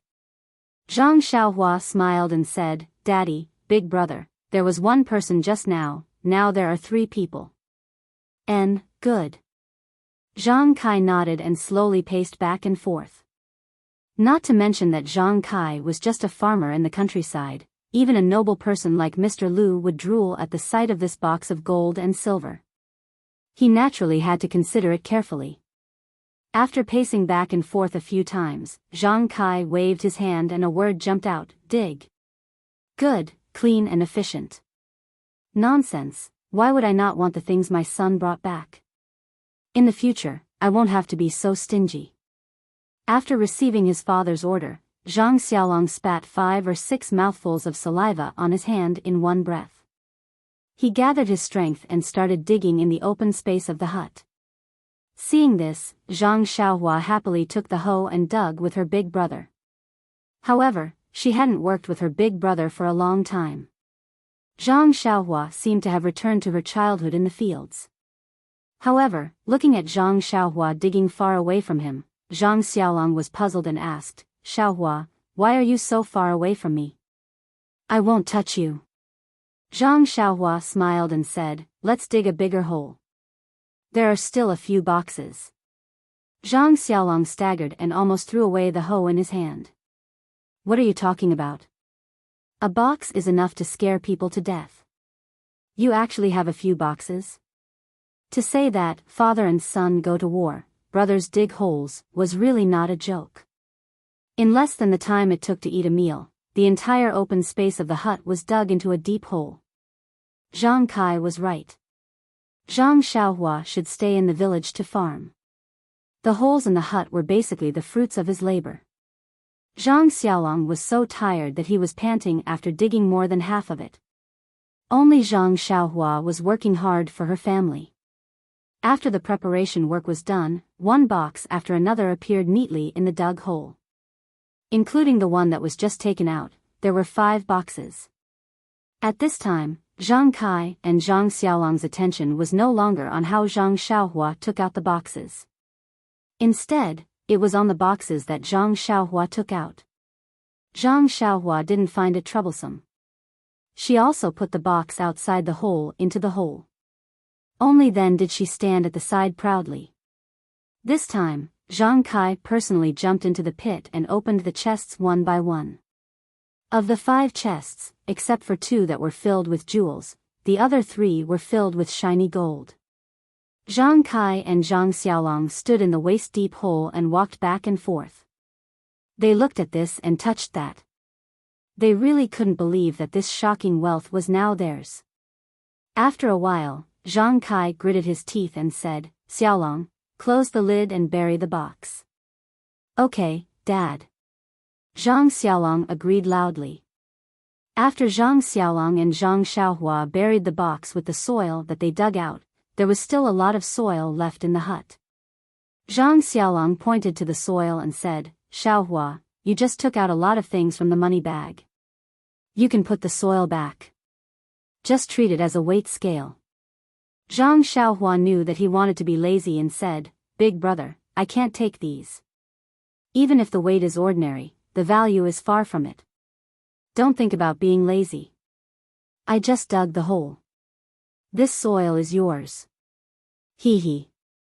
Zhang Xiaolong didn't realize that he was exposed. He opened the door and poked his head out to take a look.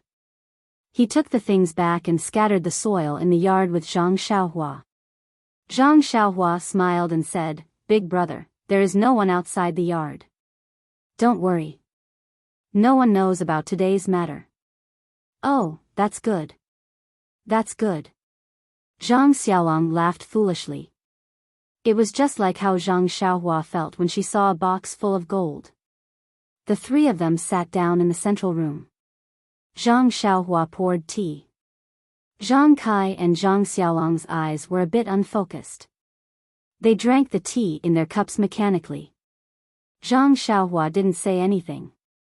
She just drank and refined the energy of heaven and earth in the water. At her current level of qi refining, the energy in the water was almost negligible. However, no matter how small a fly was, it was still meat. With Zhang Xiaohua's temperament, how could she let it go?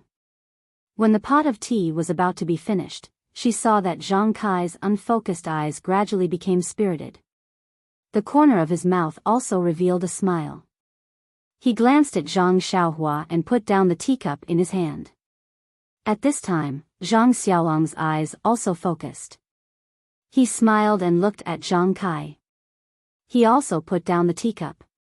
Zhang Xiaohua said, "Father, big brother, it seems that you have already thought about how to deal with it. This matter is very troublesome. I don't know how to deal with it. Anyway, the money is spent by you. I don't need it. You can do as you see fit." Zhang Kai smiled and said, "Xiaohua, you are lazy. However, it doesn't matter.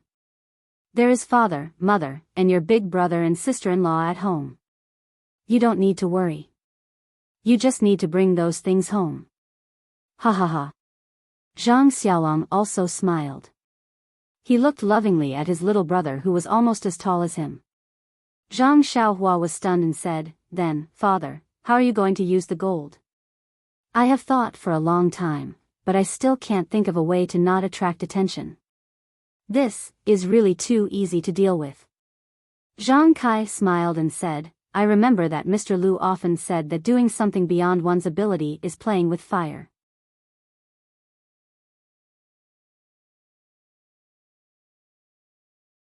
Chapter 388. He remembered that Shu Yucihang said that Zhang Xiaohua was ungrateful. This knot in her heart should be untied here. Zhang Xiaohua was stunned and asked, "Father, why don't I understand what you're saying?" Zhang Kai smiled and said, "What I mean is that if we don't use this huge amount of wealth, we won't attract attention, right?" Ah. Zhang Xiaohua felt dizzy and said, "Since father doesn't want to spend this money, why should I take it out?" Zhang Kai said meaningfully, "You taking it out and not taking it out, of course, is completely different. In fact, Xiaohua, the banknotes you brought back 5 years ago haven't been used up. Your mother has always been frugal and saved it for you to marry a wife. Your elder brother didn't spend much money to build a house, so it doesn't matter if you take out the gold or not. However, since you took out such a huge amount of wealth, doesn't our family have a plan in mind? Even if we spend all the banknotes now, there is still the gold in the house as a foundation, right? Tell me, is there any difference between this and not taking it out? Moreover, our family's current situation has already made some people jealous. If we go further, it will be easier to get into trouble. However, with you in the future, the family will be much better." In an instant, Zhang Xiaohua understood. Although there were a lot of banknotes, there would be a time when they would run out, and this time was not far away. Therefore, her mother and father were extremely frugal. They didn't buy what they shouldn't buy, and they didn't spend what they shouldn't spend. Now that they had gold that they couldn't spend in this lifetime, of course, there was a layer of barrier in their hearts. Naturally, they would let go of their hands and feet in their lives. Of course, Zhang Xiaohua also knew that her mother and father were used to farmers. How could they be extravagant? They naturally had their own sense of propriety. There was no need for her to say anything. After thinking for a while, Zhang Xiaohua probed, "Father, the things at home have been arranged. Do you think I should go? Leave?" Zhang Xiaolong shouted when he heard this and said, "Little Blossom, how many days have you been home? Why are you in such a hurry to leave? Didn't father and mother tell you to stay at home and not go out?" Zhang Xiaohua thought to herself, Big brother, there are still 2 girls waiting for me to send them to Pingyang City. They have already waited for more than 10 days. If I don't go back now, they will think that I have gone missing. Of course, he didn't plan to tell his family about this. After all, Nie Qianyu and Little Orange were being hunted by bad guys and were in danger. If he told his family, they would be worried. Thus, Zhang Xiaohua smiled and said, Big brother, second brother hasn't been found yet, right? He's also been missing for many years. No one knows if he's dead or alive. I'll go look for him now and drag him back from that misty school. What do you think? Then, she looked at Zhang Kai's gloomy face and added, Dad, don't worry. I'm just going to look for second brother. I won't get involved in the misty school. Hearing this, Zhang Kai's face darkened even more. Zhang Xiaohua thought to herself, this is bad. Sure enough, Zhang Kai stood up with a whoosh and shouted at Zhang Xiaohua, come here. After that, he walked out without looking back and went straight to her grandmother's grave outside the courtyard. He shouted, kneel down. Dad, Zhang Xiaohua was very surprised. Kneel down. Zhang Kai shouted again without hesitation. Although Zhang Xiaohua didn't understand what her father meant, she still knelt down in grievance. Seeing Zhang Xiaohua's aggrieved look, Zhang Kai's heart ached. However, he still hardened his heart and said, Xiaohua, I want to ask you a few questions. Dad, please ask. Zhang Xiaohua said softly while kneeling. When we met your sister-in-law in Lu Town, who saved us? Hero 1 and Heroine Shui. Then when you and Big Brother went to marry your sister-in-law, who saved you on the way? It was Hero Lu. Where did you learn your martial arts? This? Zhang Xiaohua was a little hesitant. His Carefree Heart Sutra was accidentally obtained from the Misty School's library. Then, he slowly figured it out. If it was not taught by the Misty School, then this sutra was indeed obtained from the Misty School. Moreover, his Big Dipper Magical Fist and the most basic Arhat Fist were also taught by He Tianshu. If his martial arts had nothing to do with the Misty School, then he would be going against his conscience. Therefore, Zhang Xiaohua said helplessly, I learned it from the Misty School's library. When you first arrived in Pingyang City and went to that manor, was it the Misty School's property? Did they give you a job? It was undeniable that Huanxi Manor was the property of the Misty School. In other words, it was the Misty School that indirectly gave Zhang Xiaohua his first job. Zhang Xiaohua nodded helplessly. Did your second brother join the Misty School and gain the favor of the sect master to become her direct disciple? This was exchanged with my life. Zhang Xiaohua explained anxiously. However, Zhang Kai did not listen. He only asked, you're just saying yes or no? Yes. Alright, then ask yourself in front of your grandmother. Can you cut ties with the Misty School? Regardless of whether the Misty School admits it or not, shouldn't you be the first to admit that it was the Misty School that helped you? Now that the Misty School is in trouble and I heard that it was destroyed, don't you have any thoughts about it? You even dare to say, if it wasn't for second brother Sun, what does the Misty School have to do with me? Ask your grandmother in the netherworld and see how she will answer you. These words struck Zhang Xiaohua's head like a bolt of lightning. With a swoosh, Zhang Xiaohua broke out in a cold sweat. Even the bean-sized beads of sweat dripped from the top of his head. Yes, even if I'm not a disciple of the Misty School, the Misty School may not acknowledge me as a disciple. However, can I cut ties with the Misty School? Seeing his son like this, Zhang Kai's expression softened. He said, Xiaohua, be grateful. Remember, you must be grateful. Our family is poor and you left early. These 5 years, Father knows that your life has been difficult and dangerous. Father didn't fulfill his responsibility as a father and didn't teach you properly. This isn't your fault, it's all Father's fault. Our family has received a lot of kindness from the Misty School. They say that a drop of water should be repaid with a gushing spring. You must remember, we must repay the Misty School's kindness. Zhang Xiaohua cried in shame. He said, I know, father. I will definitely repay the Misty School's kindness. Father, when I first came back from the deserted island and heard about the Misty School, I wanted to avenge gang leader O and the others. However, I don't know why, but along the way, I feel more and more bored. I just want to cultivate quietly and don't want to be entangled by these mundane matters. Now that I think about it, I don't even know what I said just now.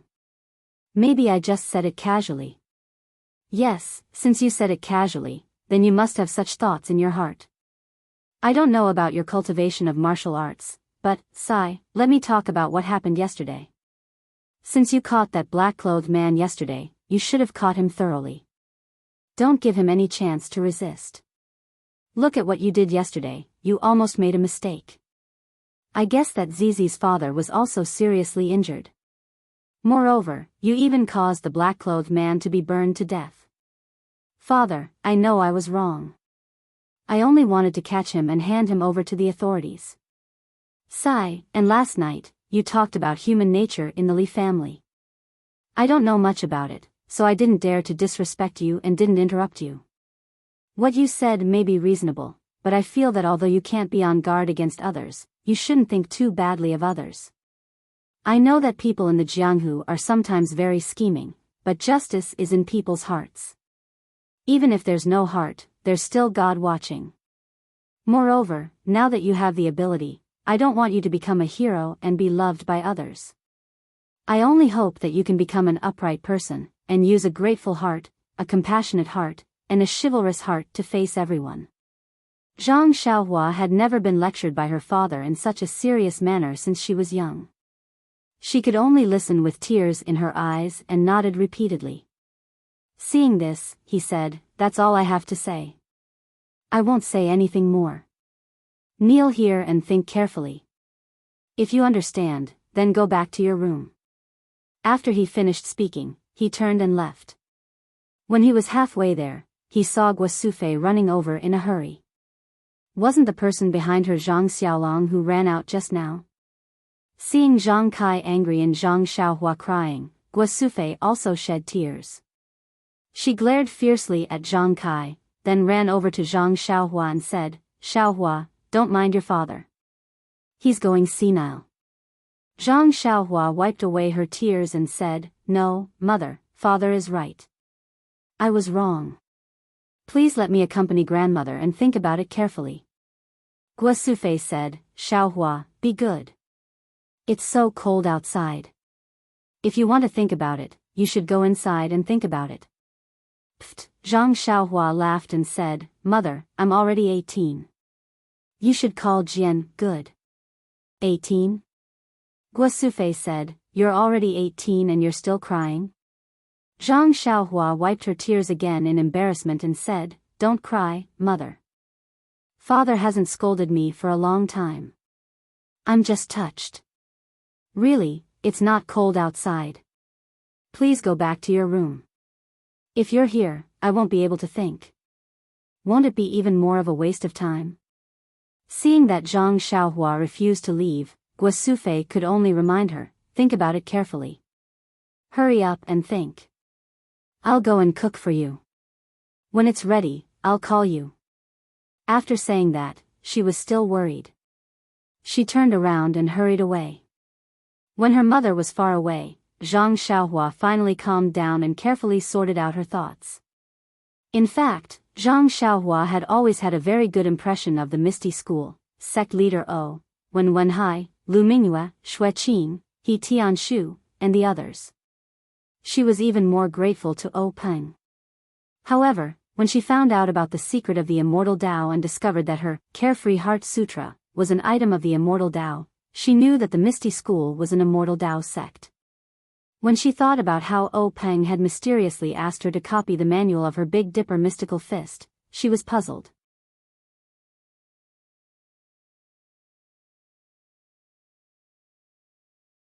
Chapter 389. Of course, sect leader O wanted to exchange it for 3,000 taels of gold, so he didn't treat him badly. This little bit of doubt was nothing, but later on, he saw the sinister intentions of the righteous alliance on the ship, and saw many robberies and killings on the road. In particular, Zhang Xiaohua entered the realm of oneness of heaven and man twice in a short period of time, and was very lucky to be close to the way of heaven twice. What was the way of heaven? No one could say for sure. But heaven and earth are heartless, treating all things as straw dogs. The way of heaven was the most ruthless. Zhang Xiaohua peeked at the way of heaven at such a close distance. Of course, it was inevitable that she was tainted with some of the way of heaven's consciousness. This was an extremely rare opportunity on his path of cultivation, but it had an extremely bad influence on the growth of his temperament. Therefore, when he encountered the attack on Nye Qinyu, he almost didn't want to come out.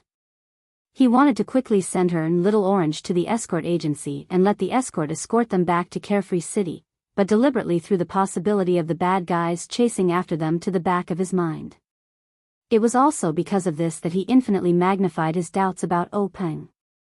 He only wanted to withdraw himself from the whirlpool of the secular world, but deliberately forgot that the Misty School's disciples were good to him.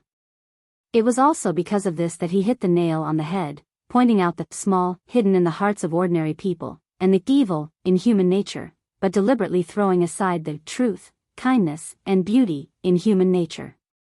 Although Zhang Kai was not knowledgeable, he could truly see the positive side of life, and see the inadequacies of his beloved son. It was also because of this that Zhang Xiaohua was completely enlightened and understood that she had gone astray. That's right. Swordsman Wen and Swordswoman Shui saw our family being bullied by bullies in Lu Town. With a compassionate heart, they helped us regardless of the consequences. That's how my brother and sister-in-law became successful. Apart from Guozhuang, Master Lu also saved us with his chivalrous heart when he saw the bandits of Shitsui Mountain bullying my brother and me. He killed the 3 wolves of Shitsui Mountain with his own hands and did good to the area.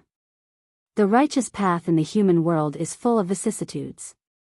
The righteous path is the most difficult, but it is extremely easy to commit evil. But if there is no righteous path, then how can there be fairness and justice in this world? However, this isn't the Righteous Alliance's righteous alliance. Look at those heroes from the Misty School, and look at the Righteous Alliance. They're really the classic example of selling dog meat under false pretenses. Since I have the means of the Immortal Tao, I should rely on my chivalrous heart to do things with a clear conscience. My previous evasion was lacking. But why did I suddenly have such thoughts? What could he do? What can we do? Thinking about what I did in the village a few days ago, I feel a little funny. When Zhang Xiaohua understood, he suddenly felt that his mind was lively and clear, and there was no longer the heavy sense of evasion like a few days ago.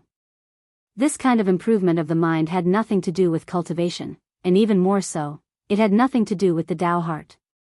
Even if he had seen the evolution of the heavenly Tao for hundreds of millions of years, it was still completely useless.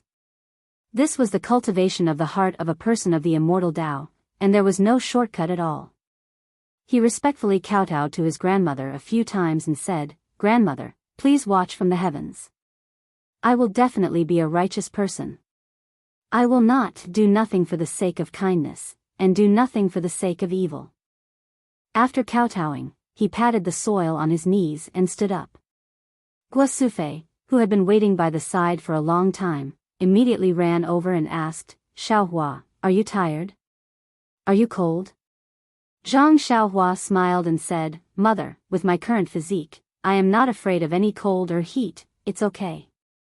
Guosufei saw the gentle smile on her son's face, and was naturally happy and said, Good, it's good that you are not afraid of the cold. You have been kneeling for the whole afternoon. Quick, mother made you red braised pork, let's go eat." "Okay." Zhang Xiaohua agreed without hesitation. Guosufei was also very happy. Zhang Kai, who was pacing in the courtyard, saw Zhang Xiaohua come back with a calm expression, and his heart returned to his stomach. After dinner, the family did not stay in the small courtyard, and gathered at Zhang Xiaolong's place. Lu Qian had already gone to the field, but because of the village customs, she did not go out of the house, and only greeted the family in the house, and brewed tea. Zhang Jian was still holding the two primeval stones in his hand, sleeping soundly. Zhang Xiaohua used her divine sense to scan the two primeval stones, and found that the origin energy in them did not decrease, and she also did not feel any fluctuation of origin energy in Zhang Jian's body. Zhang Xiaohua was a little puzzled. The omen was so strong, why was there no change in Jian-er's body? That day, the golden array formation and the dense purple energy were all absorbed into his body. Could it be that I still have to rely on the immortal cultivation technique? After thinking for a while, Zhang Xiaohua secretly took out the Carefree Heart Sutra cultivation technique, and found an opportunity to call Zhang Xiaolong and Lu Qian to the side, and said in a low voice, "Big brother, sister-in-law, the gift I gave Jian last time, oh, that fist technique manual, is it still there?" Lu Qian said curiously, "It is, Xiaohua, it is at the bottom of my box, do you want it now?" "I will go get it." Zhang Xiaohua waved her hand and said, "No need, I have already memorized that fist technique, there is no need for it." Then, she turned to Zhang Xiaolong and said, "Big brother, what do you think of my strength?" "It is very scary, you are good at farming." "Damn, big brother, can we not talk about this?" "Oh right, big brother, do you know where my strength comes from?" Zhang Xiaolong was stunned and said, "Strength is not innate, could it be that you trained it from martial arts?" Lu Qian was unusually intelligent, and immediately said in surprise, "Could it be that fist technique manual?" Zhang Xiaohua said with a smile, "Sister-in-law is still the best, it is that fist technique manual." "That is great, when Jian-er grows up, I can rest, the business of farming will be handed over to him." Zhang Xiaohua fainted, "Big brother, look at you." Lu Qian was angry, and said with her almond-shaped eyes, "Shut up, if you don't want to kneel on the washing board at night, don't say another word." Zhang Xiaolong subconsciously kept his mouth shut, and fear appeared in his eyes. Lu Qian changed into a smile, and said to Zhang Xiaohua, "Xiaohua, continue." Zhang Xiaohua suppressed the laughter in her heart and said, "This fist technique manual, when Byron is 5 or 6 years old, maybe a little earlier, this is up to you, let him see the pictures inside, and let him practice according to the fist technique manual." Don't we need to find someone who knows fist technique to teach? Zhang Xiaohua shook her head seriously and said, "Sister-in-law, remember, you must remember, do not let others teach Byron fist technique, and also do not let others see this fist technique manual. You can only let Byron explore by himself." Lu Qian saw this, and with a serious face, she nodded repeatedly. "Also, sister-in-law, this fist technique, according to my experience, at the beginning, the limit is 9, and after 9 times, it is complete, at most, 9 times, 81 times a day, any more than that is useless. After a certain level of practice, you will enter the second level, with 8 as the limit, and so on, until you can practice once, 9 times a day." Lu Qian was stunned, and asked doubtfully, "Then, what does it mean to practice to a certain level? Is it proficiency, or time?" Zhang Xiaohua smiled and said, "This, when the time comes, Byron will naturally know, it is useless to talk about it now." The cultivation method of immortals was unimaginable, even if she explained it to Lu Qian now, it would be difficult for her to understand, so she might as well not say it.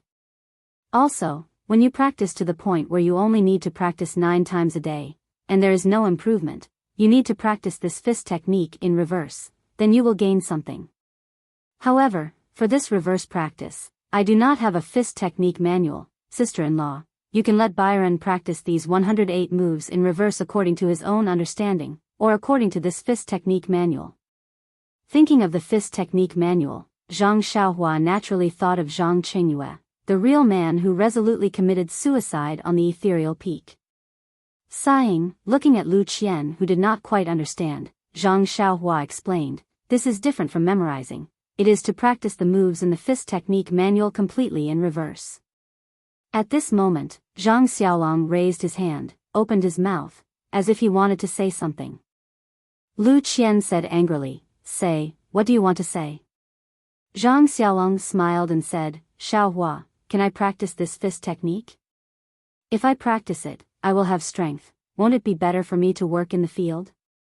Lu Qian was furious and said, "You, shut up." Zhang Xiaohua patted her forehead, suddenly realized and said, "Big brother, you are right, I was just thinking about Byron, but I forgot about you, but I don't know if there will be any effect after you practice it. How about this, I will practice this Fist of the North Star from beginning to end, you see." After that, she walked to the courtyard, from beginning to end, and from end to end, from end to end, completely. These 216 moves made Zhang Xiaolong dizzy, he did not know what to do. Then, Zhang Xiaohua demonstrated the links of the Fist of the North and South Star. Lu Qian finally understood completely. Zhang Xiaohua saw that her brother was a little depressed, and said with a smile, "Big brother, I used a long time to practice this Fist of the North Star. You just took a look and want to learn, it is not very possible." Zhang Xiaolong thought about it and said, "Anyway, it is not too late for you to teach me when you are at home." But just as he finished speaking, he remembered that Zhang Xiaohua had told Zhang Kai at noon that she would go out to find Zhang Xiaohu immediately. He said embarrassedly, "I am not in a hurry, I will practice slowly. You can teach me a move later, I will think about it myself." Zhang Xiaohua thought that this was the only way. If she really taught Zhang Xiaohu, there would be no effect for at least a year. But first, there was no news from Zhang Xiaohu, and her family was not at ease. Second, Nie Qianyu was still waiting in Pingyang City. She did not want to involve her family in the dispute of the pugilistic world, so naturally, she could not bring them over. Moreover, Nie Qianyu's family was also waiting anxiously. Putting herself in their shoes, she also wanted to send them back quickly. After that, the three of them entered the house. Zhang Xiaohua took out the Carefree Heart Sutra and said, "Sister-in-law, this is another internal energy cultivation method, but it is different from the Fist manual. This book is still to be returned to the Misty School, so you can't lose it." Lu Qian reached out and took it, smiled and said, "Then I will hide it under the box."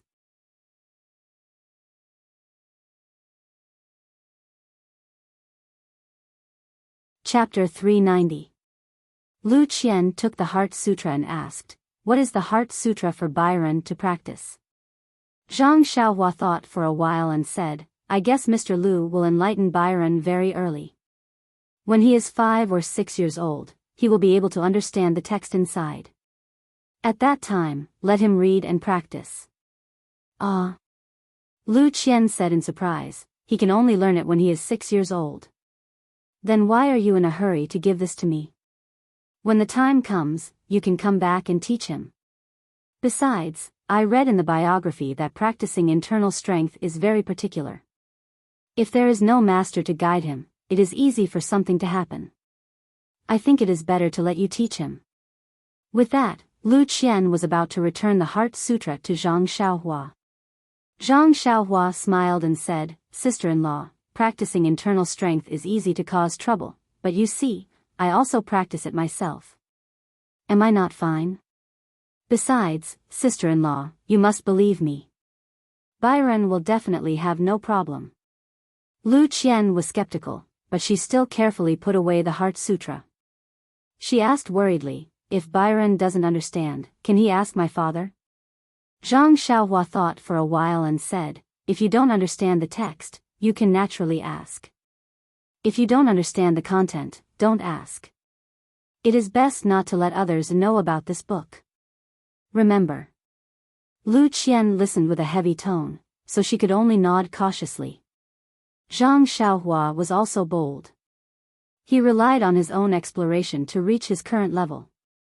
He thought that everyone could practice by themselves, so he easily gave the Heart Sutra to his sister-in-law and let his little nephew explore by himself. He was a shopkeeper who didn't do anything. If Byron cultivated, he was only 5 or 6 years old. How could he understand the content of the book? However, was Zhang Byron an ordinary person? After explaining the matter of Byron, Zhang Xiaohua saw that his father and mother were playing with Byron. He took Zhang Xiaolong to the courtyard and began to teach Zhang Xiaolong the Big Dipper magical fist. Only after Zhang Xiaolong taught him did he realize how he Tian Shu felt back then. That's right. Zhang Xiaolong could have hit it this way and hit it from this angle, but Zhang Xiaolong hit it wrong. By the time Zhang Xiaolong corrected him, there were other problems. After a few times, Zhang Xiaohua lost her patience and encouraged him, "Big brother, you're really a martial arts genius. I practiced this move for many days before I reached your level." Zhang Xiaolong was pleasantly surprised. "Really? Xiaohua, it seems like I'm really not an ordinary person. If I had known earlier, would have followed you to Pingyang City." "AI, that's right, big brother. If you go, I reckon that the Misty School won't be destroyed. You might not be able to defeat the enemy, but you can at least learn the essence of the Misty School. Then, you can start a family in the Guozhuang house and inherit the legacy of the Misty School." "Yes, Xiaohua, you're right.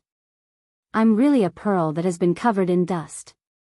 So, big brother, if you have time, you should look at the martial arts manual yourself. I'm afraid that I might lead you astray and delay your progress." "I see. All right, Xiaohua, then I can only reluctantly practice on my own." After settling Zhang Xiaolong, Zhang Xiaohua went back into the house to look for her mother.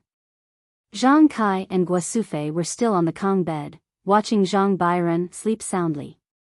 Just now, Bairen woke up for a while and played with the two elders for a while before going back to sleep. At this moment, the two of them were whispering to each other. Seeing Zhang Xiaohua enter the house, Guo Sufei laughed softly and said, "Xiaohua, I heard from your father that you did something good in Lu Town last night?" When Zhang Xiaohua heard this, she blushed a little and said, "I wanted to do something good, but I didn't do it thoroughly and left a little tail. Today, I heard from father that I know I was wrong." Guo Sufei said, "It's good that you know you were wrong. When helping someone, you have to help them to the end. If you give up halfway, it's better not to help." Zhang Xiaohua smiled and said, "That's right. Mother is right. I have something to tell mother." "What is it? You're still so mysterious." Guo Sufei saw that Zhang Xiaohua was so serious about this matter. She also felt strange and said, "Isn't it because you like a girl from some family? Mother still has some money here. It shouldn't be a problem to find a wife for you." Zhang Xiaohua was a little bashful and said, "Mother, let's go out and talk. Byron just fell asleep. I'm afraid we'll wake him up." Seeing this, Guo Sufei felt that her sense of smell was even more sensitive. However, in her heart, she muttered, "I just went out for a day and already found someone I like. Could it be that I was cheated?" Zhang Kai actually knew Zhang Xiaohua's feelings and also encouraged Guo Sufei to go to the central room. Sitting on a chair, Guo Sufei laughed and asked, "Xiaohua, you're not young anymore. It's the right time. Tell me, which family's girl do you like?" Zhang Xiaohua smiled and said, "Boy also doesn't know where that girl is. I can't tell you right now." "You sly girl, then why did you call mother here?" Guo Sufei only thought that Zhang Xiaohua was thin-skinned and didn't think much of it. Zhang Xiaohua looked at her father and said, "Mother, I already told father this afternoon that I want to find a time to leave the Guozhuang house in the next 2 days. After I go out to look for second brother, I'll go back to the Guozhuang house with him." Hearing this, Guo Sufei's face immediately changed and said, "No, you left the Guozhuang house when you were 12 years old. Until you turned 18 this year, you only came back once. That time, you also left without saying goodbye. In a flash, you disappeared for more than 5 years. Do you know how much mother's heart hurts? Do you know how mother's days have been? If it wasn't for the child in your sister-in-law's belly that mother missed, I'm afraid that mother wouldn't be able to see you come back." As she spoke, tears immediately flowed out. She looked at Zhang Xiaohua with eager eyes. The affection of licking her child was obvious. When Zhang Xiaohua came back this time, Guo Sufei was far less emotional than the last time. First, she had a younger son who was worried about her, so she didn't have much free time. Second, she was somewhat confused between reality and dreams. She was afraid that this was just a beautiful dream of the past, so she didn't dare to overdo it. Today, before she could completely adapt to the reality of her son's return, Zhang Xiaohua once again asked to leave her. How could she bear to do it? She still wanted her younger son to be happy at her knees and find a lovely wife, so that she could sing the husband and wife songs under her eyes. Seeing this, Zhang Xiaohua walked forward and sat on the chair next to her mother. She smiled and said, "Mother, I know what you mean. Boy is indeed unfilial and has made you worry at home. However, this time is different from before." "What's the difference?" Guo Sufei asked curiously. "Mother, do you still remember Hero Wan, Heroine Shui, and Hero Lu from Misty School?" "Of course I remember. Although Mother is a woman and has never seen them, you are indebted to them for saving your lives. Mother will certainly remember this kindness in her heart. Mother, if they were killed and the boy knows who killed them and has the ability to kill their enemies, do you think the boy should avenge them?" "Ah. Our benefactors, have they really met with misfortune?" "If so, Xiaohua, they have indeed given our Zhang family a new lease of life, especially Hero Lu. If it weren't for him, you, your elder brother, and sister-in-law would have been dead. This kindness should be repaid. But you, Xiaohua, it's not that Mother doubts you, but they were not a match for you even with such high martial arts. You are just a child, how can you avenge them? Mother, please don't worry. Although the boy is stupid, he won't do something as stupid as hitting a rock with an egg. If he can't defeat his enemy, he will use his wits. He won't treat his life as a joke." Guo Sufei frowned and hesitated. Zhang Xiaohua continued, "Moreover, we don't know whether second brother is dead or alive. Rather than staying at home, it's better for me to go out and look for him. I've already met with my old friends at the villa. Although they haven't seen second brother, they still pointed out the place to look for him. I'll go and take a look. If there's any news, you'll be the first to know." Hearing this, Guo Sufei bitterly smiled and said, "Xiaohua, don't try to comfort Mother. So many of the Misty School's disciples died unnatural deaths. We've already heard from young Master Li. How could your second brother be the only one who escaped with his life? These past few years, Mother has already calmed down a bit. I can't bear to put you in danger because of Xiaohu. If he's alive, I want to see him. If he's dead, I want to see his corpse. If there's no news of second brother, it means that second brother still has hope of surviving. Mother, don't worry. The boy has a premonition that second brother will definitely." "Xiaohua, don't say any more. It's already been more than 3 years. If there's any news, your second brother would have already sent a letter home. Why wait until now?" This, Zhang Xiaohua was speechless for a moment. "Forget it, Xiaohua. Go back and rest first. Let your mother think about it carefully tonight. She's a sensible person. Let's talk about it again after she's thought it through," Zhang Kai advised. Hearing this, Zhang Xiaohua knew that her father wanted to speak up for her. She didn't say anything more. She said something else to them and returned to her room to rest. Ever since Zhang Bairen was born, Guo Sufei had been accompanying Lu Qian to take care of the child. Tonight, she handed this task over to Zhang Xiaolong and followed Zhang Kai back to the room next door. When Zhang Xiaohua returned to his room, he saw that it was still early. He sat down cross-legged and took out a few small jade pendants. He knew that although his mother loved him dearly and didn't want him to get involved in the Jianghu, the Misty School was a great favor to the Zhang family. For the sake of righteousness, his mother wouldn't stop him. As for Zhang Xiaohu's life and death, Guo Sufei couldn't let it go. For the sake of family, his mother would definitely let him go. Therefore, before he left, he had to settle the matters at home. Actually, when he was making a jade pendant for Ji Xiaohua's mother in Songning Town, Zhang Xiaohua already had this idea. Therefore, on the way back, he already had a plan in his heart. In the formation jade slip left behind by Venerable Fire Dragon, there were quite a number of defensive and offensive formations. However, they were all slightly complicated. During this period of time, Zhang Xiaohua had been studying them. Although he wasn't very confident, he still wanted to give it a try. Taking out a jade pendant that had already lost its energy, he placed a new small primeval stone in his right hand. Zhang Xiaohua calmed down and silently recited the incantation. His left hand moved according to the instructions of the jade slip. The energy of heaven and earth was extracted from the primeval stone and gradually formed into a restriction in his left hand. At this moment, Zhang Xiaohua's heart skipped a beat. Please accept, please tip, thank you.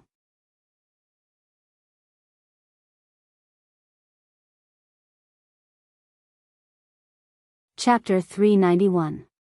Zhang Xiaohua had already learned a little about embedding a miniature formation into a jade pendant on the deserted island. He had also thoroughly comprehended it on the ship back on land. When he returned to Soming Town, he even gave it a try. He successfully embedded a tranquil formation into a jade pendant and gave it to Ji Xiaohua's mother as a form of compensation.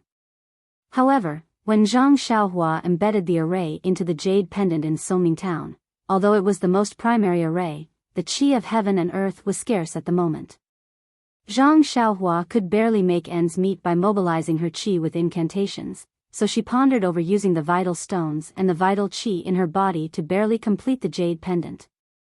At that time, her vital qi was exhausted and she was so tired that her face turned pale. Now, Zhang Xiaohua wanted to embed a more advanced defensive array into the jade pendant. Zhang Xiaohua had pondered over this array many times on her way back to Pingyang City. However, there was always a sense of obscurity when she made the incantation. When it reached a certain level, it was difficult to continue, let alone embed it into the jade pendant. However, when Zhang Xiaohua made the incantation today, she felt that it was as smooth as moving clouds and flowing water, as if the previous sluggishness had disappeared. Therefore, Zhang Xiaohua's heart skipped a beat. However, this was not the time to ponder over it carefully. She hurriedly changed the incantation in her hands and completed the complicated transformation of the entire array. Then, she shouted clearly, "Go." She put her left index finger and middle finger together and mobilized her vital qi, striking the array that had already been completed at her fingertips toward the jade pendant in front of her.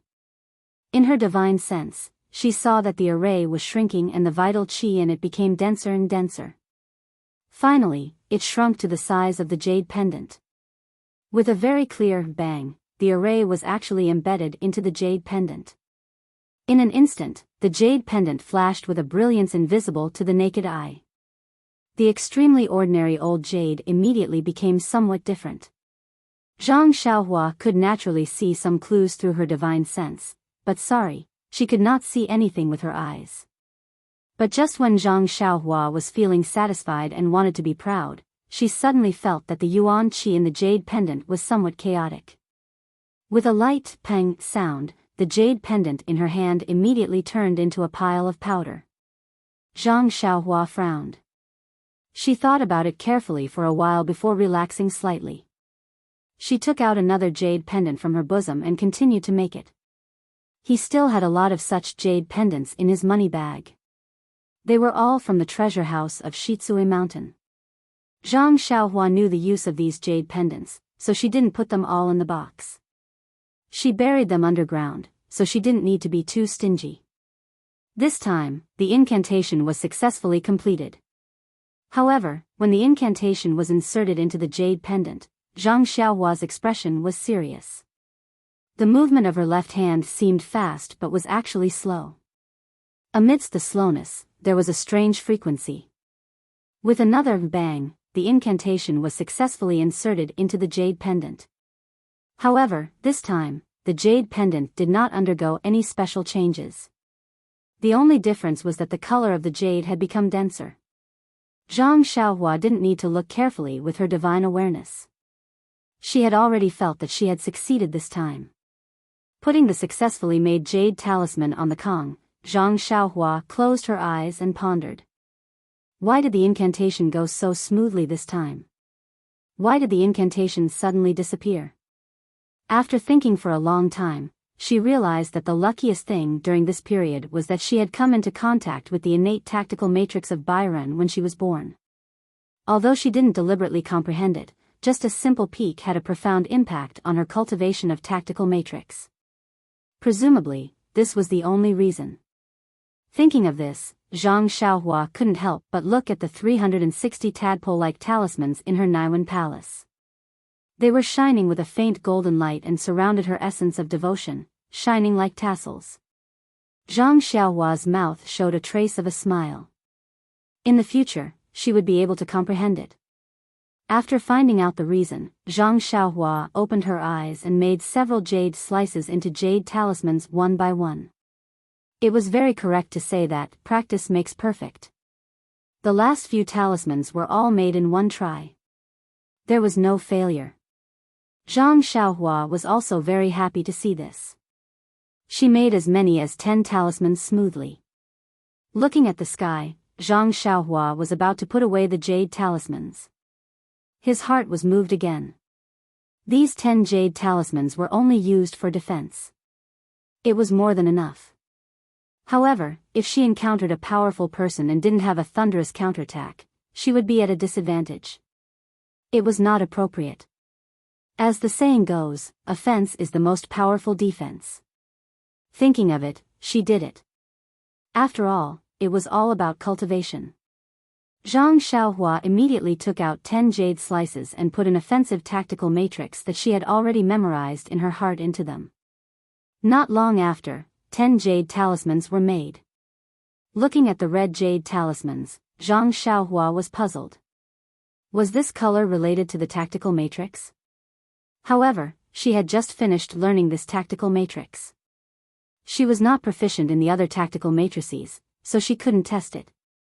Putting away the 20 jade talismans, Zhang Xiaohua sat cross-legged and prepared to cultivate the Carefree Heart Sutra. However, when she began to cultivate, she found that her Heart Sutra cultivation method had actually made some slight progress. Zhang Xiaohua was overjoyed. Could it be that she could cultivate this talisman? This was a good way to kill 2 birds with 1 stone. Waking up the next day, Zhang Xiaohua finished practicing the Big Dipper magical fist in the bamboo forest. When he returned to the courtyard, Guosufei had already woken up to prepare dinner. Looking at her mother's slightly swollen and bloodshot eyes, Zhang Xiaohua's heart ached. Mother obviously did not sleep well last night. This boy is unfilial. However, if I can't find second brother, then I will be even more unfilial. I hope mother can understand me. When I am done, I will definitely accompany mother and father. Sigh, I forgot that I still have to help mother and father find some longevity prescriptions. According to Venerable Huolong's records, there are some pills that can extend one's life. However, although he is knowledgeable, he is not proficient in this aspect. Cultivating the immortal Tao can extend one's life. However, mother and father are obviously not suitable for it. I don't even know if big brother and sister-in-law can do it. I am just a beginner and do not know how to guide others. Let's talk about this later. Guosufei saw Zhang Xiaohua enter the courtyard and forced a smile. Xiaohua, you went out to practice martial arts. Zhang Xiaohua respectfully said, yes, mother. Music does not leave the mouth and fist does not leave the hands. This martial arts needs to be practiced frequently. Seeing her mother wiping her eyes and going back to work, Zhang Xiaohua picked up the bucket and said, Mother, I am going to get some water. It has been a long time since I worked for you. Guosufei said, no need. Xiaohua, you have a good rest. Let your big brother do this work. Zhang Xiaohua was not willing to comply. She took the rope and the bucket and went out. Because it was winter, the fields were filled with snow. Zhang Xiaohua returned for a few days and did not go to the fields that were still under her name. This time, she used the excuse of fetching water to take a good look. The fields were now under Zhang Xiaohua's care.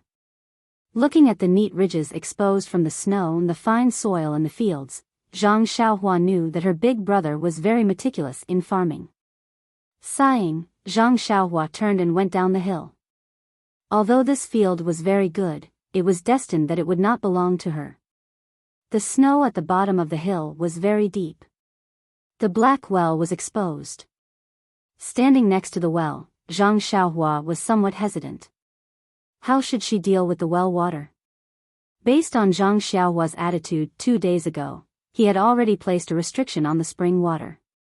As long as the Zhang family came to take it, no one else would be given a single drop. But now, Zhang Xiaohua's attitude had changed. The spring water was sweet and rich in the qi of heaven and earth. It was the best gift from the heavens. Since it was a gift from the heavens, it must not be used by a particular family. If he placed a restriction on it, it would only be used by himself. What was the difference between him and the bullies in Lu Town who took other people's things for their own use? What's more, the essence of heaven was the most dependent on fate.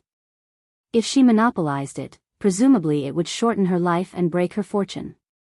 Because of this spring water, her family had already produced Zhang Bairen. It was already a blessing for the generation.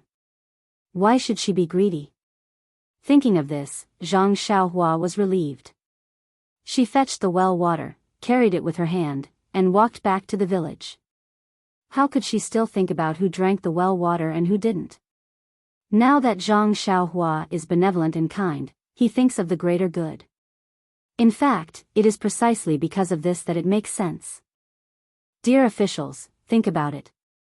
If Zhang Xiaohua had placed a restriction on the well, others would only see the Zhang family drawing water from the well, and they would be able to get the sweet well water, but others would not be able to.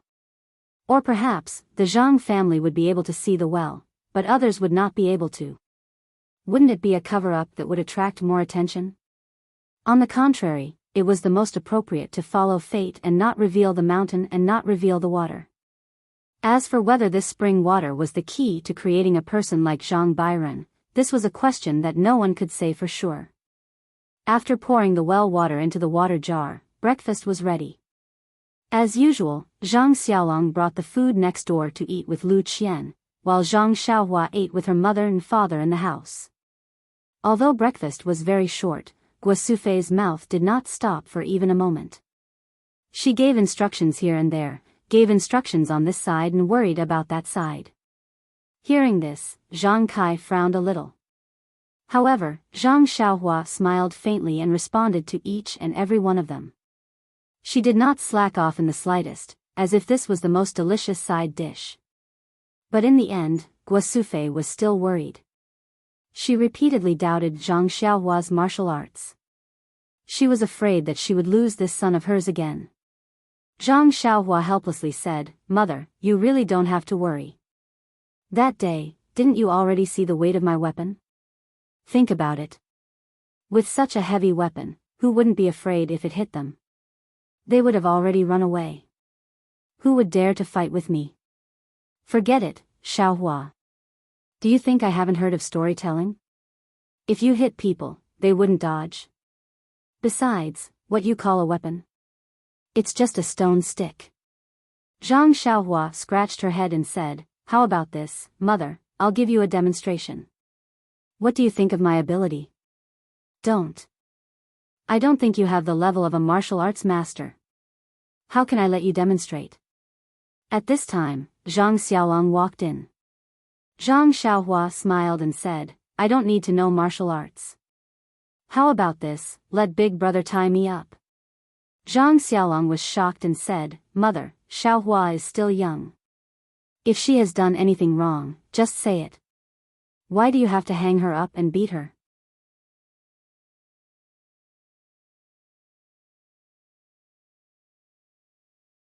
Chapter 392.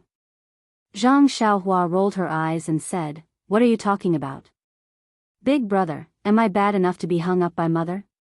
After Zhang Xiaohua explained, Zhang Xiaolong understood.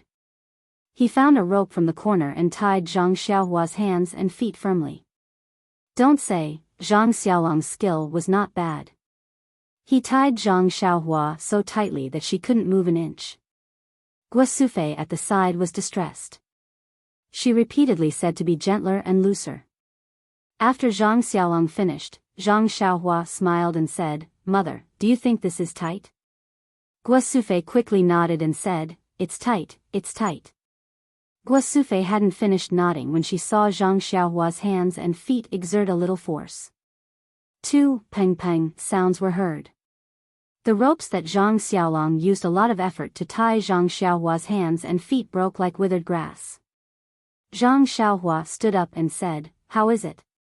Mother, even if I'm caught, I can still escape." Guosufei was stunned. She knew that her son was strong, but she didn't expect it to be so frightening. However, she still didn't give up and said, "But, if they catch you, they will definitely throw you into prison. What's the use of your broken ropes?" Zhang Xiaohua touched his nose and said, "Since it's like this, mother, boy will show you my skills." Finished speaking, he led the three people into the central room. Zhang Xiaolong found a rope and tied himself up. This time, Zhang Xiaolong used a trick. He knew that this guy would definitely break if he struggled, so he didn't waste any more effort. After Big Brother finished tying, Zhang Xiaohua said, "Mother, father, Big Brother, this place will be the bad guy's prison. Lock the door and go out. See how I escape." Zhang Xiaolong looked at his parents. The three of them didn't understand, but they still followed Zhang Xiaohua's instructions and locked the door. They stood in the middle of the yard and stared at the window. They wanted to see how Zhang Xiaohua would escape. But even after a long time, there was still no movement from the window. Zhang Xiaolong smiled and said, "Father, mother, Xiaohua really screwed up this time. Luckily, I didn't tie his hands and feet tightly." At this moment, a laugh came from behind them. Someone said, "Who said I screwed up? I've been standing behind you for a long time." The three of them were shocked. When they turned around, wasn't it Zhang Xiaohua who was standing there with a smile on her face? Zhang Xiaolong was shocked. He ran up to her, looking her up and down, reaching out to touch her left and right. He said, "Are you Xiaohua? How did you come back from outside?" Then she turned her head and asked, "Mother, I don't remember having a twin brother." Zhang Xiaohua laughed and said, "Dage is making fun of me. When did you learn to be this humorous? I'm the Xiaohua in the room?" Guosufei also didn't believe it. She pushed open the door and saw that there were only a few pieces of rope left in the room. Looking around, Zhang Xiaolong smiled and said, "It seems that Xiaohua escaped from the window in the back wall." "Io, that's not right. The window in the back wall was sealed well and didn't break. Little Blossom, how did you manage to escape?" Looking at her mother and father's questions, Zhang Xiaohua said, "This is an escape technique that I learned from Misty School. It allows me to escape when others aren't paying attention. It's very useful." "Is that so?" Guosufei and the others somewhat understood. Since Zhang Xiaohua was able to escape when her hands and feet were tied up, then Guosufei really didn't have any other opinions. Even if Zhang Xiaohua couldn't beat the other party, she couldn't escape at that time. Even if she was caught, she could still escape easily. She really didn't have any reason to keep Zhang Xiaohua here. Of course, the bloody means of Jianghu were far more than this. It wasn't something that Guosufei could understand. Zhang Xiaohua used this simple earth escape technique to convince her mother. It was just to make her mother feel at ease. Seeing that her mother finally agreed, Zhang Xiaohua's face also revealed a smile.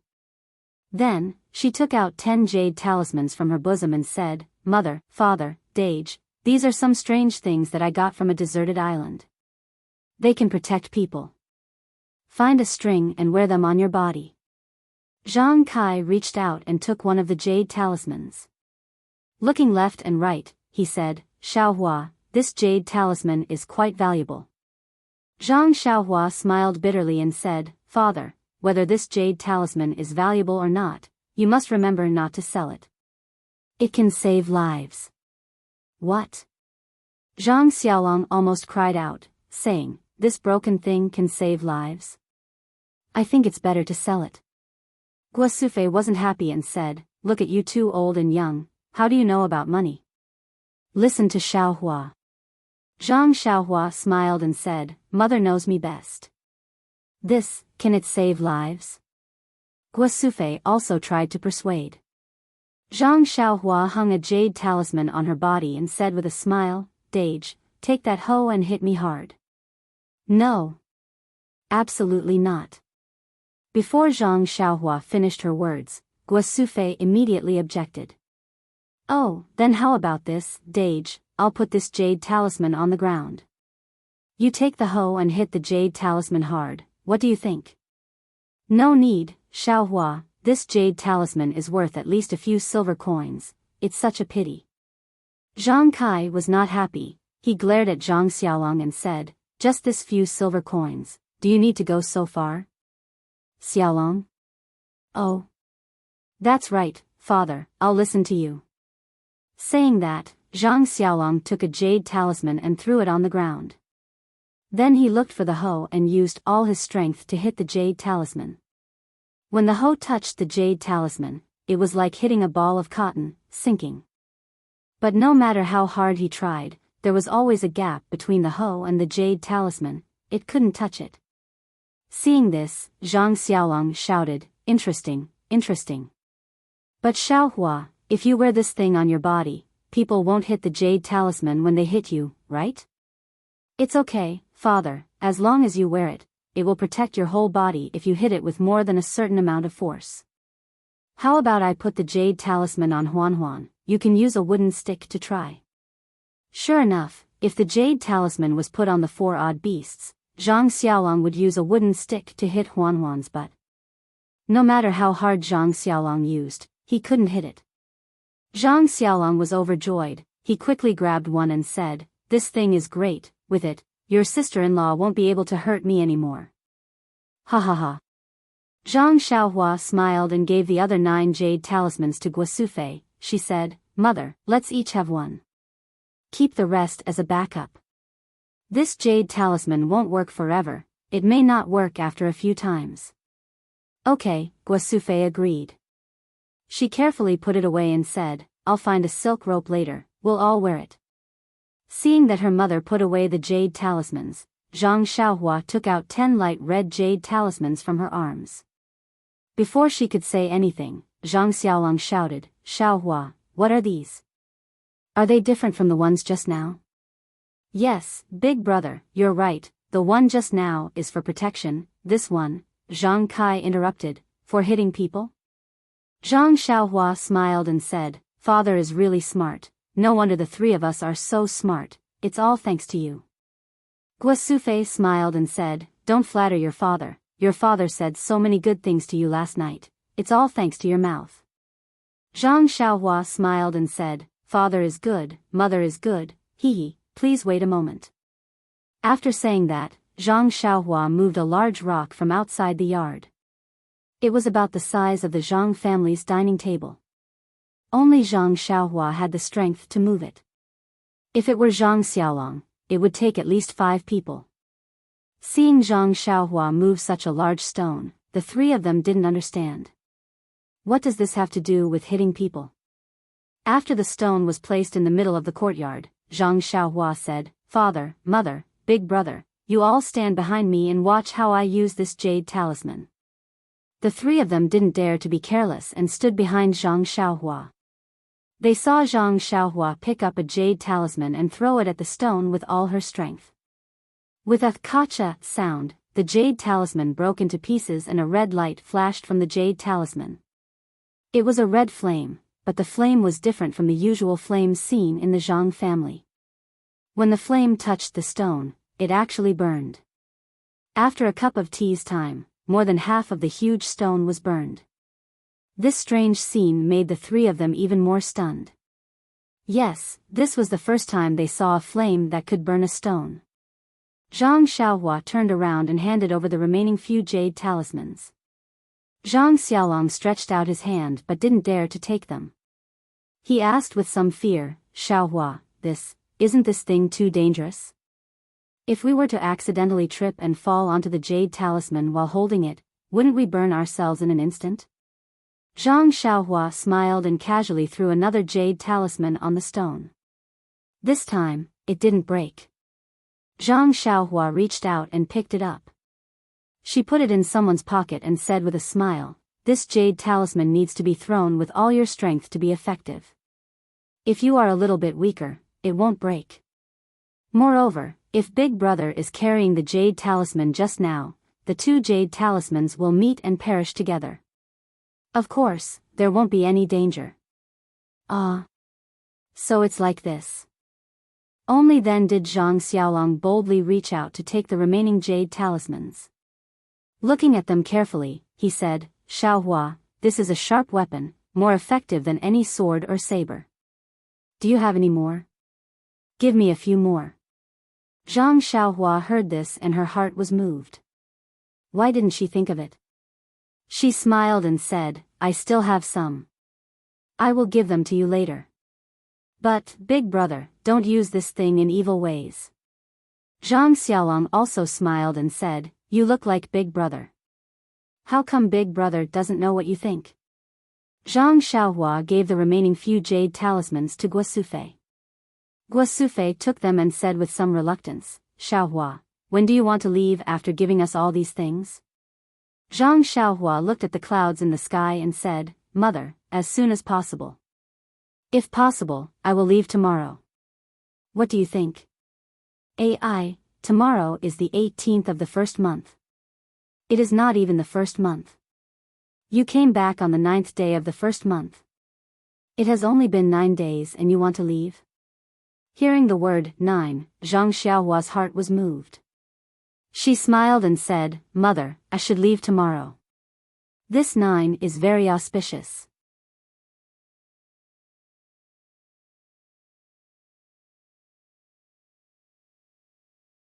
Chapter 393. What new book, hee. Guosufei sighed deeply, no matter how auspicious it is, as long as you leave, Mother will not be happy. Zhang Xiaohua smiled, Mother, don't worry, as long as there is news about second brother, I will immediately send someone to bring the news back.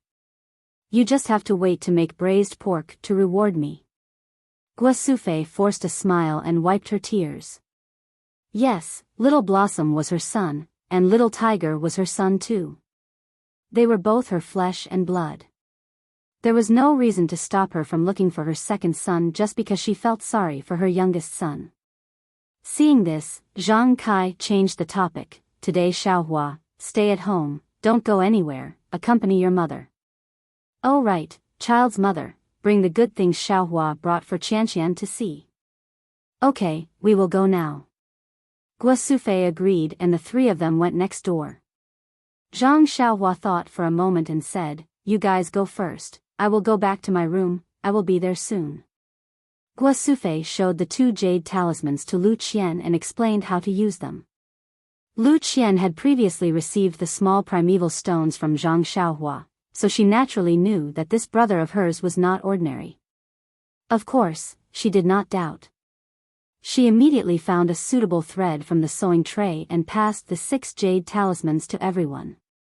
Byron also received one and wore it around her neck. As for the other light red jade talismans, she also took 2 and hid them close to her body. Seeing that their daughter-in-law trusted them so much, Zhang Kai and Guosufei also did as instructed. Not long after, Zhang Xiaohua also rushed over, took out a dozen light red jade talismans and said, Big brother, big sister-in-law, this is all, please keep it. Lu Qian glared at Xiaohua and said, Xiaohua, don't you still need these? You keep them for yourself. Zhang Xiaohua smiled and said, don't mention it, big sister-in-law. I don't need these, you guys can use them, as long as you don't use them casually and only use them to protect yourself. At this time, Guosufei also took out her own jade talisman and said, Xiaohua, Mother will let you wear this. Mother, I really.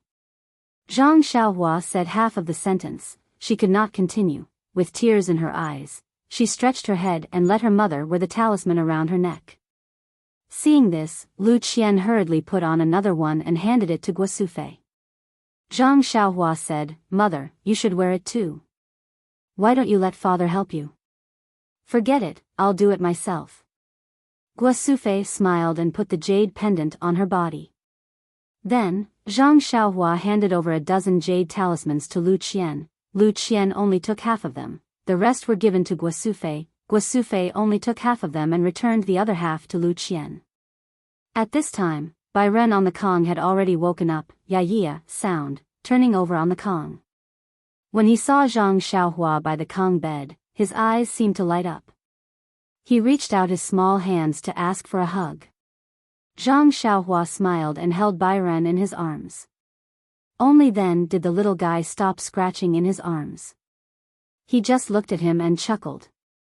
Zhang Xiaohua once again swept with her spiritual awareness, but Bai Ren was still the same as other children. There was no fluctuation of primordial qi.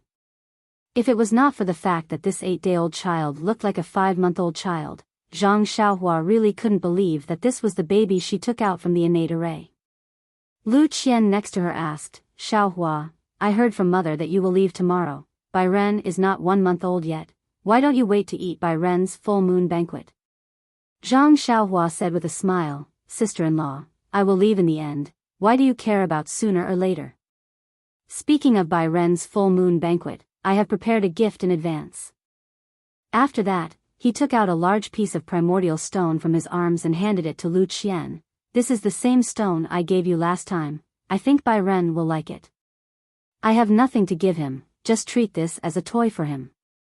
This piece of primordial stone was the size of an adult's fist. The primordial qi contained in it was really surging. Zhang Xiaohua had been refining qi for a long time, but the amount of primordial qi in her body was not so much. Although Lu Qian did not understand the preciousness of this primordial stone, she knew that her son's birth was related to this stone, and it was just a much smaller stone. This one must be even more precious. However, Zhang Xiaohua was her younger brother, so she did not need to be too polite. Before she could say thank you, Bai Ren's eyes lit up, and he stretched out his small hand to hug this thing that was about the size of his head. Seeing this, Zhang Xiaohua put the primordial stone on the Kong, and also put Bai Ren beside it. As a result, Bai Ren reached out and hugged the primordial stone and rolled around. He had long forgotten about Zhang Xiaohua. One day passed quickly, and Zhang Xiaohua's family stayed in Lu Qian's house, accompanying Bai Ren for the entire day. Lu Qian was still in confinement, so she could not leave the house. On the 17th day of the first month, the family had dinner in their central room. Mr. Lu, Lu Kai, and Li Yinfeng also came over, and it was a happy reunion dinner. The next morning, the first ray of sunlight shone into the house. Zhang Xiaohua opened his eyes, sighed softly, and pushed the door open. He did not plan to go out to the courtyard to practice the Big Dipper magical fist, and wanted to leave quietly, afraid of the heartache of separation. Unfortunately, just as he stepped out, he saw the dark red fire in the stove. His mother had already woken up.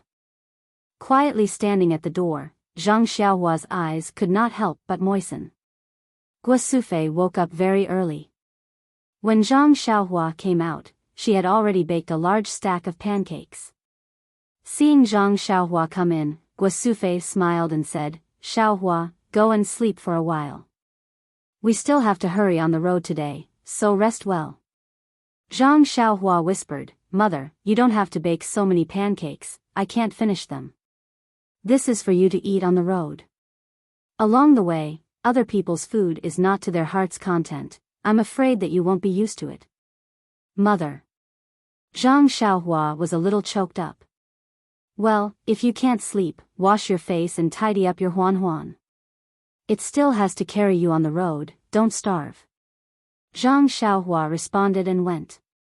It seems that Zhang Xiaohua's idea of quietly leaving had completely failed. Not long after, Mr. Lu, Lu Kai, and Li Yinfeng also came over. After eating, a group of people sent Zhang Xiaohua out like stars surrounding the moon. Only Lu Qian and Bai Ren didn't go out of the house. Zhang Xiaohua especially went to say goodbye to her sister-in-law. Bai Ren, this boy, was still sleeping soundly. Zhang Xiaohua couldn't help but hug and kiss his chubby little face.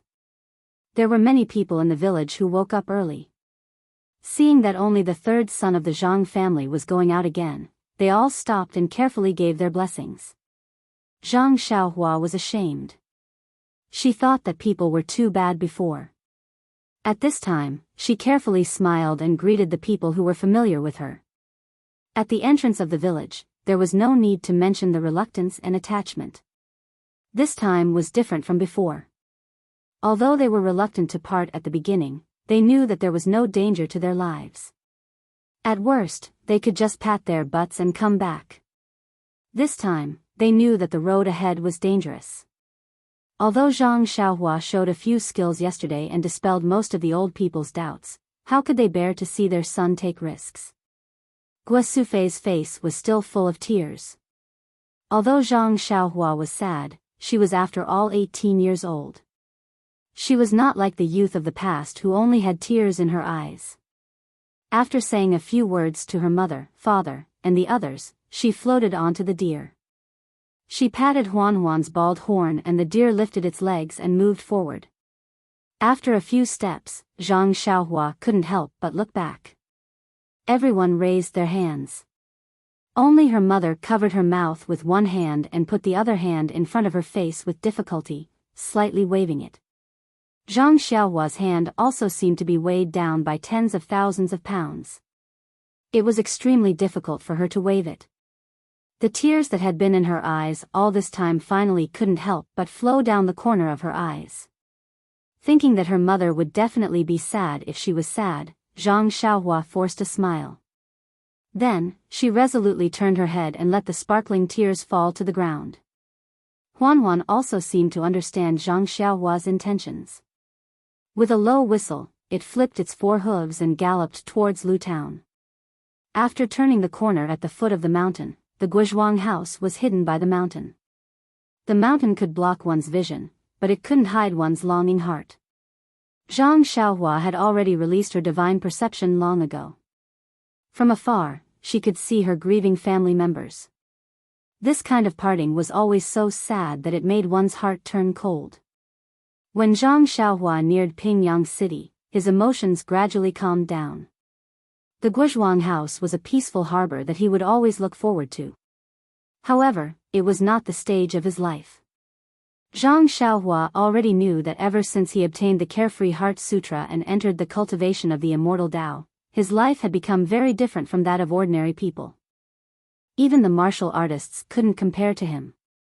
Therefore, it was still the same old saying, with great power comes great responsibility. Trying to escape? That's impossible. Looking at the approaching gates of Pingyang City, Zhang Xiaohua was filled with anticipation. How were the 2 little girls, Nie Qinyu and Little Orange, doing? Although he could see what he wanted to know as long as he released his divine perception, was there any point in doing so? Zhang Xiaohua arrived at the inn. Everything looked the same as before. It was just that the new year had just passed and there were more merchants coming and going. Business seemed to be much better and the inn was bustling with activity. However, the inn staff seemed to have a strange look in their eyes. When they saw Zhang Xiaohua enter, they weren't as enthusiastic as before. It seemed like they were avoiding him. Could it be that I didn't tip them with a large sum of money the last time I came? That's why they seem distant. Could it be that Nie Qinyu has run out of money and owes them money for their rooms? Zhang Xiaohua walked into the courtyard of the inn suspiciously. In the corner of the courtyard, the horse carriage was left alone. It didn't seem to have moved at all. Zhang Xiaohua left the 4 odd beasts behind and walked to Nie Qinyu's door. There was no noise from the 2 little girls inside. Zhang Xiaohua frowned even more. Walking to the tightly shut door, Zhang Xiaohua knocked lightly on the door and asked, "Is there anyone at home?" Immediately, a hoarse voice shouted from inside, "There's no one here." However, before the voice finished, it was followed by an exclamation. "Ah, Brother Ren. It can't be." When Zhang Xiaohua heard her surprised and joyful voice, cold sweat broke out on his back. I don't think he was this intimate with Miss Nya. It's only been 10 days since we last met, yet he misses her so much.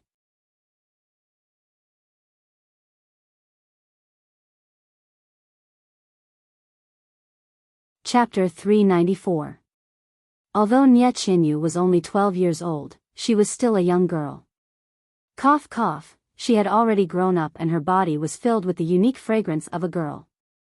Her movements were like a swallow returning to the forest, but this really put Zhang Xiaohua in a difficult position. Should I step aside and let her pass? Wouldn't that be letting Miss Nya eat dirt? However, if I don't step aside, won't I be taking advantage of her? Although Zhang Xiaohua did not release his divine perception, Nie Qianyu's movements still allowed Zhang Xiaohua to make sufficient movements to avoid her. However, after thinking about it, Zhang Xiaohua still stood there bravely and fearlessly. He only felt a soft and delicate body in his arms and a sweet smell entered his nose. Then, a delicate arm wrapped around Zhang Xiaohua's waist. Zhang Xiaohua swayed and almost fell to the ground. His body, which had been tempered by the heavenly thunder and refined by the qi of heaven and earth, had never received such treatment before. All of a sudden, he seemed to feel uncomfortable. Zhang Xiaohua was about to reach out and push Nie Qianyu slightly to express to her that it was inappropriate for men and women to touch each other when Nie Qianyu leaned in his arms and cried, "Brother Ren, why are you only back now? Little Orange, she has been snatched away." Ah. Zhang Xiaohua was stunned and said, "Is it because of my words? If I had known that I was so powerful, I wouldn't have joked with you guys. Quickly tell me what happened. Don't tell me that the bullies of Pingyang City want to force Little Orange to be his second concubine? Or did the bandits outside the city want to kidnap her to be their mistress?" No matter what Zhang Xiaohua said, Nie Qianyu seemed to be frightened and refused to let go. She lay in Zhang Xiaohua's arms and cried non-stop. Although Zhang Xiaohua couldn't see Nie Qianyu buried in her arms, she could imagine the scene of Nie Qianyu sobbing in the rain. Zhang Xiaohua couldn't help but pout. This child doesn't have parents to love her. She's so pitiful. After about 15 minutes, Nie Qianyu seemed to be tired from crying and realized her impoliteness. She quickly escaped from Zhang Xiaohua's arms and lowered her head, blushing, as if she wanted to hide her little face in front of her chest. Zhang Xiaohua found it a little funny. She coughed twice and asked, "Little you, quickly tell me what's going on with Little Orange. How did it get snatched away?" Hearing this, Nie Qianyu quickly looked up and was about to say something, but she saw that Zhang Xiaohua's chest was wet. Wasn't that her tears just now? She immediately lowered her head in fear. Zhang Xiaohua walked forward and patted her head. "Little you, sit down first and tell me slowly. I'm back, so leave this to me." Zhang Xiaohua's action of patting her head was a little reckless. He was used to being patted by his parents, eldest brother, and second brother at home, so he naturally thought it was a gesture of comfort. However, Nie Qianyu was a girl, so it was inappropriate to pat her head. Even if it was some other part of her body, it was a big taboo to pat her head without permission. Fortunately, before Nie Qianyu could dodge, her head was patted by Zhang Xiaohua's sneaky hand. Nie Qianyu looked up a little unhappily. When she saw Zhang Xiaohua's calm smile, she felt a lot more at ease. She felt that the hand patting her head was 1,000 times warmer and made her feel safe. Nie Qianyu obediently sat on the edge of the bed and recounted everything that had happened after Zhang Xiaohua left. It turned out that ever since Zhang Xiaohua left in the snow on the 6th day of the first lunar month, although Nie Qianyu and Little Orange were angry at Zhang Xiaohua's joke, the two girls felt isolated in this unfamiliar Pingyang city. Therefore, they almost never went out. They only strolled in the courtyard when the sky cleared up. If they had nothing to do, they would stay in the house and joke around. It was no different from when they were in the boudoir in the mountain villa. The only difference was that many of their conversations involved the heartless thief who left them in this inn and left alone. However, on the 15th day of the first lunar month, the sky finally cleared up. It was another day to see the lanterns. Even the lanterns in Lu Town attracted Zhang Xiaohua's attention, not to mention the grand and lively lanterns in Pingyang City. Therefore, Nie Qianyu and Little Orange finally couldn't resist the clamor outside the inn and walked out of the door for the first time. The liveliness was actually secondary. The most important thing was that in Nie Qianyu's hometown, Carefree City, there was another custom on the 15th day of the first lunar month. That was, young girls could write their wishes on paper and place it on the lotus lanterns on the river. If the god of the water favored it, it would open the girl's paper and fulfill this lucky girl's wish. In the past, Nie Qianyu didn't have any major wishes and would do them casually. Today, however, was the first time she had a major wish. Therefore, she didn't care if this custom existed in Pingyang City. She pulled Little Orange along and wanted to go shopping for lotus lanterns. In fact, Zhang Xiaohua's words made sense. Nie Qinyu was only a 12-year-old girl. Her body was still developing and her appearance wasn't outstanding. Although Little Orange had delicate features and was a beauty, she was still a girl after all. She didn't have a threatening aura. The two of them wouldn't cause any trouble on the streets. However, man proposes, God disposes. Since Pingyang City didn't have the custom of placing lotus lanterns, they only found something they were satisfied with after walking around for a long time. Coincidentally, just as they walked out of the lantern shop, they saw a blind man setting up a stall by the street. There were a few words on the stall, seeking future and marriage. Nie Qinyu's mind was preoccupied with the idea of placing the lanterns at night and didn't notice at all. However, Little Orange saw it and couldn't move her feet. She insisted on dragging Miss to take a look at the stall and said, helping Miss find marriage. How could Nie Qinyu not understand Little Orange's intention? Hence, the two of them went forward to perform a divination. The blind man asked for their birth characters and gave them 2 divination signs. One was above average, which fulfilled Little Orange's wish. The other was below average, which ruined Nie Qinyu's good mood. Nie Qinyu pouted and tipped them a few coins. As she walked, she said, not allowed, not allowed. It's too unlucky. However, when it was time to place the lanterns at night, her face was still gloomy. Little Orange carefully placed the lanterns for Mississippi. She even specially said that the water god was definitely more powerful than the blind man. Only then did Nie Qinyu feel slightly relieved. However, just as they turned the corner and returned to the inn, a man in black suddenly flew down from the wall beside them. He stretched out his hand and sealed their acupoints. Before Nie Qinyu fainted, she clearly saw the man's figure. Wasn't he the blind man who performed a divination on the street earlier? When Nie Qinyu woke up, it was already the afternoon of the next day. In the room of the inn, she heard from the innkeeper that he went out to look for friends last night and happened to see the man in black committing a crime. The man in black seemed to have seen someone appear and hurriedly ran away. Only then did he leave Nie Qinyu behind and not kidnap her. At that time, Nie Qinyu was so scared that her face turned ashen. She didn't dare to take half a step out of the inn. She didn't even have the thought of reporting it to the authorities.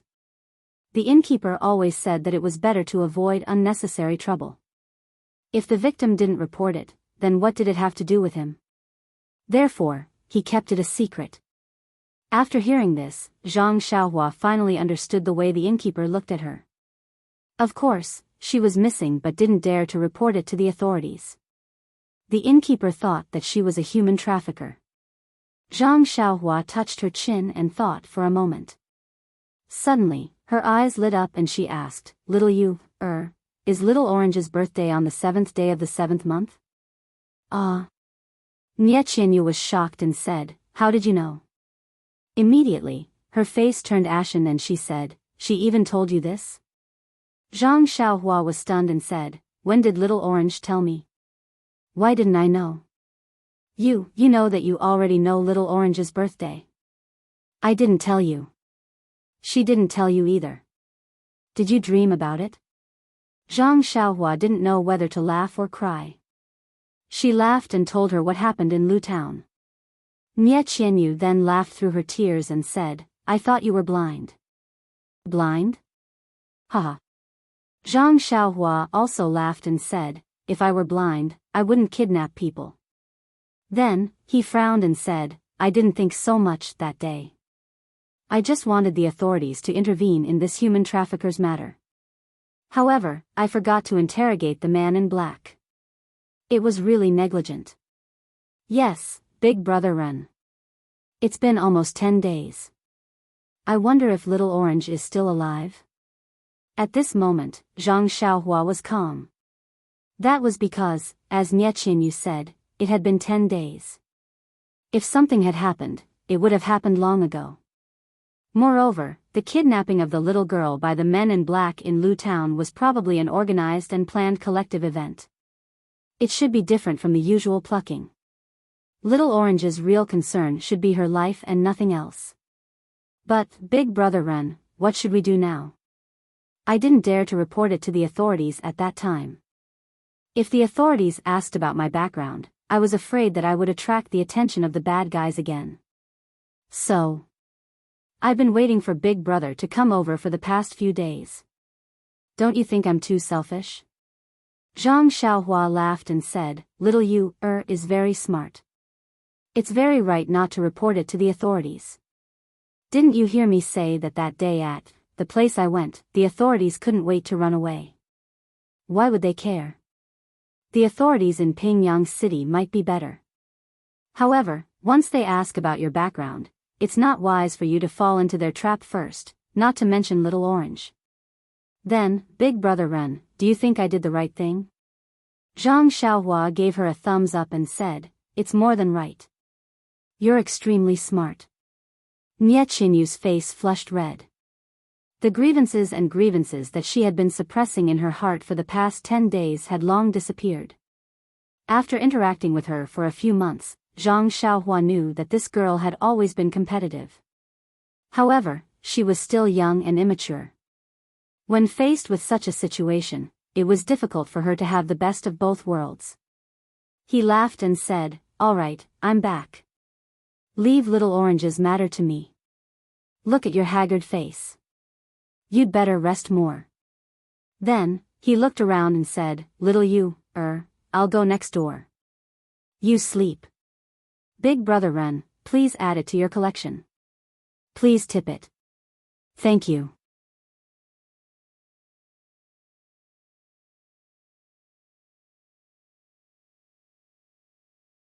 Chapter 395. Brother Ren, Nie Qinyu wanted to say something but stopped. Zhang Xiaohua thought for a while and said, Okay, you go ahead and sleep. I'll stand at the door. With that, he got up and walked to the door. His slender figure blocked the sunlight and his elongated shadow was cast on the brick bed. Nie Qinyu's face was a little red and her heart was racing. She curled up on the brick bed and pulled the blanket over her body. She also covered herself with the warm shadow and felt very at ease. Not long after, she started snoring softly. When Zhang Xiaohua heard it, he tiptoed and closed the door. Then, he got up and went to the room next door. The target of the men in black was Little Orange, the girl who was born on the 7th day of the 7th month. Nie Qinyu was not in any danger at all. She was just frightened. Sigh, poor child. Zhang Xiaohua sighed in his heart. First, she was chased after. Now, her own girl was kidnapped. She has been in a state of fear for the past few days. I wonder how many tricks she has used. I forgot to ask her.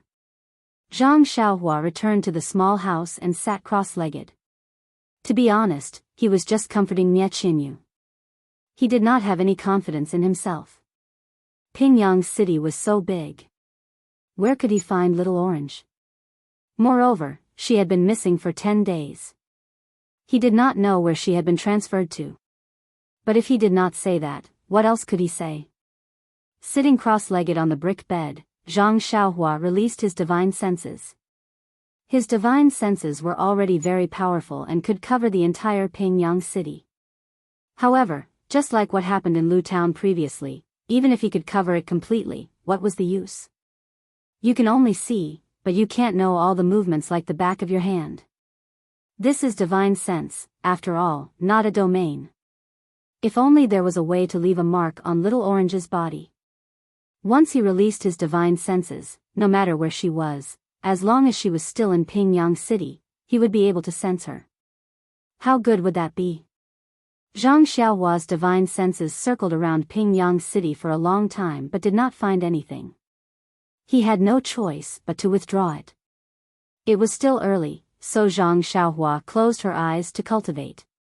The content of the Way of Heaven was boundless and vast, so it couldn't be rushed. Before leaving the Guizhuang house, he had made jade talismans that gave him a lot of inspiration. Since he could make talismans and cultivate at the same time, why not? However, before creating the talismans, Zhang Xiaohua had something more important to do. She had to comprehend the 365 talismans in the golden formation in her Naiwan palace. The first time Zhang Xiaohua chose a talisman, just as he immersed his spiritual consciousness into it, he was immediately exhausted, so he immediately withdrew his spiritual consciousness, so he still did not know anything about these 365 talismans. Now that he had some free time, he naturally had to continue to talk about each of the talismans and try to find a breakthrough in his cultivation. Looking at these 365 talismans that were connected together like tadpoles, Zhang Xiaohua was a little embarrassed. These tadpoles were almost exactly the same. From the outside, one could not tell the difference at all. However, Zhang Xiaohua knew that these talismans were definitely different from each other. Looking at the swimming talismans, Zhang Xiaohua had no choice but to immerse his spiritual consciousness into a talisman that had just drifted in front of him. Just as his spiritual consciousness entered, he felt a wave of fatigue in his head. However, this time, Zhang Xiaohua did not withdraw his spiritual consciousness immediately, but insisted on immersing it in the inner layer. As his spiritual consciousness penetrated deeper, the fatigue became more and more serious, and there was even a slight prickling pain. Zhang Xiaohua was a little hesitant, not knowing if he should persist. But at this moment, the talisman emitted a milky white brilliance, producing a strong suction force.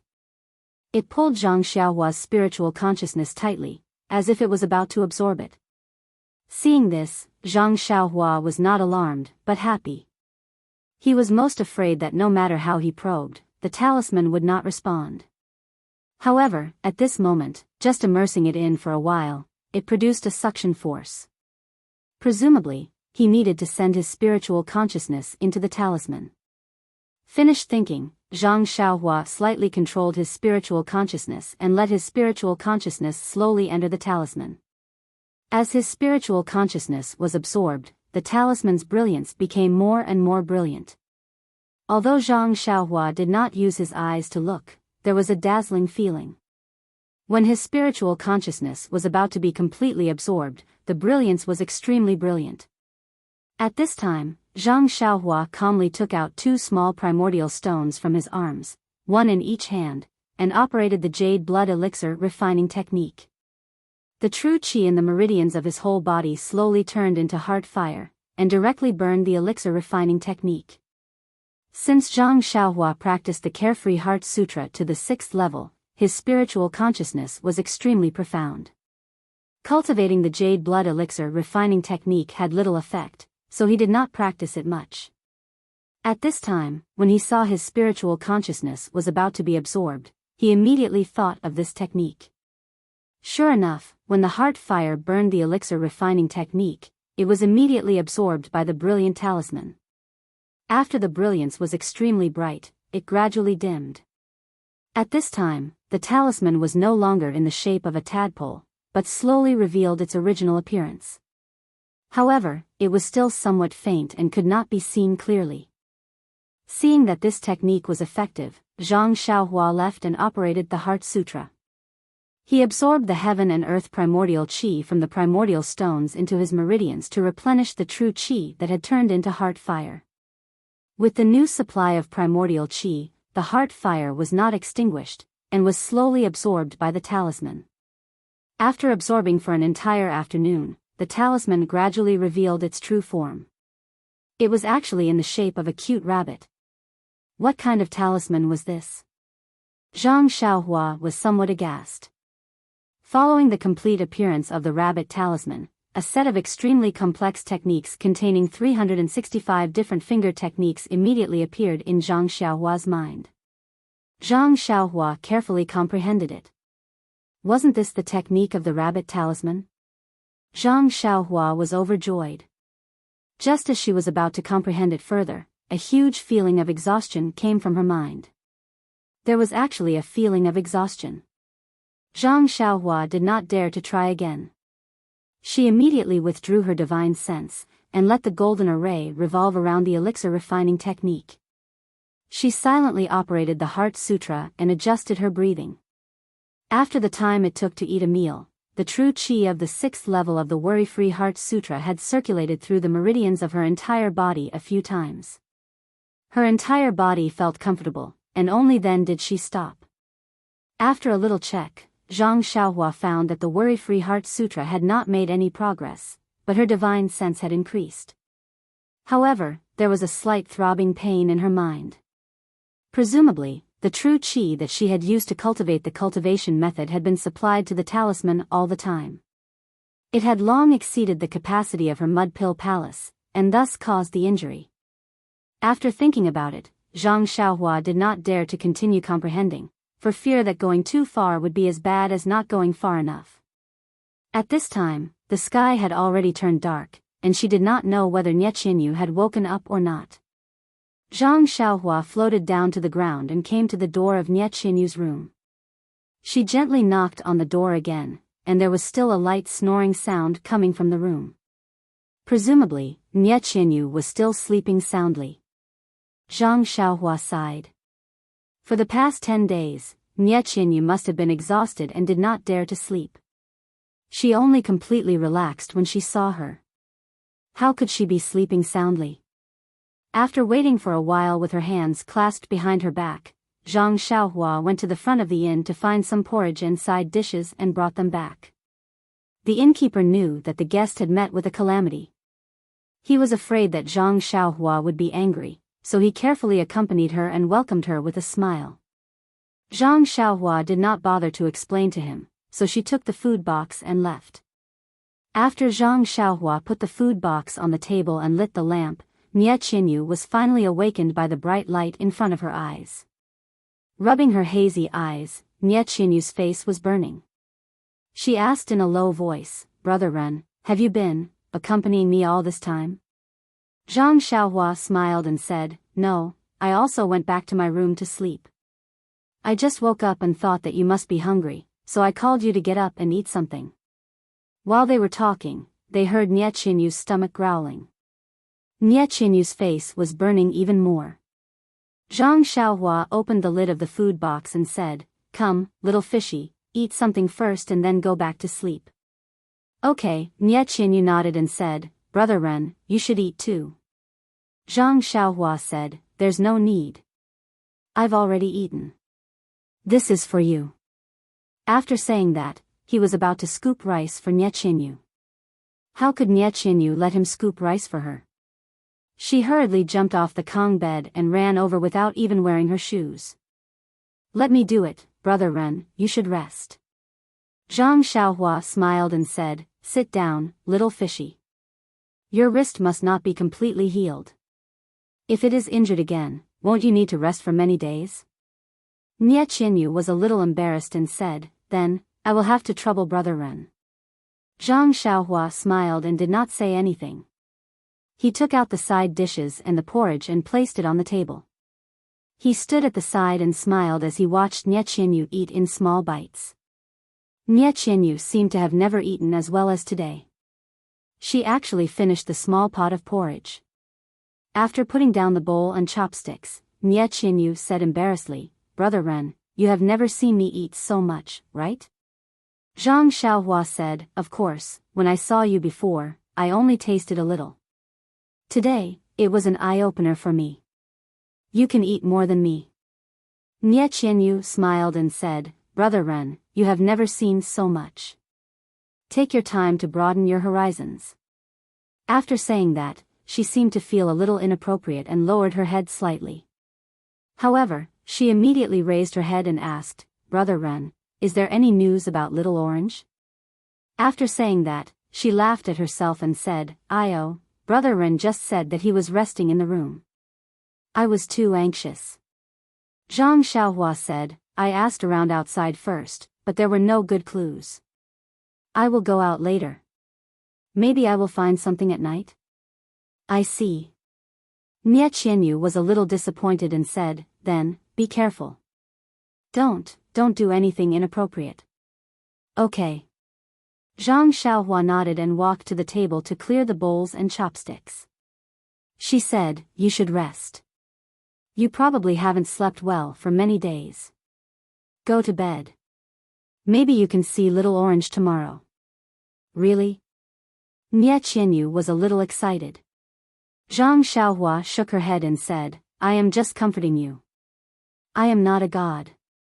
How can I find him so quickly? Sigh. Nie Qianyu sighed and said, I can't help you. I just want to sleep.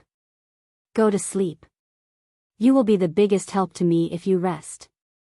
Nie Qianyu saw that Zhang Xiaohua was not polite at all.